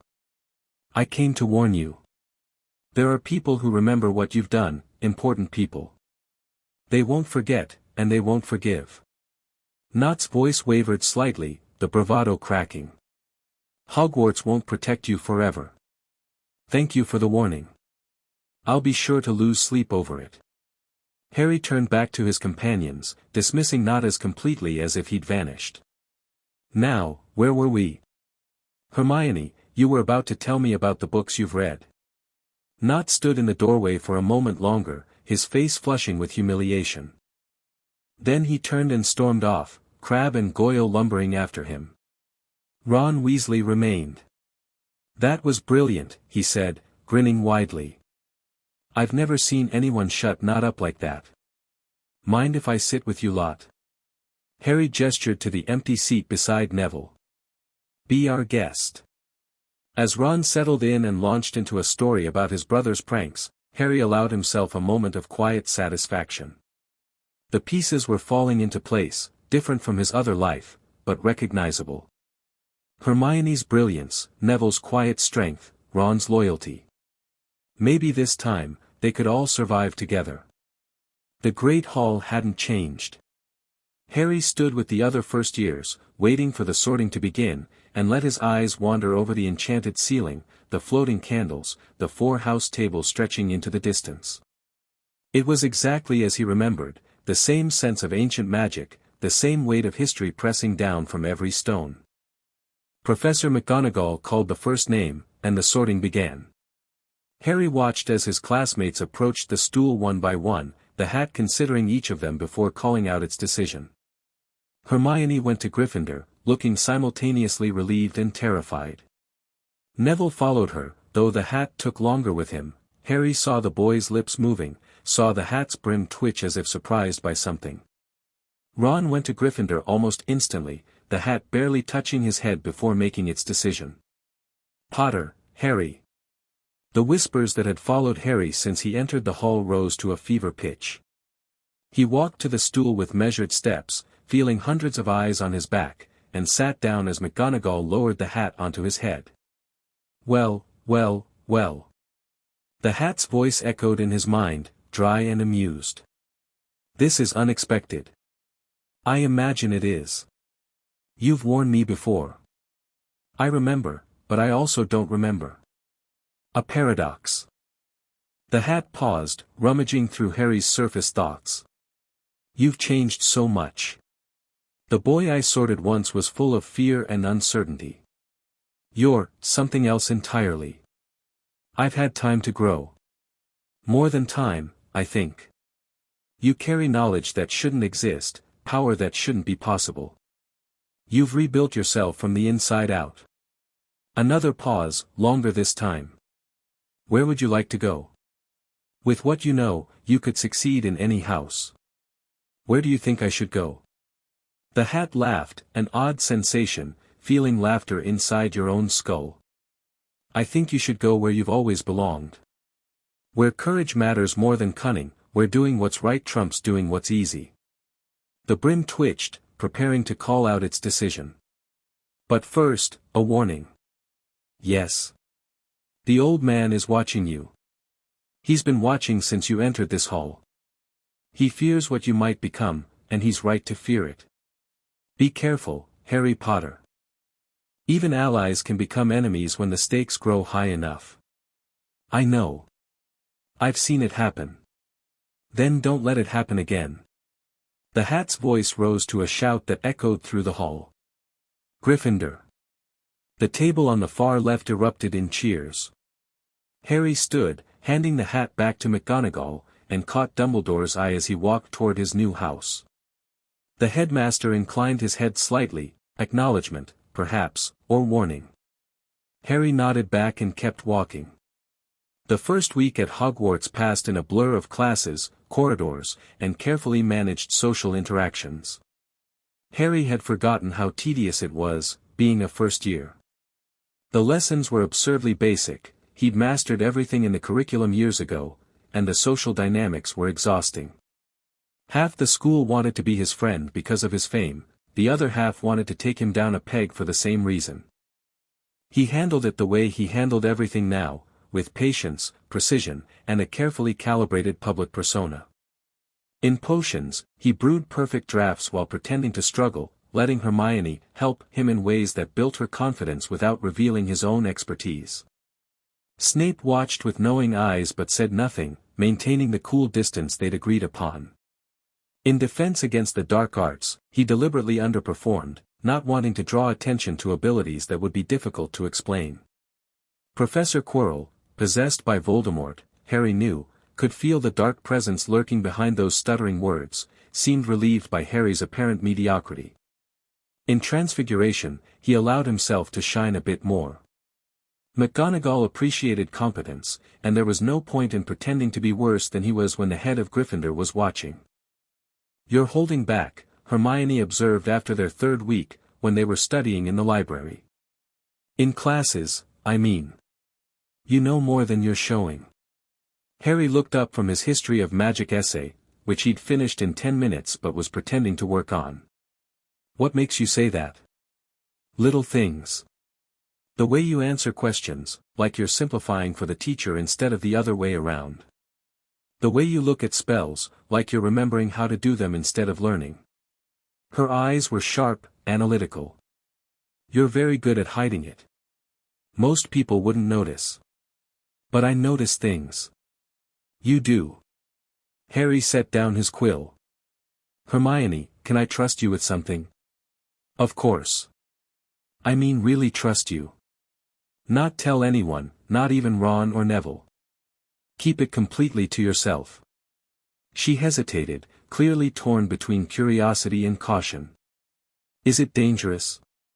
"To me?" "Yes." "Very. Then I won't tell anyone." Her voice was firm. "I promise." Harry cast a quick privacy charm, non-verbally, which made Hermione's eyes widen, before speaking. "I know more than I should because I've done all of this before. Not exactly this, but a version of it. I've lived through Hogwarts, fought in a war, watched people die. And then I was sent back, with my memories intact, to try and do it better this time." Hermione stared at him. That's impossible. Most things are, until they happen. But time travel doesn't work that way.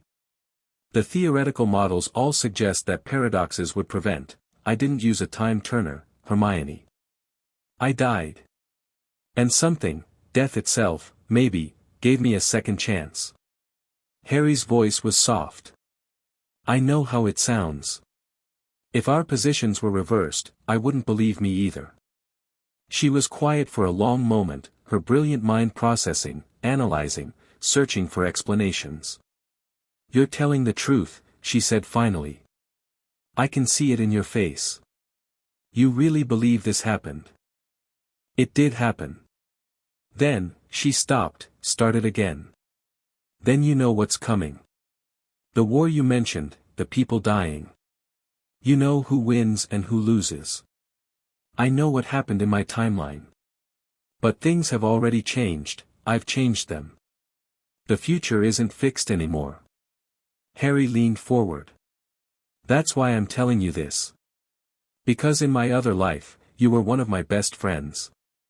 You fought beside me, nearly died beside me, and never once gave up even when everything seemed hopeless. I need that Hermione now. I need someone I can trust with the truth. What do you need me to do? Right now? Just be yourself. Learn everything you can, make friends, stay safe. But in the future," Harry's expression darkened. "In the future, there will be battles to fight.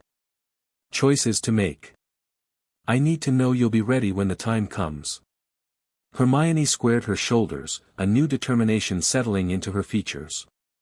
"I'll be ready," she said. "Whatever happens, I'll be ready."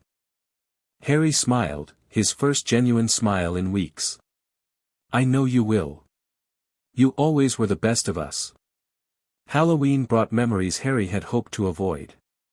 He stood in the Great Hall, surrounded by floating pumpkins and laughing students, and tried not to think about trolls and bathroom stalls and a friendship forged in the aftermath of almost dying. "You all right, mate?" Ron asked through a mouthful of pumpkin pasty. "You look like someone stepped on your owl." "Just thinking." Harry forced a smile. "Halloween's always been a complicated day for me." "Oh. Right. Your parents." Ron's face fell. "Sorry, I didn't, it's fine." "Really?" Harry reached for a cauldron cake he didn't want. "Let's talk about something else. How's your rat doing?" Ron launched into an enthusiastic description of Scabbers' latest adventures, and Harry half listened while scanning the hall for threats. Everything seemed normal, students eating, professors chatting, the usual Halloween chaos. Then Quirrell burst through the doors. Troll! In the dungeons! Troll in the dungeons! He stumbled to a halt, swaying. Thought you ought to know. He collapsed. The hall erupted in panic. Students screamed, jumped up from tables, began running in every direction. Only Dumbledore's magically amplified voice restored some semblance of order. Prefects! Lead your houses back to the dormitories immediately. Harry stood frozen, his mind racing. In his other life, this had been the night Hermione nearly died. The night the troll attacked her in the bathroom, the night Harry and Ron had fought it off together. But Hermione wasn't in the bathroom this time. She was right here, at the Gryffindor table, looking frightened but present. So why had Quirrell released the troll at all? Distraction, Harry realized. The stone. Quirrell was using the troll to distract everyone while he went after the Philosopher's Stone. Harry. Hermione grabbed his arm. We need to go with the others, I need to check something. Get everyone to the common room and stay there. Harry was already moving, slipping away from the crowd with practiced ease. I'll be right behind you. Harry, wait, but he was gone, ducking through a side passage he remembered from his years of exploring the castle. The third-floor corridor was ahead, and beyond it, the trapdoor that led to the stone's protections. He reached the corridor just in time to see Quirrell disappear through the forbidden door. Harry followed.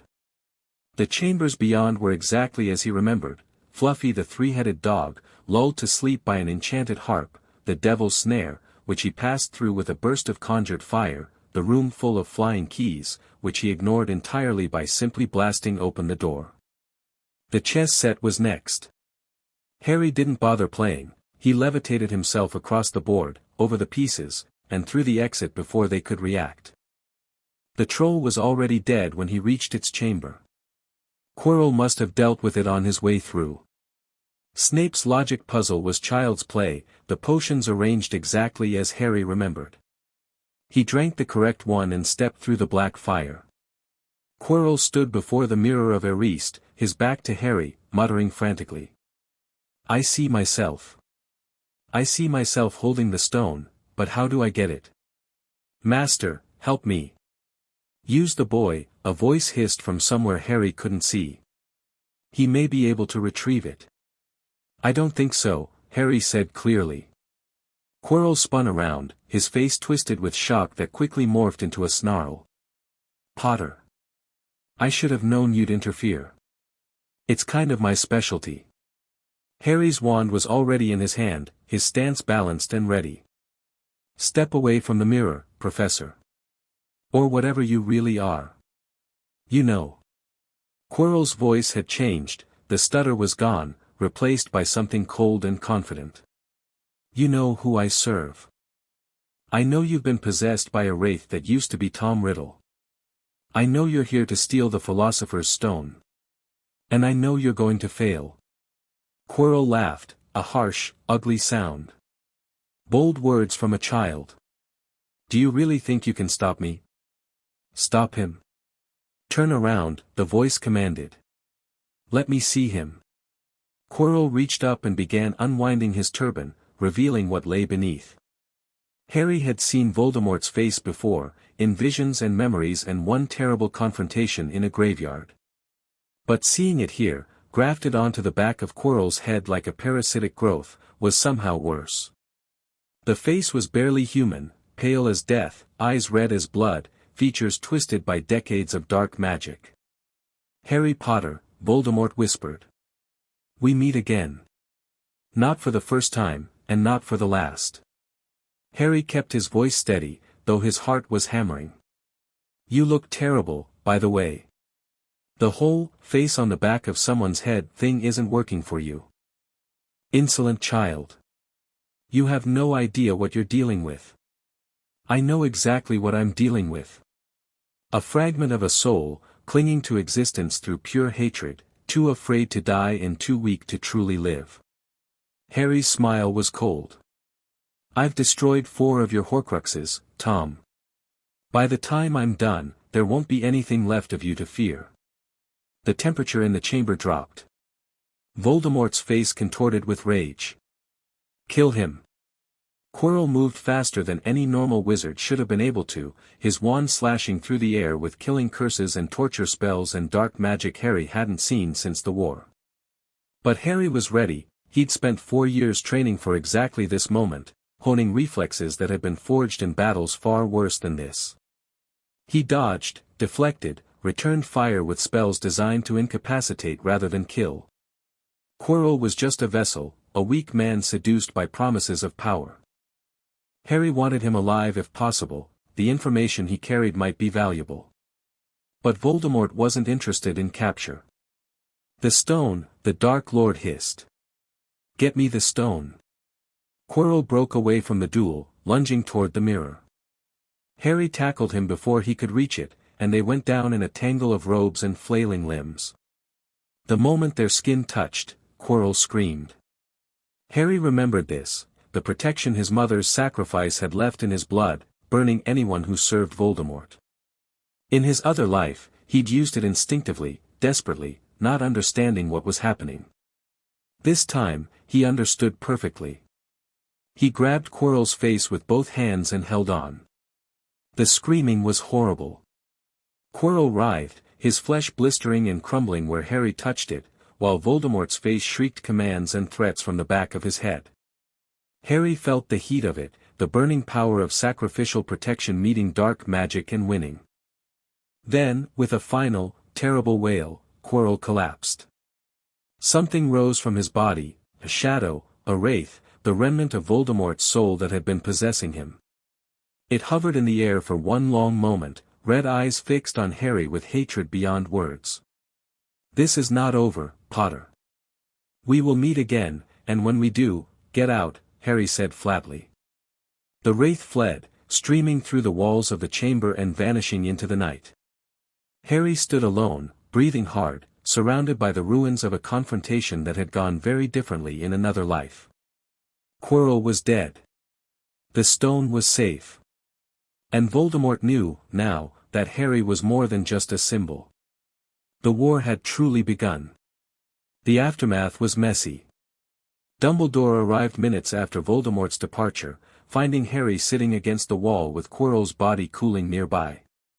The headmaster's expression was impossible to read as he surveyed the scene. I see you've been busy, he said finally. Your defense professor was possessed by Voldemort. I dealt with it. Harry's voice was flat. The stone is still in the mirror. I suggest you find a better hiding place. Indeed. Dumbledore moved to check Quirrell's body, confirming what Harry already knew. He's dead. My mother's protection. He couldn't touch me without burning. Yes. I remember that particular quirk of Lily's sacrifice. Dumbledore straightened, turning to face Harry fully. You should not have come down here alone, Harry. If something had gone wrong, something did go wrong. Your teacher was letting a Dark Lord ride around in his skull, and nobody noticed for months. Harry stood, brushing dust from his robes. Where were the wards? The detection spells? Any of the security measures that should have prevented this? Voldemort is, uniquely skilled at concealment. Voldemort is a wraith with barely enough power to possess a weak-willed wizard. If he can evade your security, imagine what a competent threat could do. Harry shook his head. We're supposed to be partners, Dumbledore. You're supposed to be sharing information with me. Did you know Quirrell was compromised? Dumbledore was silent for a moment. I suspected. But I hoped to learn more before acting, to understand what Voldemort's plan was, what resources he had access to. You used your students as bait. I kept them safe. The protections on the stone were designed to be impassable by anyone seeking to use it for evil purposes, they were designed to be solved by first years with decent problem-solving skills. Harry's voice was cold. I went through all of them in under 15 minutes. If Hermione had been with me, it would have been faster. Dumbledore flinched. It was subtle, but Harry caught it. "You're right," the headmaster said quietly. "I allowed my desire for information to override my responsibility to protect. It was a mistake. It was a pattern. The same pattern you followed in my other life, when you let me face threat after threat with minimal preparation because you wanted to see how I'd handle it." Harry moved toward the door, exhaustion settling into his bones. "I'm not your test subject, Dumbledore. I'm your partner or I'm your enemy. There's no middle ground. I understand. And I apologize. Apologies don't bring back the dead." Harry paused at the threshold. "The stone needs to be destroyed. Nicholas Flamel has lived long enough, and that thing is too dangerous to exist. Nicholas and I have already discussed that possibility. He's receptive. Good. Make it happen." Harry walked through the door, then stopped and looked back. "One more thing. Voldemort mentioned meeting again. He'll try to return, probably within a few years. When he does, I need to know immediately. You have my word."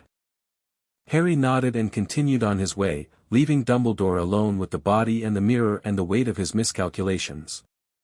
The school year ended quietly after that. Gryffindor won the House Cup, partly through legitimate points, partly through the massive award Dumbledore gave Harry for outstanding courage in the face of danger. Harry accepted the recognition with grace he didn't feel, knowing that the real victory wasn't about house points or trophies. Voldemort's possession of Quirrell had been kept secret from the students, officially attributed to a magical accident during the Halloween troll incident. But rumors spread anyway, as they always did, and by the time Harry boarded the Hogwarts Express for home, most of the school knew that something significant had happened in the Forbidden Corridor. "Will you write to me over the summer?" Hermione asked as they settled into their compartment. "I have so many questions about what you told me, and there are books I want to research. I'll write. But be careful what you put in letters, they can be intercepted." Harry glanced at Ron and Neville, who were engaged in an enthusiastic discussion about Quidditch. "And remember what I said about keeping things to yourself." "I remember." Hermione lowered her voice. "The war you mentioned. It's starting, isn't it? What happened at Halloween, that was part of it. It's been starting for years. But yes, that was a milestone." Harry looked out the window at the Scottish countryside rolling past. "Voldemort knows I'm a real threat now, not just a symbol. He'll change his plans, adapt his strategies. Things are going to get more dangerous. What should I do? Train. Study. Get stronger." Harry met her eyes. "And when the time comes, be ready to fight." Hermione nodded, her face set with determination that reminded Harry so much of the woman she'd become in his other life. She would be ready. They all would. The train carried them south toward London, toward summer holidays and temporary peace and the constant work of preparing for battles yet to come. Harry watched the landscape change outside his window and allowed himself a moment of something like contentment. 1 year down. 6 more to go.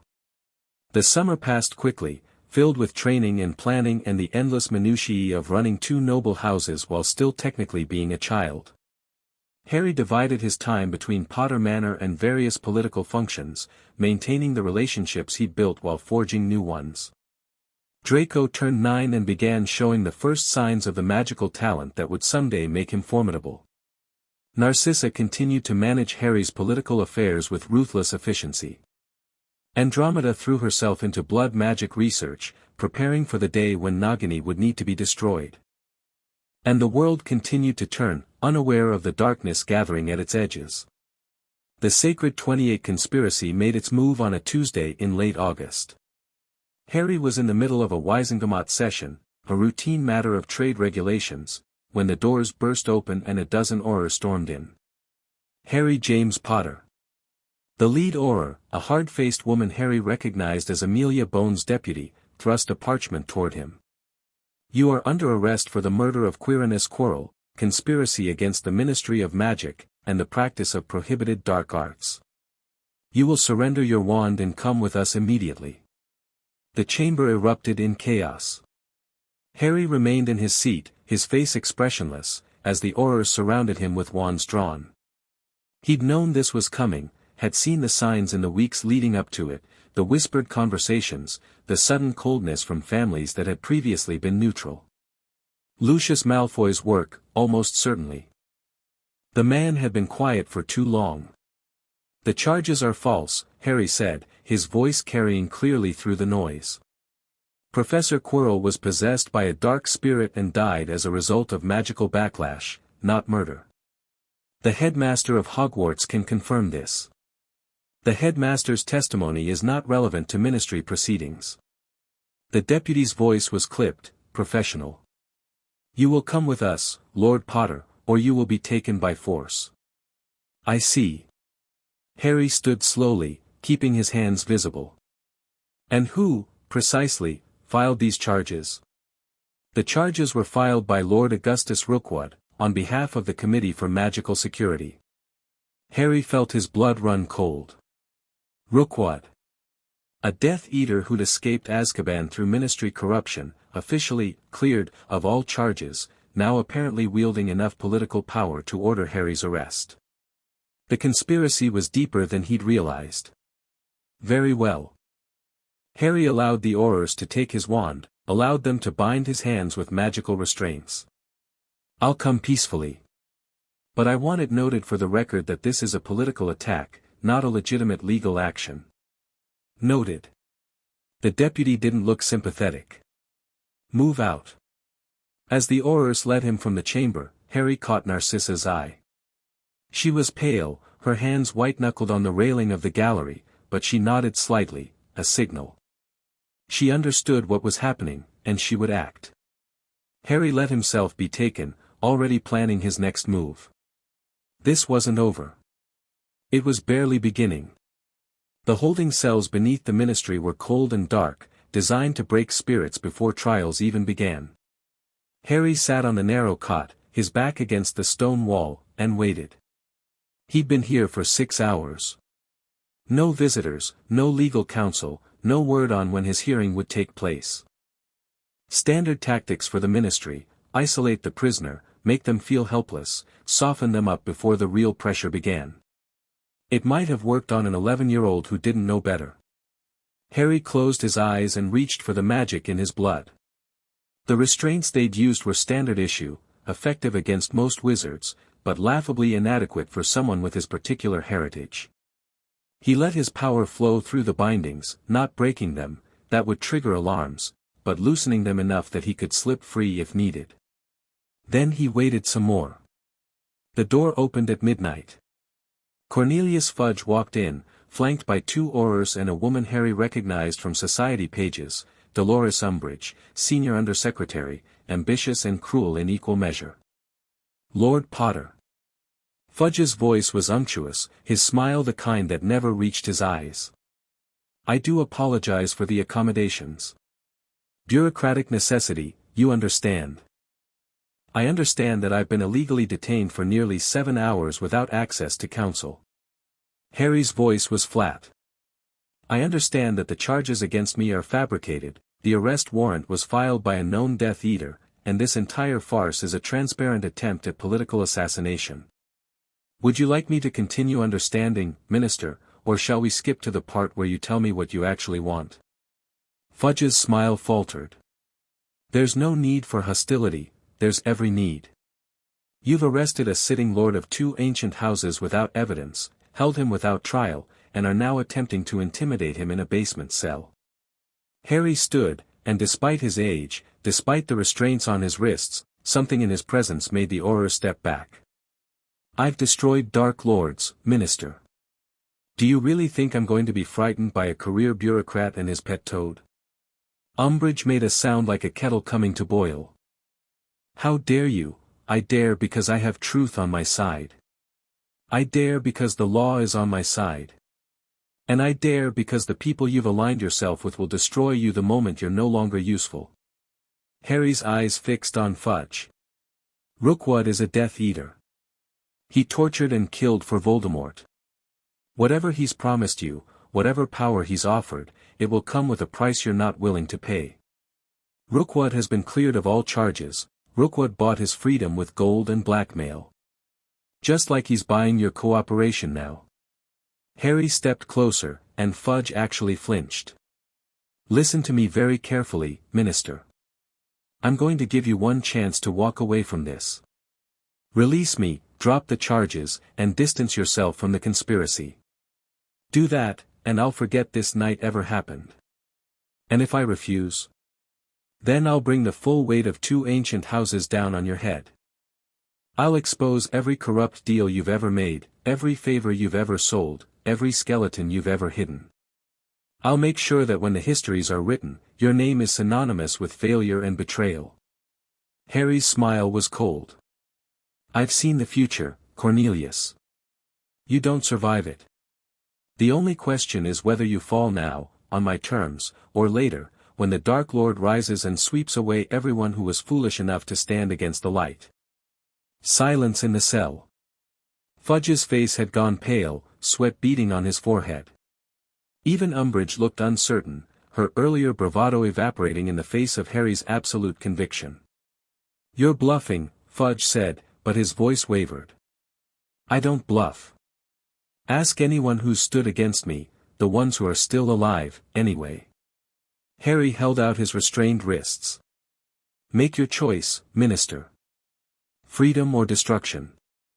I'll give you 10 seconds to decide. The seconds ticked by in terrible silence. Then, with a trembling hand, Fudge gestured to the Aurors. Release him. Harry walked out of the ministry at dawn, his wand restored to his hand and his dignity intact. Narcissa was waiting in the atrium, her face a mask of controlled fury that cracked into relief the moment she saw him.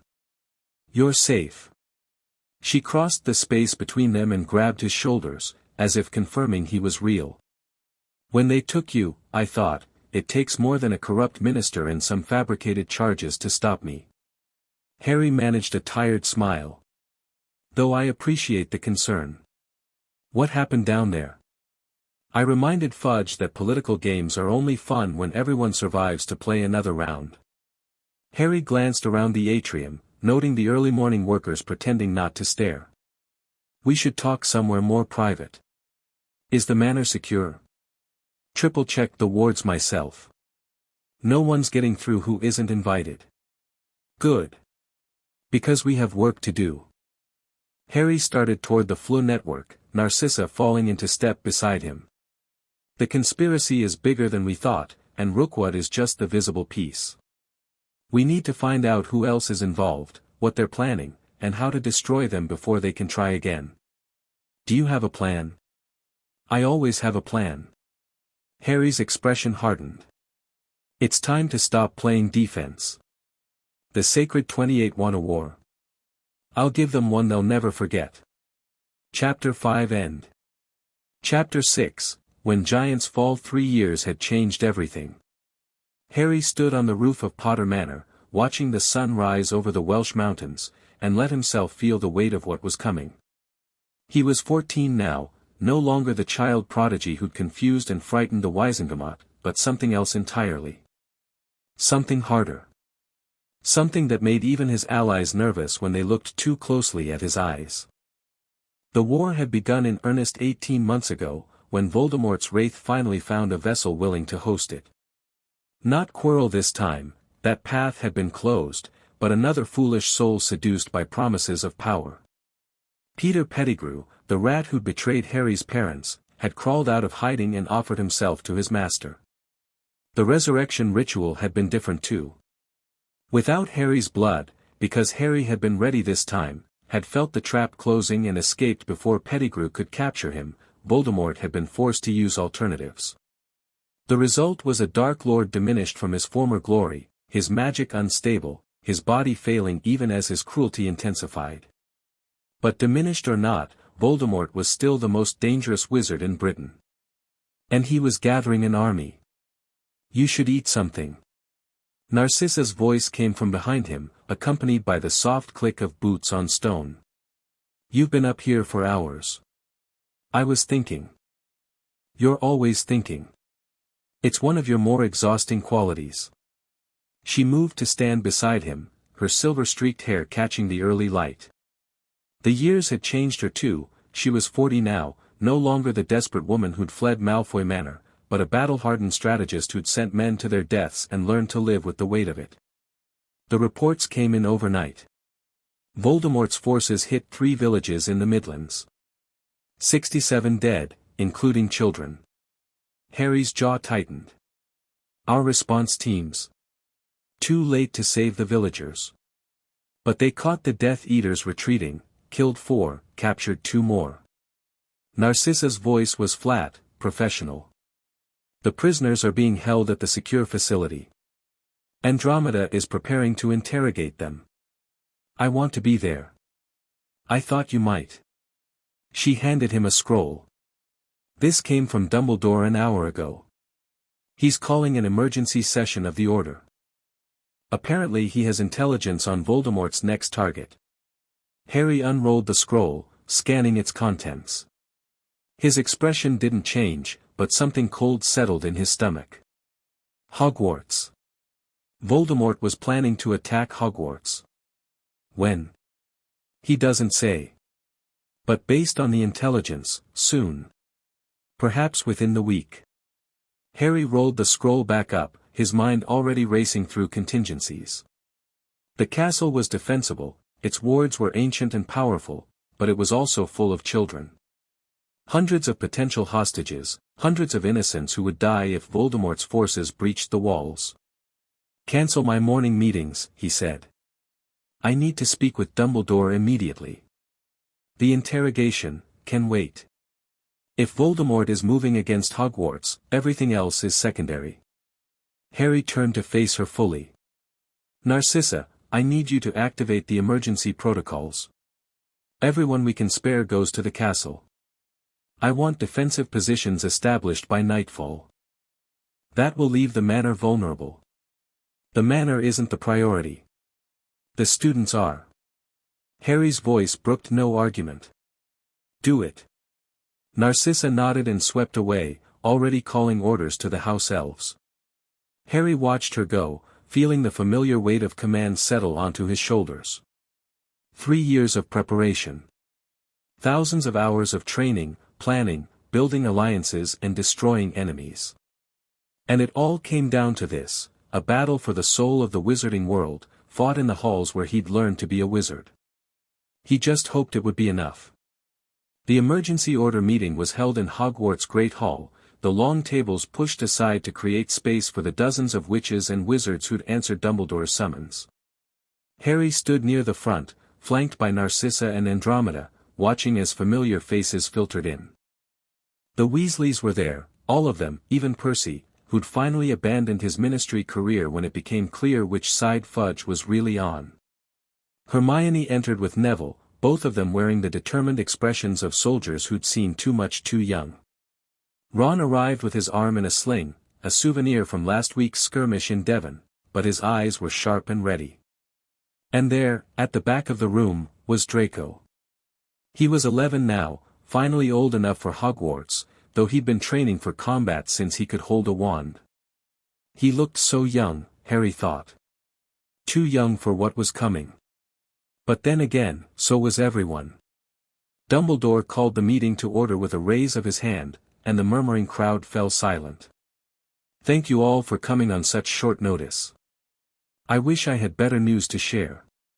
The headmaster looked older than Harry had ever seen him, the weight of leadership visible in every line of his face. Our intelligence suggests that Voldemort is planning a major offensive against Hogwarts, likely within the next 48 hours. Gasps and whispers rippled through the crowd. The attack will come from multiple directions simultaneously, a coordinated assault designed to overwhelm our defenses before reinforcements can arrive. His forces include approximately 200 Death Eaters, an unknown number of giants and werewolves, and, Dumbledore paused, his expression grim. A Dementor contingent. The creatures have abandoned Azkaban entirely and sworn allegiance to the Dark Lord. More whispers, these tinged with real fear. Dementors were nightmares given form, and an army of them would be almost impossible to stop. Our defensive forces number approximately 150 combat-capable wizards, including Aurors, Order members, and volunteers from allied families. Dumbledore's eyes swept the crowd. We are outnumbered, outmatched in raw power, and defending a position with hundreds of civilian students who cannot easily be evacuated. Then we evacuate them now, Molly Weasley said, her voice sharp with maternal fury. Get the children out before, if we begin a large-scale evacuation, Voldemort will attack immediately, Harry cut in. He's watching the school. Any sign that we know what's coming, and he'll strike before we're ready. Then what do you suggest? Arthur Weasley asked. Harry moved to the front of the room, his presence commanding attention even among wizards twice his age. We can't match Voldemort's numbers, so we don't try. Instead, we use the castle's architecture against him, funnel his forces into kill zones, collapse corridors to create choke points, turn every hallway into a death trap. He gestured, and a map of Hogwarts appeared in the air above him, glowing with tactical markings. The castle's wards won't stop an army, but they'll slow it down. We use that time to get the younger students to safety through the hidden passages. There are tunnels that lead outside the grounds, protected by ancient magic that even Voldemort can't breach. You've been planning this for a while, McGonagall observed. I've been planning for every possible scenario since I was 7. Harry's voice was flat. This one was always likely. And the Dementors? Snape asked from his position near the wall. He'd been openly allied with Harry for over a year now, his cover with Voldemort blown after he'd saved a group of students from a Death Eater raid.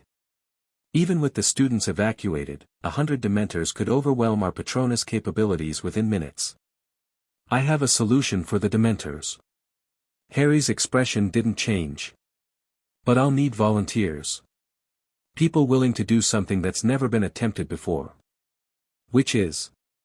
Kill them. The room went absolutely silent. Dementors can't be killed, Hermione said slowly. They're not alive in any traditional sense, they're manifestations of negative emotion, sustained by human misery. Every recorded attempt to destroy one has failed. Every recorded attempt didn't have access to the things I have access to. Harry met her eyes.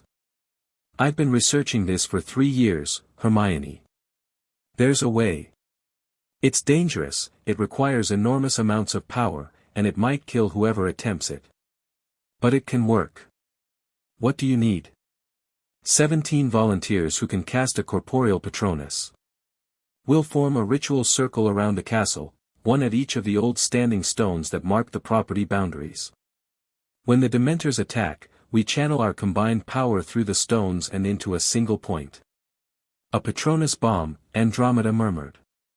Theoretically possible, but the backlash will be severe. Potentially fatal for everyone involved. Harry's voice was steady. Which is why I'm not ordering anyone to do this. I'm asking for volunteers who understand the risks and are willing to take them anyway. Silence. Then, slowly, hands began to rise. First Hermione, her face pale but determined. Then Neville, then Luna Lovegood, then Ron despite his injured arm. The Weasley twins together, exchanging glances that held entire conversations. Kingsley Shacklebolt, Hestia Jones, Emmeline Vance, one by one, the bravest witches and wizards in the order stepped forward. And finally, to Harry's surprise, Dumbledore himself. I believe I can still manage a fairly impressive Patronus, the headmaster said mildly. If you'll have me. Harry hesitated, off balance for the first time since the meeting began. Of course. But the danger is no greater for me than for anyone else. And considerably less, given my experience. Dumbledore's eyes twinkled briefly. Besides, I believe I owe you rather a debt, Harry. Consider this partial repayment. Harry looked at the 17 volunteers, 18, counting himself, and felt something swell in his chest that he couldn't quite name. Pride, perhaps. Or hope. All right, he said. Let's go save Hogwarts. The battle began at midnight. They came out of the darkness like a tide of shadow, Death Eaters in their bone-white masks, giants carrying tree-trunk clubs, werewolves howling at a moon that seemed to shrink from their rage. And above them all, riding currents of frozen air, came the Dementors. Harry stood on the front steps of the castle, his wand in his hand, and watched death approach. Beside him, the defenders of Hogwarts formed up in ranks, Aurors and Order members and students who'd refused to evacuate, their faces pale but resolute in the wand light. Behind them, the castle loomed like a fortress, its ancient stones humming with activated wards. "Steady," Harry said, his voice carrying through the darkness. "Wait for my signal." The enemy army crossed the lake. Crossed the lawns. Reached the edge of the wards, and stopped. Voldemort emerged from the ranks, his serpentine form unmistakable even at a distance. He was riding something that might once have been a horse, before dark magic twisted it into nightmare. His voice, when he spoke, was magically amplified to echo across the grounds. "Harry Potter. You've been a thorn in my side for too long. Surrender yourself now, and I'll spare the children hiding behind you. Resist, and I'll kill every last one of them." Harry raised his own voice to match. "You've been saying you're going to kill me since I was a baby, Tom. So far, you're 0 for 3. Maybe it's time to try a different hobby." Laughter from the defenders. A ripple of uncertainty through the Death Eater ranks. "Attack!" Voldemort screamed. The night exploded into chaos. Curses flew like fireworks, red and green and purple, lighting the darkness with the colors of violence. The giants charged, their footsteps shaking the earth, while werewolves bounded ahead of them with supernatural speed. The wards held for seconds that felt like hours, then cracked, then shattered, and Harry's forces met the enemy head-on. The defenders fought with desperate courage, magic blazing from wands too fast to track. McGonagall dueled 3 Death Eaters at once, her transfigurations turning the battlefield into a maze of animated obstacles. Flitwick's charms sang through the air, precise and deadly, dropping enemies with every flick of his wrist. Even the students who'd stayed behind held their ground, years of DA training paying off in the crucible of real combat. But it wasn't enough. There were too many enemies, too much dark magic, too much death pressing in from every direction. Harry fought his way through the chaos, desperately searching for Voldemort. If he could end the Dark Lord, the army would break, but there were always more Death Eaters between him and his target. "Harry!" Hermione's voice, ragged with exhaustion. "The Dementors." He looked up and felt his blood freeze. The Dementor contingent was descending on the castle, 100 creatures of pure despair, their presence alone enough to weaken the defenders' magic. Already, some of the younger fighters were faltering, their patron uses flickering and dying as the cold seeped into their souls. "Everyone to the stones!" Harry screamed. "Now!" The 17 volunteers broke from the battle, sprinting toward the ancient standing stones that marked Hogwarts' boundaries. Harry covered their retreat, throwing curses with both hands, holding back the tide of darkness long enough for his people to reach their positions. He reached his own stone just as the Dementors began their final descent. Expecto Patronum. 18 voices, screaming in unison. 18 wands, raised toward the sky. 18 souls, pouring every happy memory, every moment of love and hope and defiance, into a single spell. The standing stones lit up like stars. Ancient magic, dormant for centuries, awakened by the combined will of 18 desperate wizards. The stones began to sing, a sound beyond hearing, felt in the blood and bones, as the Patronus energy poured through them and converged on a single point above the castle. The Dementors never had a chance. The blast of pure light caught them in mid-dive, a wave of concentrated hope and joy that struck their darkness like a hammer striking glass. They screamed. Harry hadn't known Dementors could scream, and then they shattered, broke apart, dissolved into nothing but wisps of dissipating shadow. 100 Dementors, destroyed in a single moment. But the backlash, Harry felt it hit him like a physical blow, driving him to his knees as magical feedback tore through his body. He heard screams from the other stones, saw Hermione collapse, saw Dumbledore stagger, and then the world went white. He woke to pain. Every nerve was on fire, every muscle screaming, his magic feeling like an open wound in his chest. He was lying on something soft, a bed, his mind supplied eventually, in a room he didn't recognize. "Don't try to move." Narcissa's voice, rough with exhaustion. "You nearly killed yourself." Harry opened his eyes and immediately regretted it. Even the dim light felt like knives. The battle, won. The Dementor destruction broke Voldemort's forces, they routed within an hour. Most of the Death Eaters are dead or captured. The giants fled back to their mountains. The werewolves scattered. Narcissa's face swam into focus above him, pale and drawn. "It was a complete victory, Harry. We saved Hogwarts. Voldemort escaped. With a handful of his most loyal followers." She hesitated. "Including Peter Pettigrew and Nagini." Nagini. The last Horcrux. Still out there, still anchoring Voldemort to life. Harry tried to sit up and immediately fell back as the room spun around him. "I told you not to move. The backlash nearly burned out your magical core.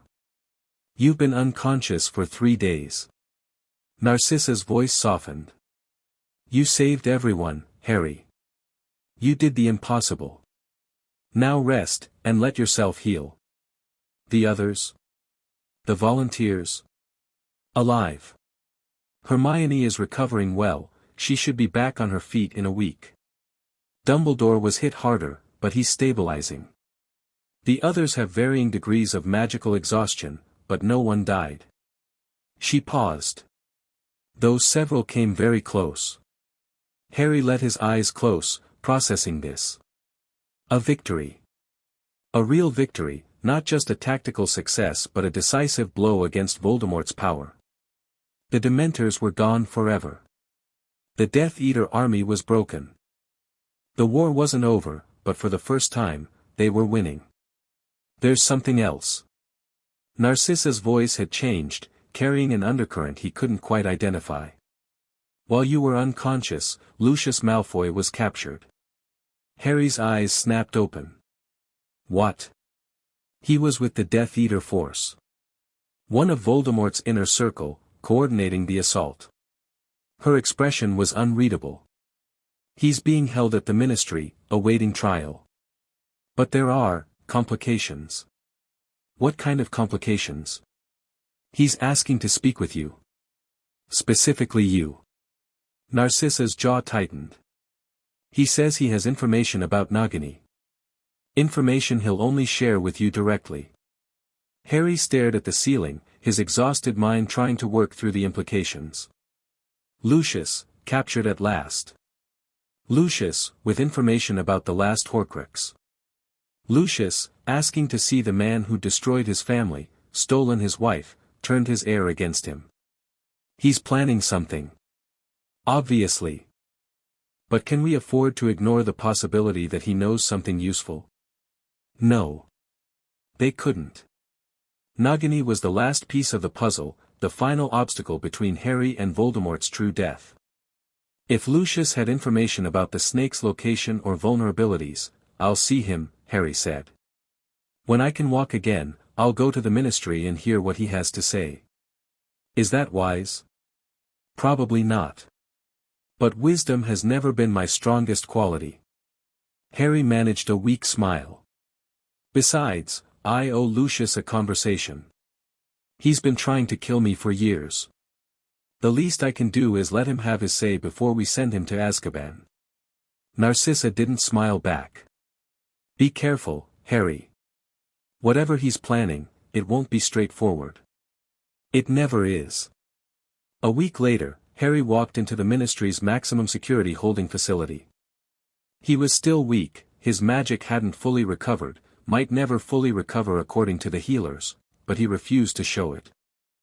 He walked with his back straight and his head high, wearing robes that declared his status as lord of two ancient houses, his wand visible at his hip.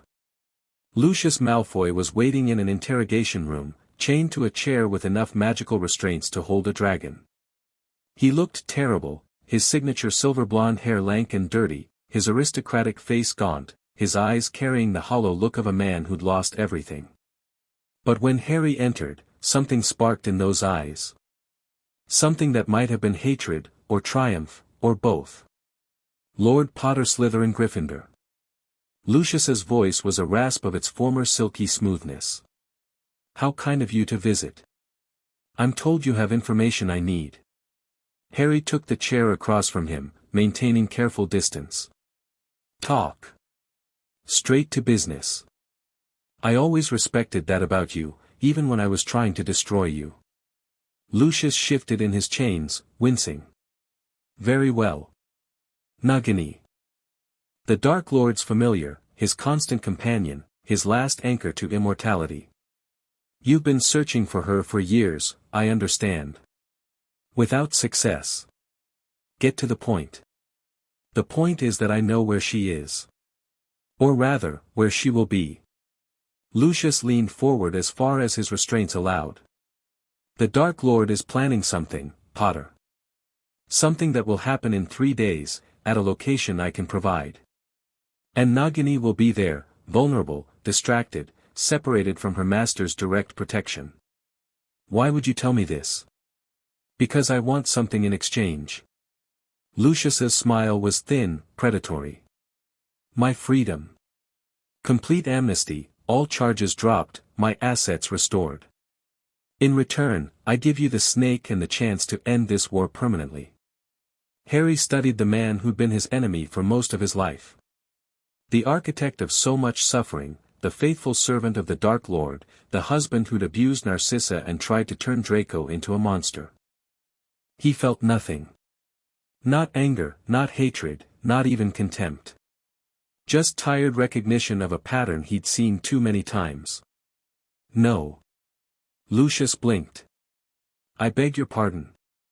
No deal. No amnesty, no freedom, no restoration of assets. Harry's voice was flat. You're going to Azkaban, Lucius. For the rest of your life. For the people you've killed, the families you've destroyed, the evil you've enabled for decades. There's no bargain that changes that. Then I'll tell you nothing. The Dark Lord wins, the war continues, and everything you've built comes crashing down. Maybe. Harry stood, pushing his chair back. Or maybe you're lying. Maybe there is no intelligence, no vulnerable moment, no trap that I'm supposed to walk into. Maybe this is just your last desperate play for freedom, and you're gambling that I need the information badly enough to accept any price. Something flickered in Lucius's eyes. Fear, quickly suppressed. I assure you, I don't care what you assure me. Harry moved toward the door. We'll find Nagini on our own. We'll destroy her, and then we'll destroy Voldemort, and then we'll spend the next century rebuilding everything you helped tear down. And you'll watch it all from a cell in Azkaban, knowing that you could have been part of the future but chose to remain in the past. Potter, Lucius's voice had lost its smoothness, cracking with something that sounded almost like desperation. Potter, wait, Harry paused at the door, looking back. The location, Lucius said. His face had gone pale, the arrogance draining away. The ritual site in Albania, where the Dark Lord first made his Horcruxes. He's going there in 3 days to perform a ceremony, something to stabilize his failing body. Nagini will be part of the ritual. Vulnerable. And the trap? There is no trap. Lucius's voice broke. I just wanted to live. To see my son again, to have some kind of future. Is that so wrong? Your son is better off without you. Harry's voice held no cruelty, just simple truth. Draco has become everything you never wanted him to be, kind, brave, loyal to people who actually deserve it. He's going to help build the world that rises from this war's ashes. And you won't be there to see it. He walked out, leaving Lucius alone with his chains and his regrets. The assault on the Albanian ritual site was the most dangerous operation of the war. Harry led the strike team personally, a dozen of his best fighters, including Narcissa, Andromeda, Snape, and a fully recovered Hermione. They portkeyed into the forest under cover of darkness, moving through trees that seemed to watch them with malevolent awareness. The site was exactly where Lucius had described, a clearing dominated by ancient stones, similar to the ones at Hogwarts but radiating a darker energy. In the center, Voldemort stood over a cauldron of bubbling liquid, his serpentine body illuminated by sickly green light.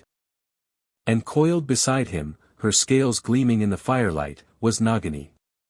On my signal, Harry breathed into the communication charm linking the team. We hit them fast and hard. Primary target is the snake, everything else is secondary. What about Voldemort? Narcissa's voice came back. I'll handle Voldemort. Everyone else focuses on Nagini. Harry, no arguments. This is what we've been building toward. Harry drew his wand, feeling the familiar weight of it in his hand. Remember, if I fall, finish the mission. The snake dies no matter what. You're not going to fall. Hermione's voice was fierce. We didn't come this far to lose you now. Harry smiled, though no one could see it in the darkness. Let's end this. Now. The clearing erupted into violence. Curses flew from every direction, catching the Death Eater guards by surprise. Harry charged straight for Voldemort, his wand blazing with magic that burned brighter than it should have, his damaged core screaming in protest but responding to his desperate need. Potter! Voldemort screamed, abandoning his ritual to meet Harry's attack.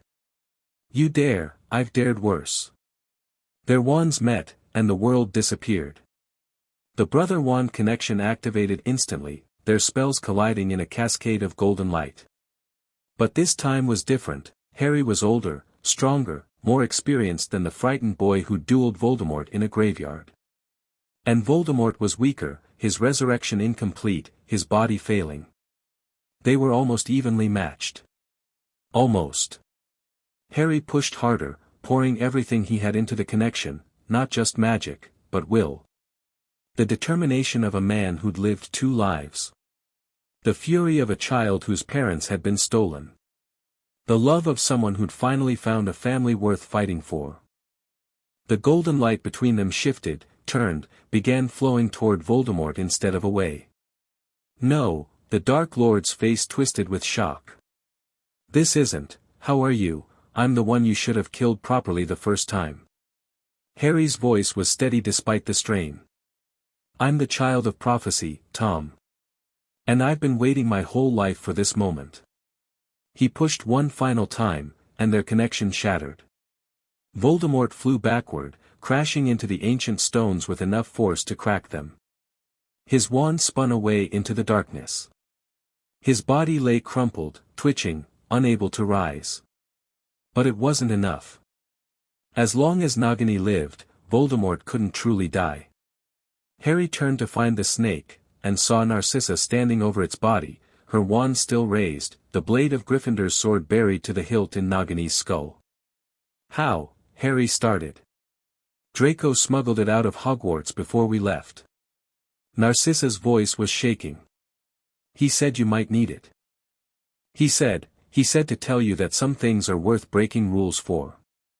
The snake convulsed once, twice, and then dissolved, its body crumbling to ash as the Horcrux within was destroyed. Harry turned back to Voldemort. The Dark Lord was trying to rise, his movements jerky and desperate, his red eyes wild with an emotion Harry had never seen in them before. Fear. It's over, Tom. Harry walked toward him slowly, wand raised. No more Horcruxes. No more anchors. When you die this time, you stay dead. You can't. I am Lord Voldemort, I am immortal, you're a broken man who was so afraid of death that you ripped your own soul to pieces. Harry stopped a few feet away, looking down at the creature who had haunted him for 2 lifetimes. And now you're going to find out what you've been running from all these years. Potter, Harry, please, goodbye, Tom. Avada Kedavra. The green light struck Voldemort square in the chest. For one long moment, nothing happened. The Dark Lord stood frozen, his face locked in an expression of absolute disbelief. Then he fell. No dramatic death, no final speech, no last curse. Just a body hitting the ground, empty eyes staring at nothing, the most feared wizard in history reduced to cooling meat. Harry stood over him for a long moment, waiting for something, triumph, perhaps, or relief. But all he felt was tired. Is it done? Narcissa's voice came from behind him. It's done. Harry turned away from the body. Let's go home. The war ended not with celebration but with exhaustion. There were still battles to fight, remaining Death Eaters to capture, dark creatures to hunt down, a society to rebuild from the ashes. But the heart had gone out of the enemy. With Voldemort truly dead, his followers scattered like leaves in the wind. Harry spent the next 6 months doing what he'd always done, working. Attending Wizengamot sessions to shape the post-war legislation. Training the next generation of defenders in case another Dark Lord ever rose. Writing letters, building alliances, ensuring that the peace they'd won wouldn't crumble the moment people stopped paying attention. But something had changed in him since the battle. Some weight had lifted from his shoulders, some tension he'd carried for so long he'd forgotten it was there. Narcissa noticed it first. "You're different," she said one evening, finding him in the Manor's garden.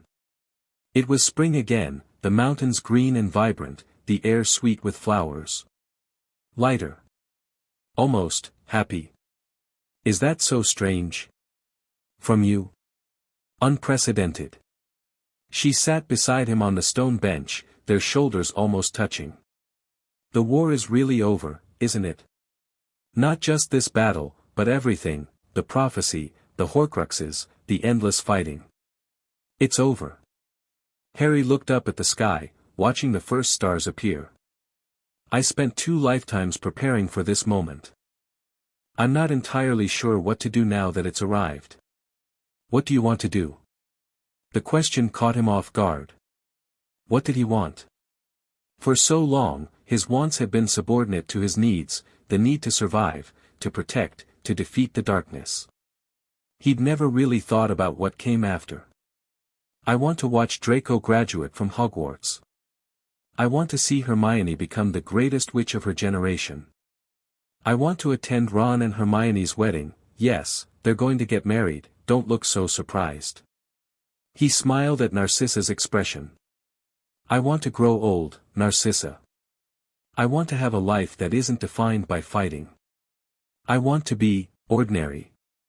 "You could never be ordinary." "No. But I can stop being the Ghost Lord. I can stop being the child of prophecy, the savior, the symbol." He turned to face her. "I can just be Harry. If anyone will let me." Narcissa was quiet for a moment, her eyes searching his face. "I've watched you grow from a desperate child into someone extraordinary," she said finally.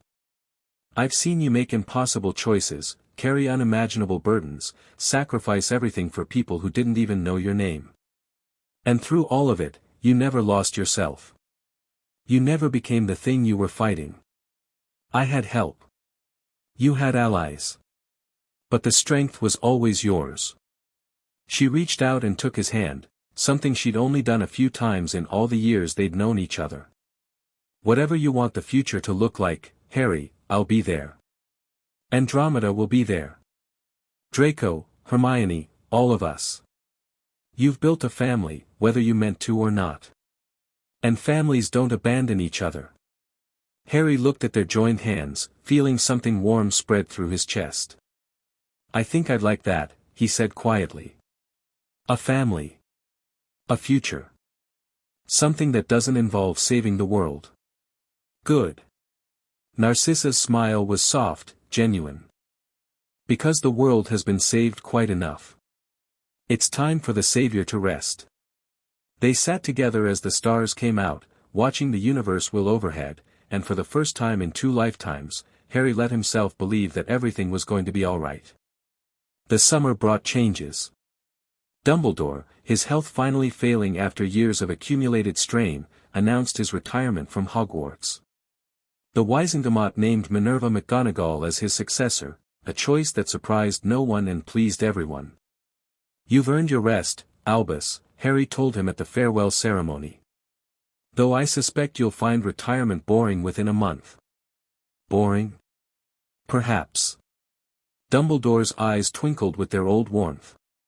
"But I find I'm rather looking forward to it. There are so many books I've never had time to read, so many places I've never visited. Perhaps I'll finally learn to knit." "Knitting? It's supposed to be very relaxing. And I've always admired a good pair of socks." Harry laughed, a real laugh, the kind he'd almost forgotten how to make. "You're going to be a terrible retiree." "Almost certainly. But I intend to enjoy every moment of it." Dumbledore's expression softened. "Thank you, Harry. For everything. When you first arrived, this strange child who knew things he shouldn't know, who looked at me with such distrust, I didn't understand. But you've taught me more about courage and love and sacrifice than anyone I've ever known. I learned from the best." Harry met his eyes. "Even when we disagreed. Even when I was angry. You were still one of the most important people in my life. And you in mine." Dumbledore clasped his hand. "Take care of yourself, Harry. And take care of the people who love you. That's the only wisdom worth having, in the end." "I will." They parted as friends, their complicated history finally resolved into something like peace. The wedding happened in September. Not Ron and Hermione's wedding, that was still years away, despite Harry's predictions, but a smaller, more unexpected ceremony. Harry stood at the altar of a tiny chapel in the Welsh mountains, surrounded by family and friends, watching as two people he'd come to love pledged their lives to each other. Narcissa wore white, traditional and elegant, her silver-streaked hair pinned up with pins that had belonged to her grandmother. Andromeda stood beside her as witness, tears streaming down her face. And Harry was the one performing the ceremony. As lord of two ancient houses, he had the authority to officiate weddings under wizarding law. It had seemed fitting, somehow, that the union which brought the Black sisters back together should be blessed by the person who'd made it possible. "Do you, Narcissa Astoria Black, take Theodore Marcus Tonks to be your husband?" Ted Tonks, widowed now, Andromeda having passed peacefully in her sleep 2 months ago, stood across from Narcissa with tears in his own eyes. The romance had surprised everyone, including the participants. But grief had brought them together, and love had grown from shared sorrow. "I do." "And do you, Theodore Marcus Tonks, take Narcissa Astoria Black to be your wife?" "I do." Harry smiled, feeling the magic of the vows settle over the couple like a blessing. "Then by the authority vested in me as Lord Potter Slytherin Gryffindor, I pronounce you husband and wife." He closed the ceremonial book. "You may kiss the bride." The chapel erupted in cheers as Ted pulled Narcissa into his arms. Harry stepped back, watching the celebration unfold around him. Draco was hugging his mother, his face wet with happy tears. Hermione was clutching Ron's hand, both of them grinning widely. Neville was spinning Luna in a dance that had no music. His family.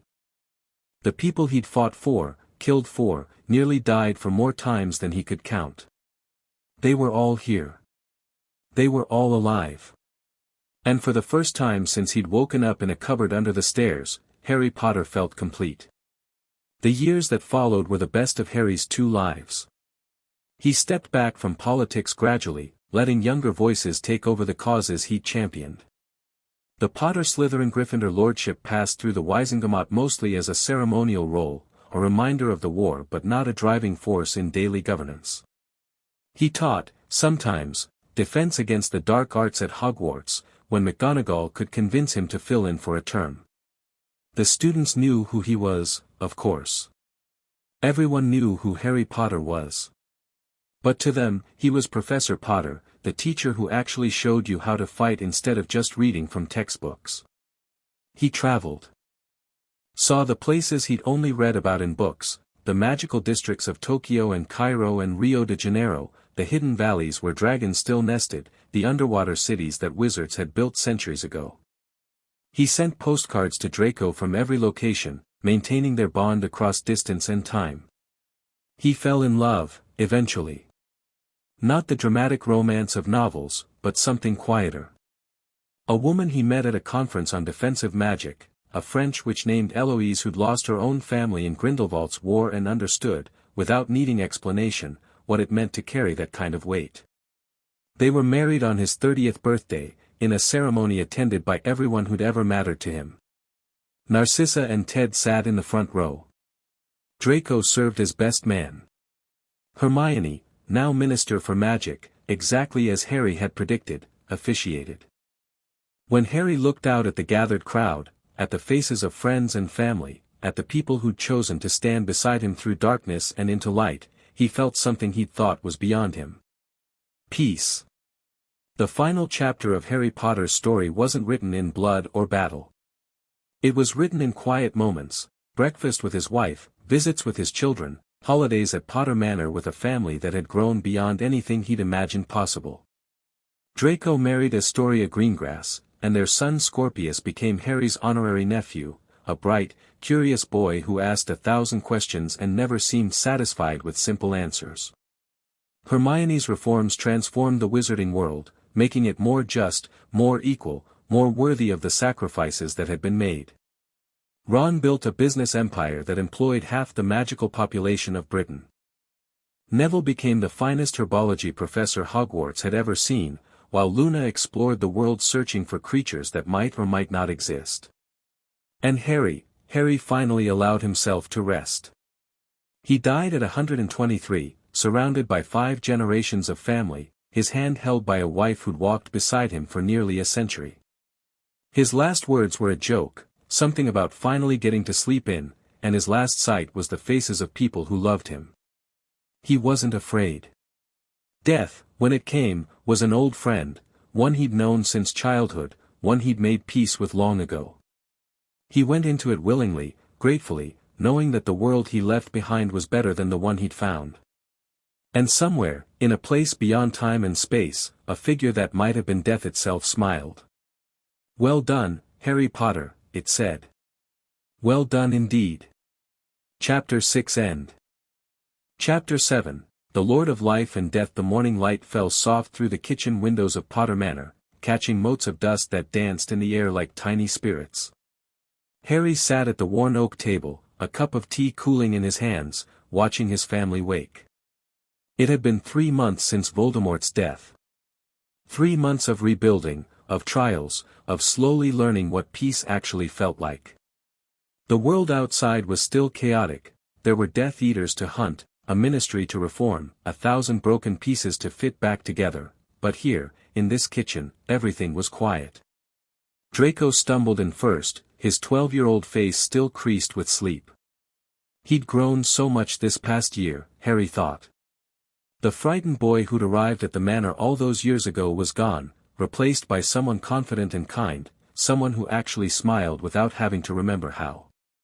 "Morning," Draco mumbled, reaching for the toast. "Morning. Sleep well? Dreamed about the battle again?" Draco's voice was matter-of-fact, but Harry caught the shadow that flickered across his face. "The part where the giants came through the gates. Those dreams take time to fade. They will, eventually. I know. Mum says the same thing." Draco buttered his toast with careful precision. "Harry. Can I ask you something?" "Always." "Now that it's over, now that he's really gone, what happens next?" Harry set down his tea, giving the question the consideration it deserved. "What do you want to happen next?" "I don't know. That's the problem." Draco looked up, his gray eyes uncertain. "My whole life, there's always been something to fight, something to prepare for. First it was Father, then the war, then Voldemort. Now there's just nothing. And I don't know how to be someone who isn't fighting." "You learn." Harry's voice was soft. "Day by day, moment by moment, you figure out who you are when you're not defined by your enemies. It takes time, and it's harder than any battle, but it's worth it. Did you have to learn? When you came back, I mean. From wherever you came from before. Harry was quiet for a moment. They'd never really talked about it, his impossible knowledge, his two old eyes, the life he'd lived before this one. Draco knew, in the vague way that everyone close to Harry knew, that there was something different about him. But they'd never discussed it directly. I'm still learning, Harry admitted. Every day. Sometimes I wake up and forget where I am, which life I'm in, which battles have been fought and which haven't happened yet. It gets easier, but it never quite goes away. That sounds lonely. It was, at first. But then I found people who accepted me anyway. Your mother, Andromeda, you. Harry smiled. Family helps. It turns out that's the answer to most things. Draco nodded slowly, processing this. Then, with the mercurial shift of adolescence, he grinned. Does that mean I can have extra bacon? Nice try. Eat your toast. The owl arrived just before noon.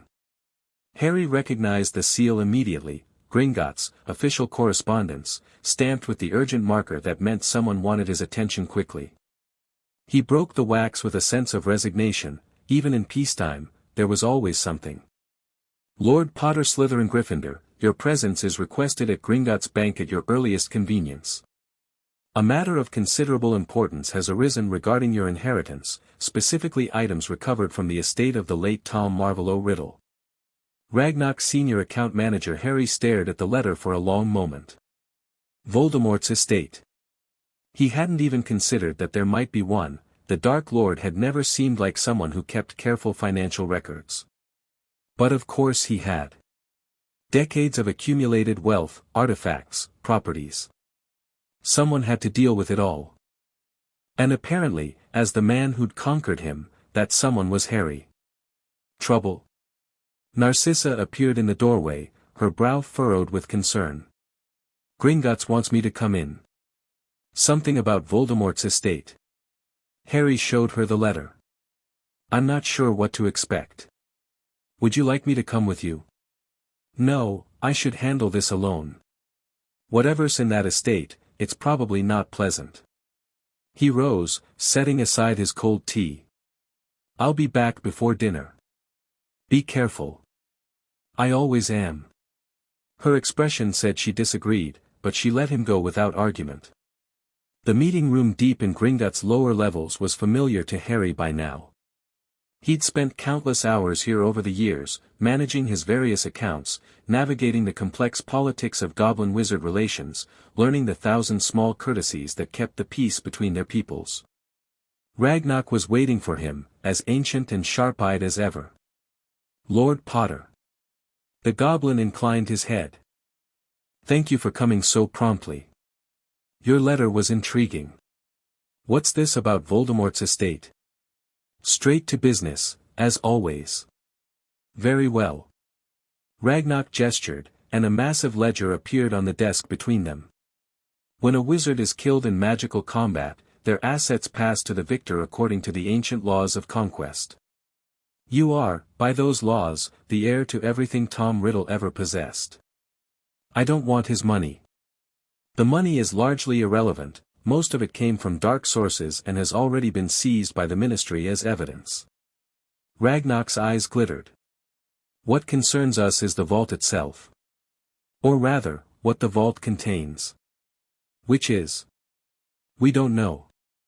For the first time in Harry's experience, the goblin looked genuinely uncertain. The Riddle Vault was sealed with protections we've never encountered before. Our best curse breakers have spent 3 months trying to access it, without success. The magic involved is old. Older than Hogwarts, possibly older than Gringotts itself. And you want me to open it? You are the heir. The vault may respond to you in ways it won't respond to us. Ragnarok leaned forward. I will be honest, Lord Potter.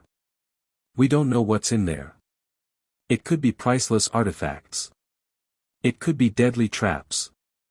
It could be nothing at all. But Gringotts cannot leave a sealed vault in our halls indefinitely. We need to know what we're dealing with. Harry considered this. His instincts screamed at him to refuse. Anything Voldemort had considered valuable enough to hide behind ancient protections was likely to be dangerous. But he also couldn't leave it untouched. Whatever was in that vault, it had to be dealt with eventually. "Show me," he said. The journey to the Riddle Vault took them deeper into Gringotts than Harry had ever been. Past the regular vaults, past the high-security chambers, past the ancient passages where dragons once guarded fortunes beyond imagining. The air grew colder as they descended, the stone older, the magical signatures more complex and layered. "This section of the bank predates the current structure," Ragnarok explained as they walked. "It was here when the first goblins began building Gringotts, already ancient, already sealed. We've always assumed it was constructed by the founders of the wizarding world, Merlin's contemporaries, perhaps, or even older. And Voldemort had a vault here. He acquired it somehow. We're not certain how, the records from that era are incomplete." Ragnarok's voice was troubled. Whatever he stored inside, he considered it more valuable than anything in his other holdings. They reached a door that seemed carved from a single block of black stone. It bore no obvious handle, no keyhole, no inscription, just smooth, dark surface that seemed to absorb light rather than reflect it. "This is it," Ragnarok said. "We've tried every unlocking charm we know. The door doesn't respond." Harry stepped forward, studying the stone with senses that went beyond mere sight. He could feel the magic here, ancient, yes, but also familiar. There was something about it that reminded him of the Hallows, he breathed. "I beg your pardon. This magic. It's connected to the Deathly Hallows somehow." Harry reached into his robes, drawing out the fragments of the resurrection stone. He'd kept them close since the battle with Morgause, unable to quite bring himself to throw them away. The same signature. The same feeling. He pressed his hand against the door, and felt it recognize him. The stone rippled like water. The door swung open without a sound, revealing a chamber beyond that glowed with soft, silver light. Harry stepped inside. The vault was smaller than he'd expected, perhaps 20 feet across, with a domed ceiling that seemed to extend higher than should be possible. The walls were covered in writing that shifted and changed as he watched, languages he didn't recognize transforming into ones he did. And in the center of the room, on a pedestal of white marble, sat three objects that made his heart stop. A wand. A stone. A cloak. The Deathly Hallows. All three of them, complete and undamaged, arranged as if waiting for someone to claim them. "That's impossible," Harry whispered.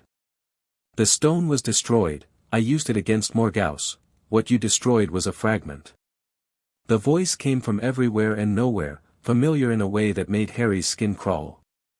"A piece, broken off and hidden in the ring centuries ago. The original remains intact." Harry spun, his wand raised, and found himself facing a figure that seemed to be made of shadows and starlight. It had no face, no features he could identify, just a vaguely humanoid shape that radiated presence in a way that reminded him of death, he said. "Hello again, Harry." The figure inclined its head. "It's been a while." Ragnarok had fled the moment the figure appeared. Harry didn't blame him. Whatever this was, it was far beyond anything a goblin could be expected to handle. "You're really death," Harry said.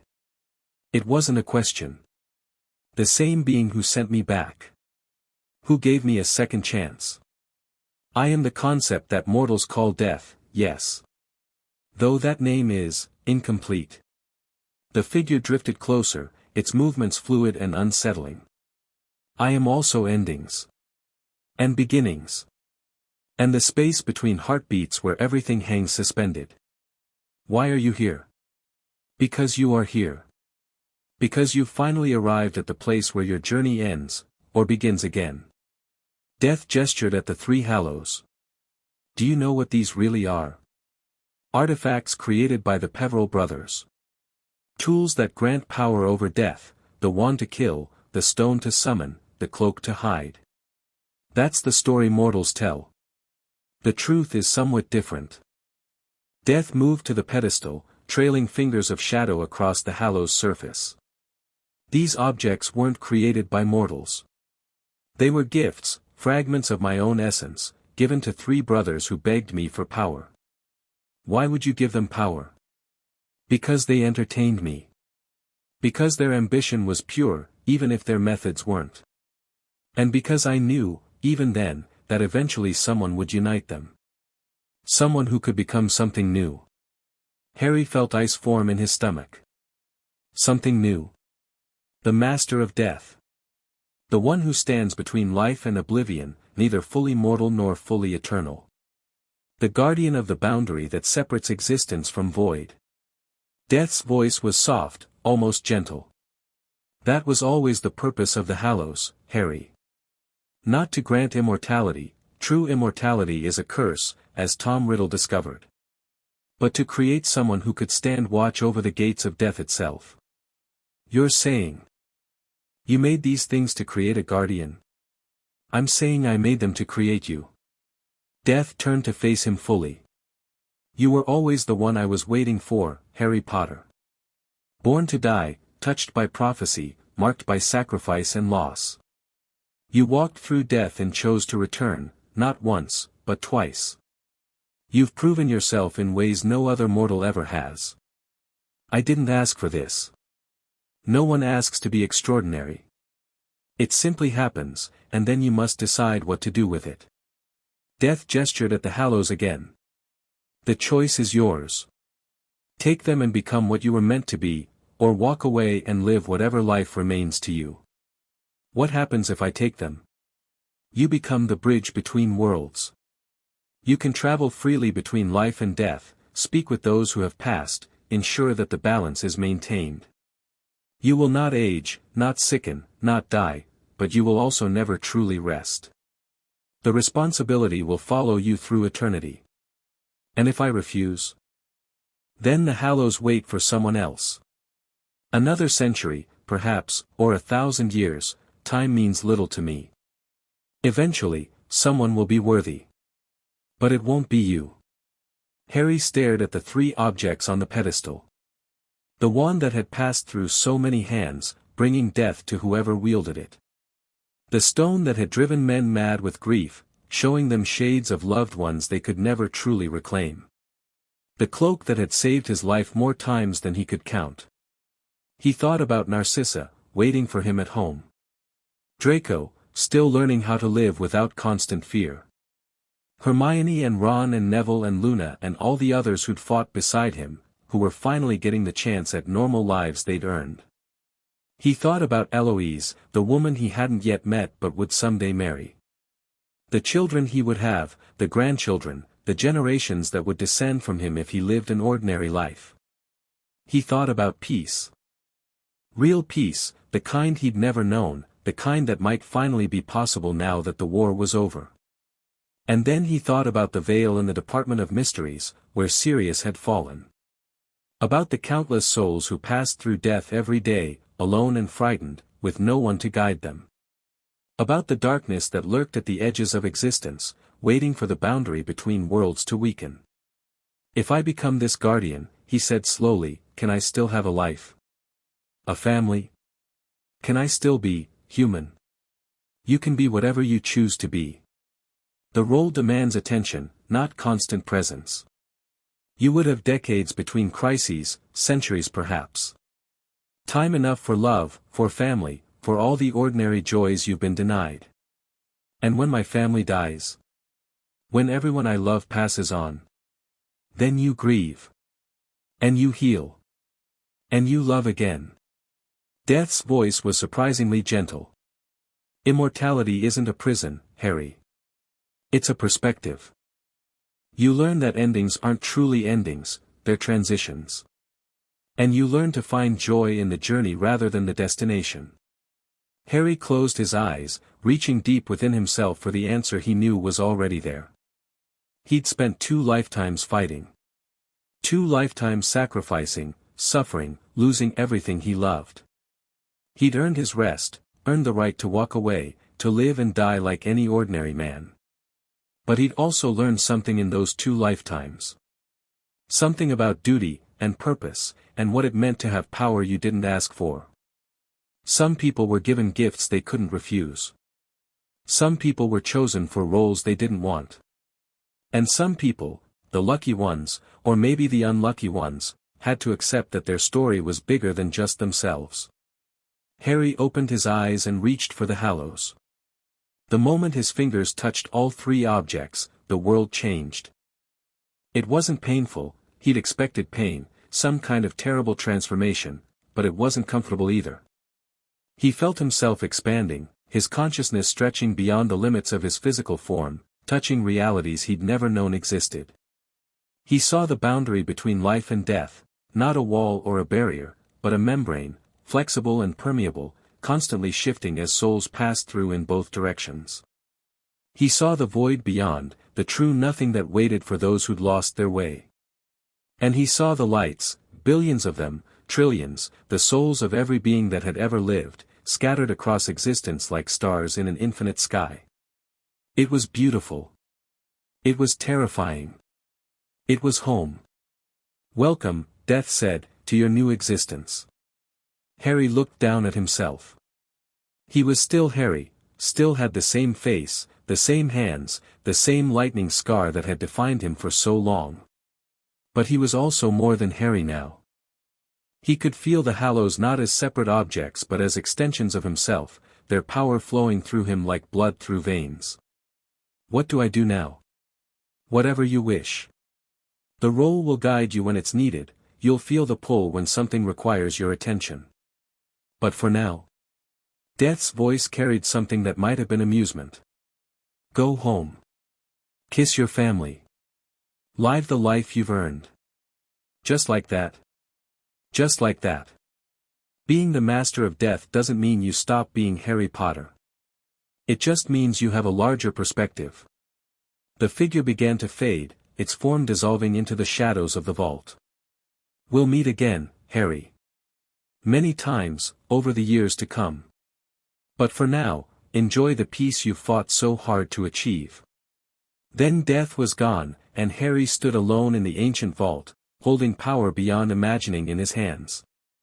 He looked at the Hallows, the wand, the stone, the cloak, and made a decision. The wand went into a pocket dimension only he could access, too dangerous to leave in the physical world. The stone he kept close, knowing that someday he might need to speak with those who'd passed on. The cloak he folded carefully and tucked into his robes. Then he walked out of the vault, sealed the door behind him, and went home. Narcissa was waiting in the entrance hall when he arrived, her face tight with worry that melted into relief when she saw him. "You're late. I was about to send out search parties." "Sorry. The meeting ran long." Harry pulled her into an embrace, holding her tighter than usual. "I love you. Have I told you that lately?" "Not in those words." She pulled back, studying his face with sharp eyes. "Something happened. You're different." "Am I?" "You're lighter. Somehow. Like a weight you've been carrying has finally been set down." Her hand came up to touch his cheek. "What did they show you, Harry?" "The future," he said. "And the past. And everything in between." He kissed her forehead gently. "I'll explain later. For now, I just want to be here. With my family." "Harry, please, Narcissa. Just, let me have this moment. Tomorrow I'll answer all your questions. Tonight, I just want to be home." She searched his face for a long moment. Then, slowly, she nodded. "Dinner's in an hour. Draco's been practicing that spell you taught him, he's desperate to show you. Then let's go find him." They walked into the manor together, hand in hand, and Harry let himself feel something he'd thought was beyond him. Complete. The years that followed were everything Harry had hoped for and more. He married Eloise on a spring morning when the mountains were covered in wildflowers, surrounded by everyone who'd ever mattered to him. Their first child came 2 years later, a daughter they named Lily, with her grandmother's eyes and her father's stubborn jaw. 2 sons followed, James and Albus, completing a family that filled Potter Manor with laughter and chaos and love. He watched Draco grow into a remarkable man, watched Hermione change the world, watched Ron build an empire and Neville tend his gardens and Luna chase her dreams across every continent. He attended weddings and funerals, celebrations and mournings, the full spectrum of human experience that he'd once thought was beyond him. And occasionally, very occasionally, he answered the call of duty. A dark wizard rising in South America, drawing power from sources that shouldn't exist. A tear in the boundary between worlds, threatening to spill the void into reality. A child born with the ability to see death, frightened and alone, needing someone to explain what she was and what she could become. Harry handled each crisis with the same calm competence he'd always shown, then returned home to his family and his ordinary life. The world didn't need to know about the Master of Death. They only needed to know that when darkness rose, someone would be there to push it back. Decades passed. His children grew, married, had children of their own. Narcissa passed peacefully at 93, followed by Ted a year later. Hermione retired from politics to write books that changed the way people thought about magic. Ron grew old surrounded by grandchildren who inherited his sense of humor and his love of chess. And Harry remained. Not unchanged, he was still human enough to feel grief, to miss the people who'd gone before him. But he'd learned what death had promised, that endings weren't truly endings. He could visit those he'd lost whenever he wished, speak with them across the boundary, feel their presence in the patterns of the universe. They weren't gone. They'd just moved on. And someday, when his work was finally finished, he would join them. The final test came on a winter night, 123 years after Harry had first woken in a cupboard under the stairs. He was sitting by the fire in Potter Manor, still his home, though generations of Potters had lived and died here since his original lifetime, when he felt it. A disturbance in the boundary. Something pressing against the membrane between worlds, trying to force its way through. Something old. Something hungry. Something that had been watching for a very long time. Harry rose, his joints protesting in ways they shouldn't have. He could heal himself, but he'd chosen to let his body age naturally, to share the experience of mortality with the people he loved. He crossed to the window and looked out at the snow-covered mountains. The darkness was gathering on the horizon. Not clouds, something else. Something that existed in the space between spaces, waiting for its moment. "I wondered when you'd come," Harry said quietly. The presence shifted, acknowledging his awareness. It didn't have a name, it was older than names, older than language, but Harry understood what it was. The void beyond the boundary. The entropy that waited at the end of all things. Death had kept it at bay for eons, but nothing lasted forever. Not even eternity. "You've grown strong," the presence whispered, its voice like the sound of stars dying. "Stronger than any guardian before you. But you're still mortal, Harry Potter. Still limited. Still bound by flesh and time. I'm also still stubborn as hell." Harry turned from the window. "Whatever you're planning, it's not going to work." "I'm not planning anything. I'm simply waiting. Everything ends eventually, Guardian. Everything falls into void. You've held the boundary for a century, and you'll hold it for centuries more. But eventually, you'll tire. Eventually, you'll fail. And when you do, when I do, someone else will take my place. That's how it works." Harry's voice was calm, certain. "That's the whole point of the Hallows, not to create one immortal guardian, but to ensure there's always someone standing watch. When I'm gone, another will come. And another after them. On and on, forever, until the universe itself ends." Bold words. "But you're dying, Harry Potter. I can feel it, the life draining from your body, the flame of your existence guttering. You have days left, perhaps weeks. Not enough time to find a successor. Not enough time to prepare. Maybe not. Harry smiled, and it was the smile of a man who'd faced death more times than he could count and come out the other side. But I don't need to prepare. The Hallows will choose their next master, just like they chose me. And whoever it is, they'll be ready. You have such faith in mortals. I have faith in people. There's a difference. Harry moved back toward his chair, settling into it with a sigh of contentment. Now, if you don't mind, I'd like to spend my last days with my family. You can have the universe when you've earned it, not before. The presence hissed, frustration, perhaps, or something closer to respect. Then it withdrew, sliding back into the void to wait for another opportunity. Harry closed his eyes, feeling the warmth of the fire on his face. He wasn't afraid. He'd lived 2 lifetimes, loved more people than he could count, and accomplished things that would have seemed impossible to the frightened boy who'd once hidden in a cupboard and dreamed of escape. He was ready. They came to him in his final hours, all of them, everyone he'd ever loved. Narcissa was first, her spirit as elegant and sharp as she'd been in life.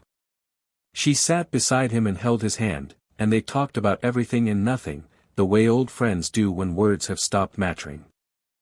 Andromeda came next, and Ted, and Draco, his first Draco, the man who'd grown from a frightened child into someone Harry was proud to call family. They brought stories and laughter, memories of times long past, the shared history that bound them all together. Then Hermione and Ron, looking exactly as they had in their prime, bickering with the comfortable familiarity of people who'd loved each other for decades. Neville and Luna, hand in hand, their faces peaceful and bright. The Weasleys, all of them, Fred included, finally restored to his twin. Sirius and Remus and Tonks, the parents and mentors he'd lost too soon. Dumbledore, his eyes still twinkling.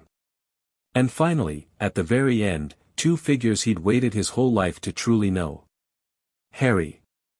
Lily Potter's voice was exactly as he'd imagined it, warm and loving and proud. My beautiful boy.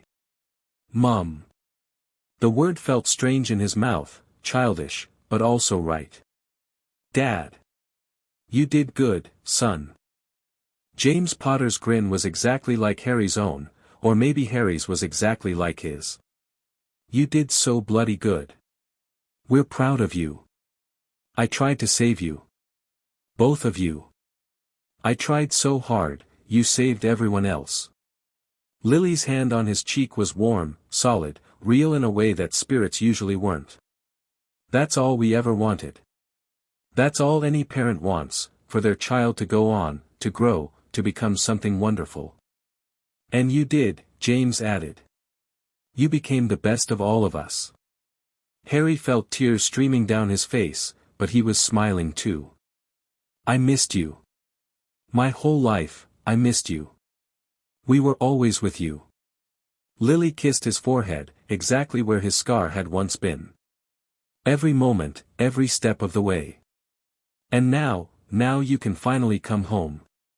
Harry looked around at all of them, the family he'd lost and found and lost again, the friends who'd fought beside him, the loves who'd shared his journey. They were all here. They'd all been waiting.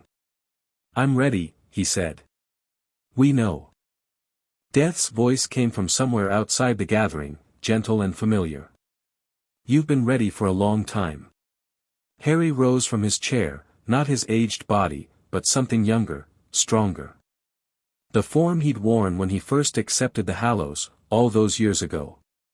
He felt the weight of power lift from his shoulders as the Hallows released their hold, seeking their next master. Who will it be? He asked. The next guardian? Does it matter?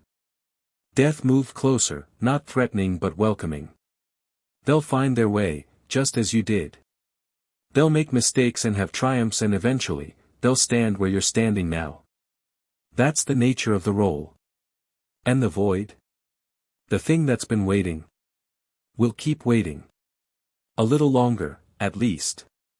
Time enough for another guardian to grow strong. Death extended a hand. "Come, Harry. Your watch is over." Harry looked back one last time, at the manor he'd called home, at the world he'd fought so hard to protect, at the future he'd helped create. It was a good world. Not perfect, but good. Worthy of all the sacrifices that had been made for it. Then he turned and took Death's hand. "Let's go," he said. "I've got a lot of people to catch up with." The funeral of Harry James Potter was the largest gathering the wizarding world had ever seen. They came from every corner of the globe, witches and wizards, goblins and centaurs, house elves and giants and creatures that usually wanted nothing to do with human affairs. They filled the grounds of Potter Manor until there was no more room, then filled the surrounding mountains, then filled the sky itself with floating platforms that stretched toward the clouds. The Minister for Magic gave a speech. So did the Chief Warlock, and the Headmistress of Hogwarts, and representatives from a dozen other institutions. They spoke of his courage, his sacrifice, his unwavering commitment to protecting the innocent. They spoke of the wars he'd won and the peace he'd built and the future he'd made possible. But the best speech, the one that people would remember for generations, came from a young woman no one had ever heard of. She was perhaps 16, with dark hair and bright eyes and a presence that seemed to fill the entire space despite her small frame. She stepped to the podium without introduction, without explanation, and spoke in a voice that carried to every ear despite never rising above a whisper. "I never knew Harry Potter," she said. "Not the way you did, anyway. I was born 50 years after his first death and grew up hearing stories about him, the boy who lived, the chosen one, the ghost lord, all the names you gave him. But I knew something you didn't. I knew what he became after his story was supposed to end. I knew about the Guardian, the one who stood between your world and the darkness beyond. I knew about the 100 years he spent watching over all of us, protecting us from threats we never even saw. He found me when I was 6 years old. I was dying, some illness the healers couldn't cure, and he came to me in a dream. He told me that I had a choice, I could pass on, or I could stay and learn to do what he did. I chose to stay. For 10 years, he taught me everything he knew, everything he'd learned in 2 lifetimes and a century of guardianship. He showed me the beauty and the horror of existence, the infinite complexity of the boundary between life and death. And when he was ready to go, when he'd finally earned his rest, he passed the Hallows to me. I am the new master of death. I will guard the boundary as he did, protect the innocent as he did, stand against the darkness as he did. Not because I wanted this power, I didn't, but because he believed I could handle it. Because he had faith in me, the way he had faith in all of you. That was Harry Potter's greatest gift. Not the prophecies or the politics or the power, but the faith. He believed in people. He believed that anyone, no matter how small or scared or broken, could become something extraordinary. And more often than not, he was right. So when you remember him, and you will remember him, all of you, for as long as this world exists, don't remember the hero. Remember the man. The one who loved his family, laughed at bad jokes, cried at sad movies. The one who was terrified of failure and did the right thing anyway. The one who was given every reason to become a monster and chose to become a guardian instead. That's who Harry Potter really was. And that's who I'm going to try to be. She stepped back from the podium, her dark eyes bright with unshed tears. The crowd was silent for a long moment. Then, slowly, they began to applaud, first one person, then a dozen, then hundreds, then thousands. The sound built and built until it was a roar, a wave of sound that shook the mountains and echoed across the world. And somewhere, in a place beyond places, Harry Potter smiled. His story was over. But the story he'd begun, the story of hope and sacrifice and love that conquers all, that story would never end. Years later, a child visited the grave. She was young, perhaps 7 or 8, with messy black hair and green eyes that seemed to hold ancient wisdom. She knelt before the simple headstone and traced the letters carved into the stone. Harry James Potter 1980 to 2103. The last enemy that shall be destroyed is death. Hello, Grandpa Harry, she whispered. I know you can't hear me, not really, but I wanted to come anyway. Mum says I have your eyes. She says I have your stubbornness too. She pulled a small flower from her pocket, a lily, freshly picked, and laid it at the base of the stone. I've been having dreams, she continued. About shadows and starlight and a door that's always just out of reach. Mum says they're just dreams, but I don't think so. I think there's something else. She was quiet for a moment, watching a butterfly land on the flower she'd placed. The lady with the dark hair came to see me last week. The one from your funeral, I've seen the pictures. She said I might be special, the way you were special. She said she'd teach me, when I'm ready. The child stood, brushing grass from her knees. I'm not scared, she said firmly. You weren't scared, even when everyone said you should be. So I won't be scared either. She kissed her fingers and pressed them to the headstone. Goodbye, Grandpa Harry.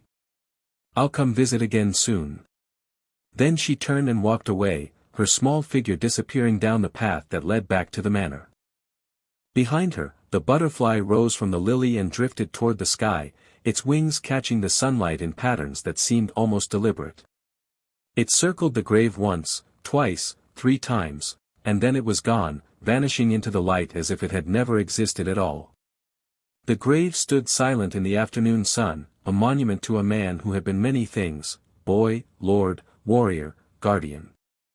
A man who had lived 2 lives and died twice and still found time to love, deeply and truly, everyone who came into his orbit.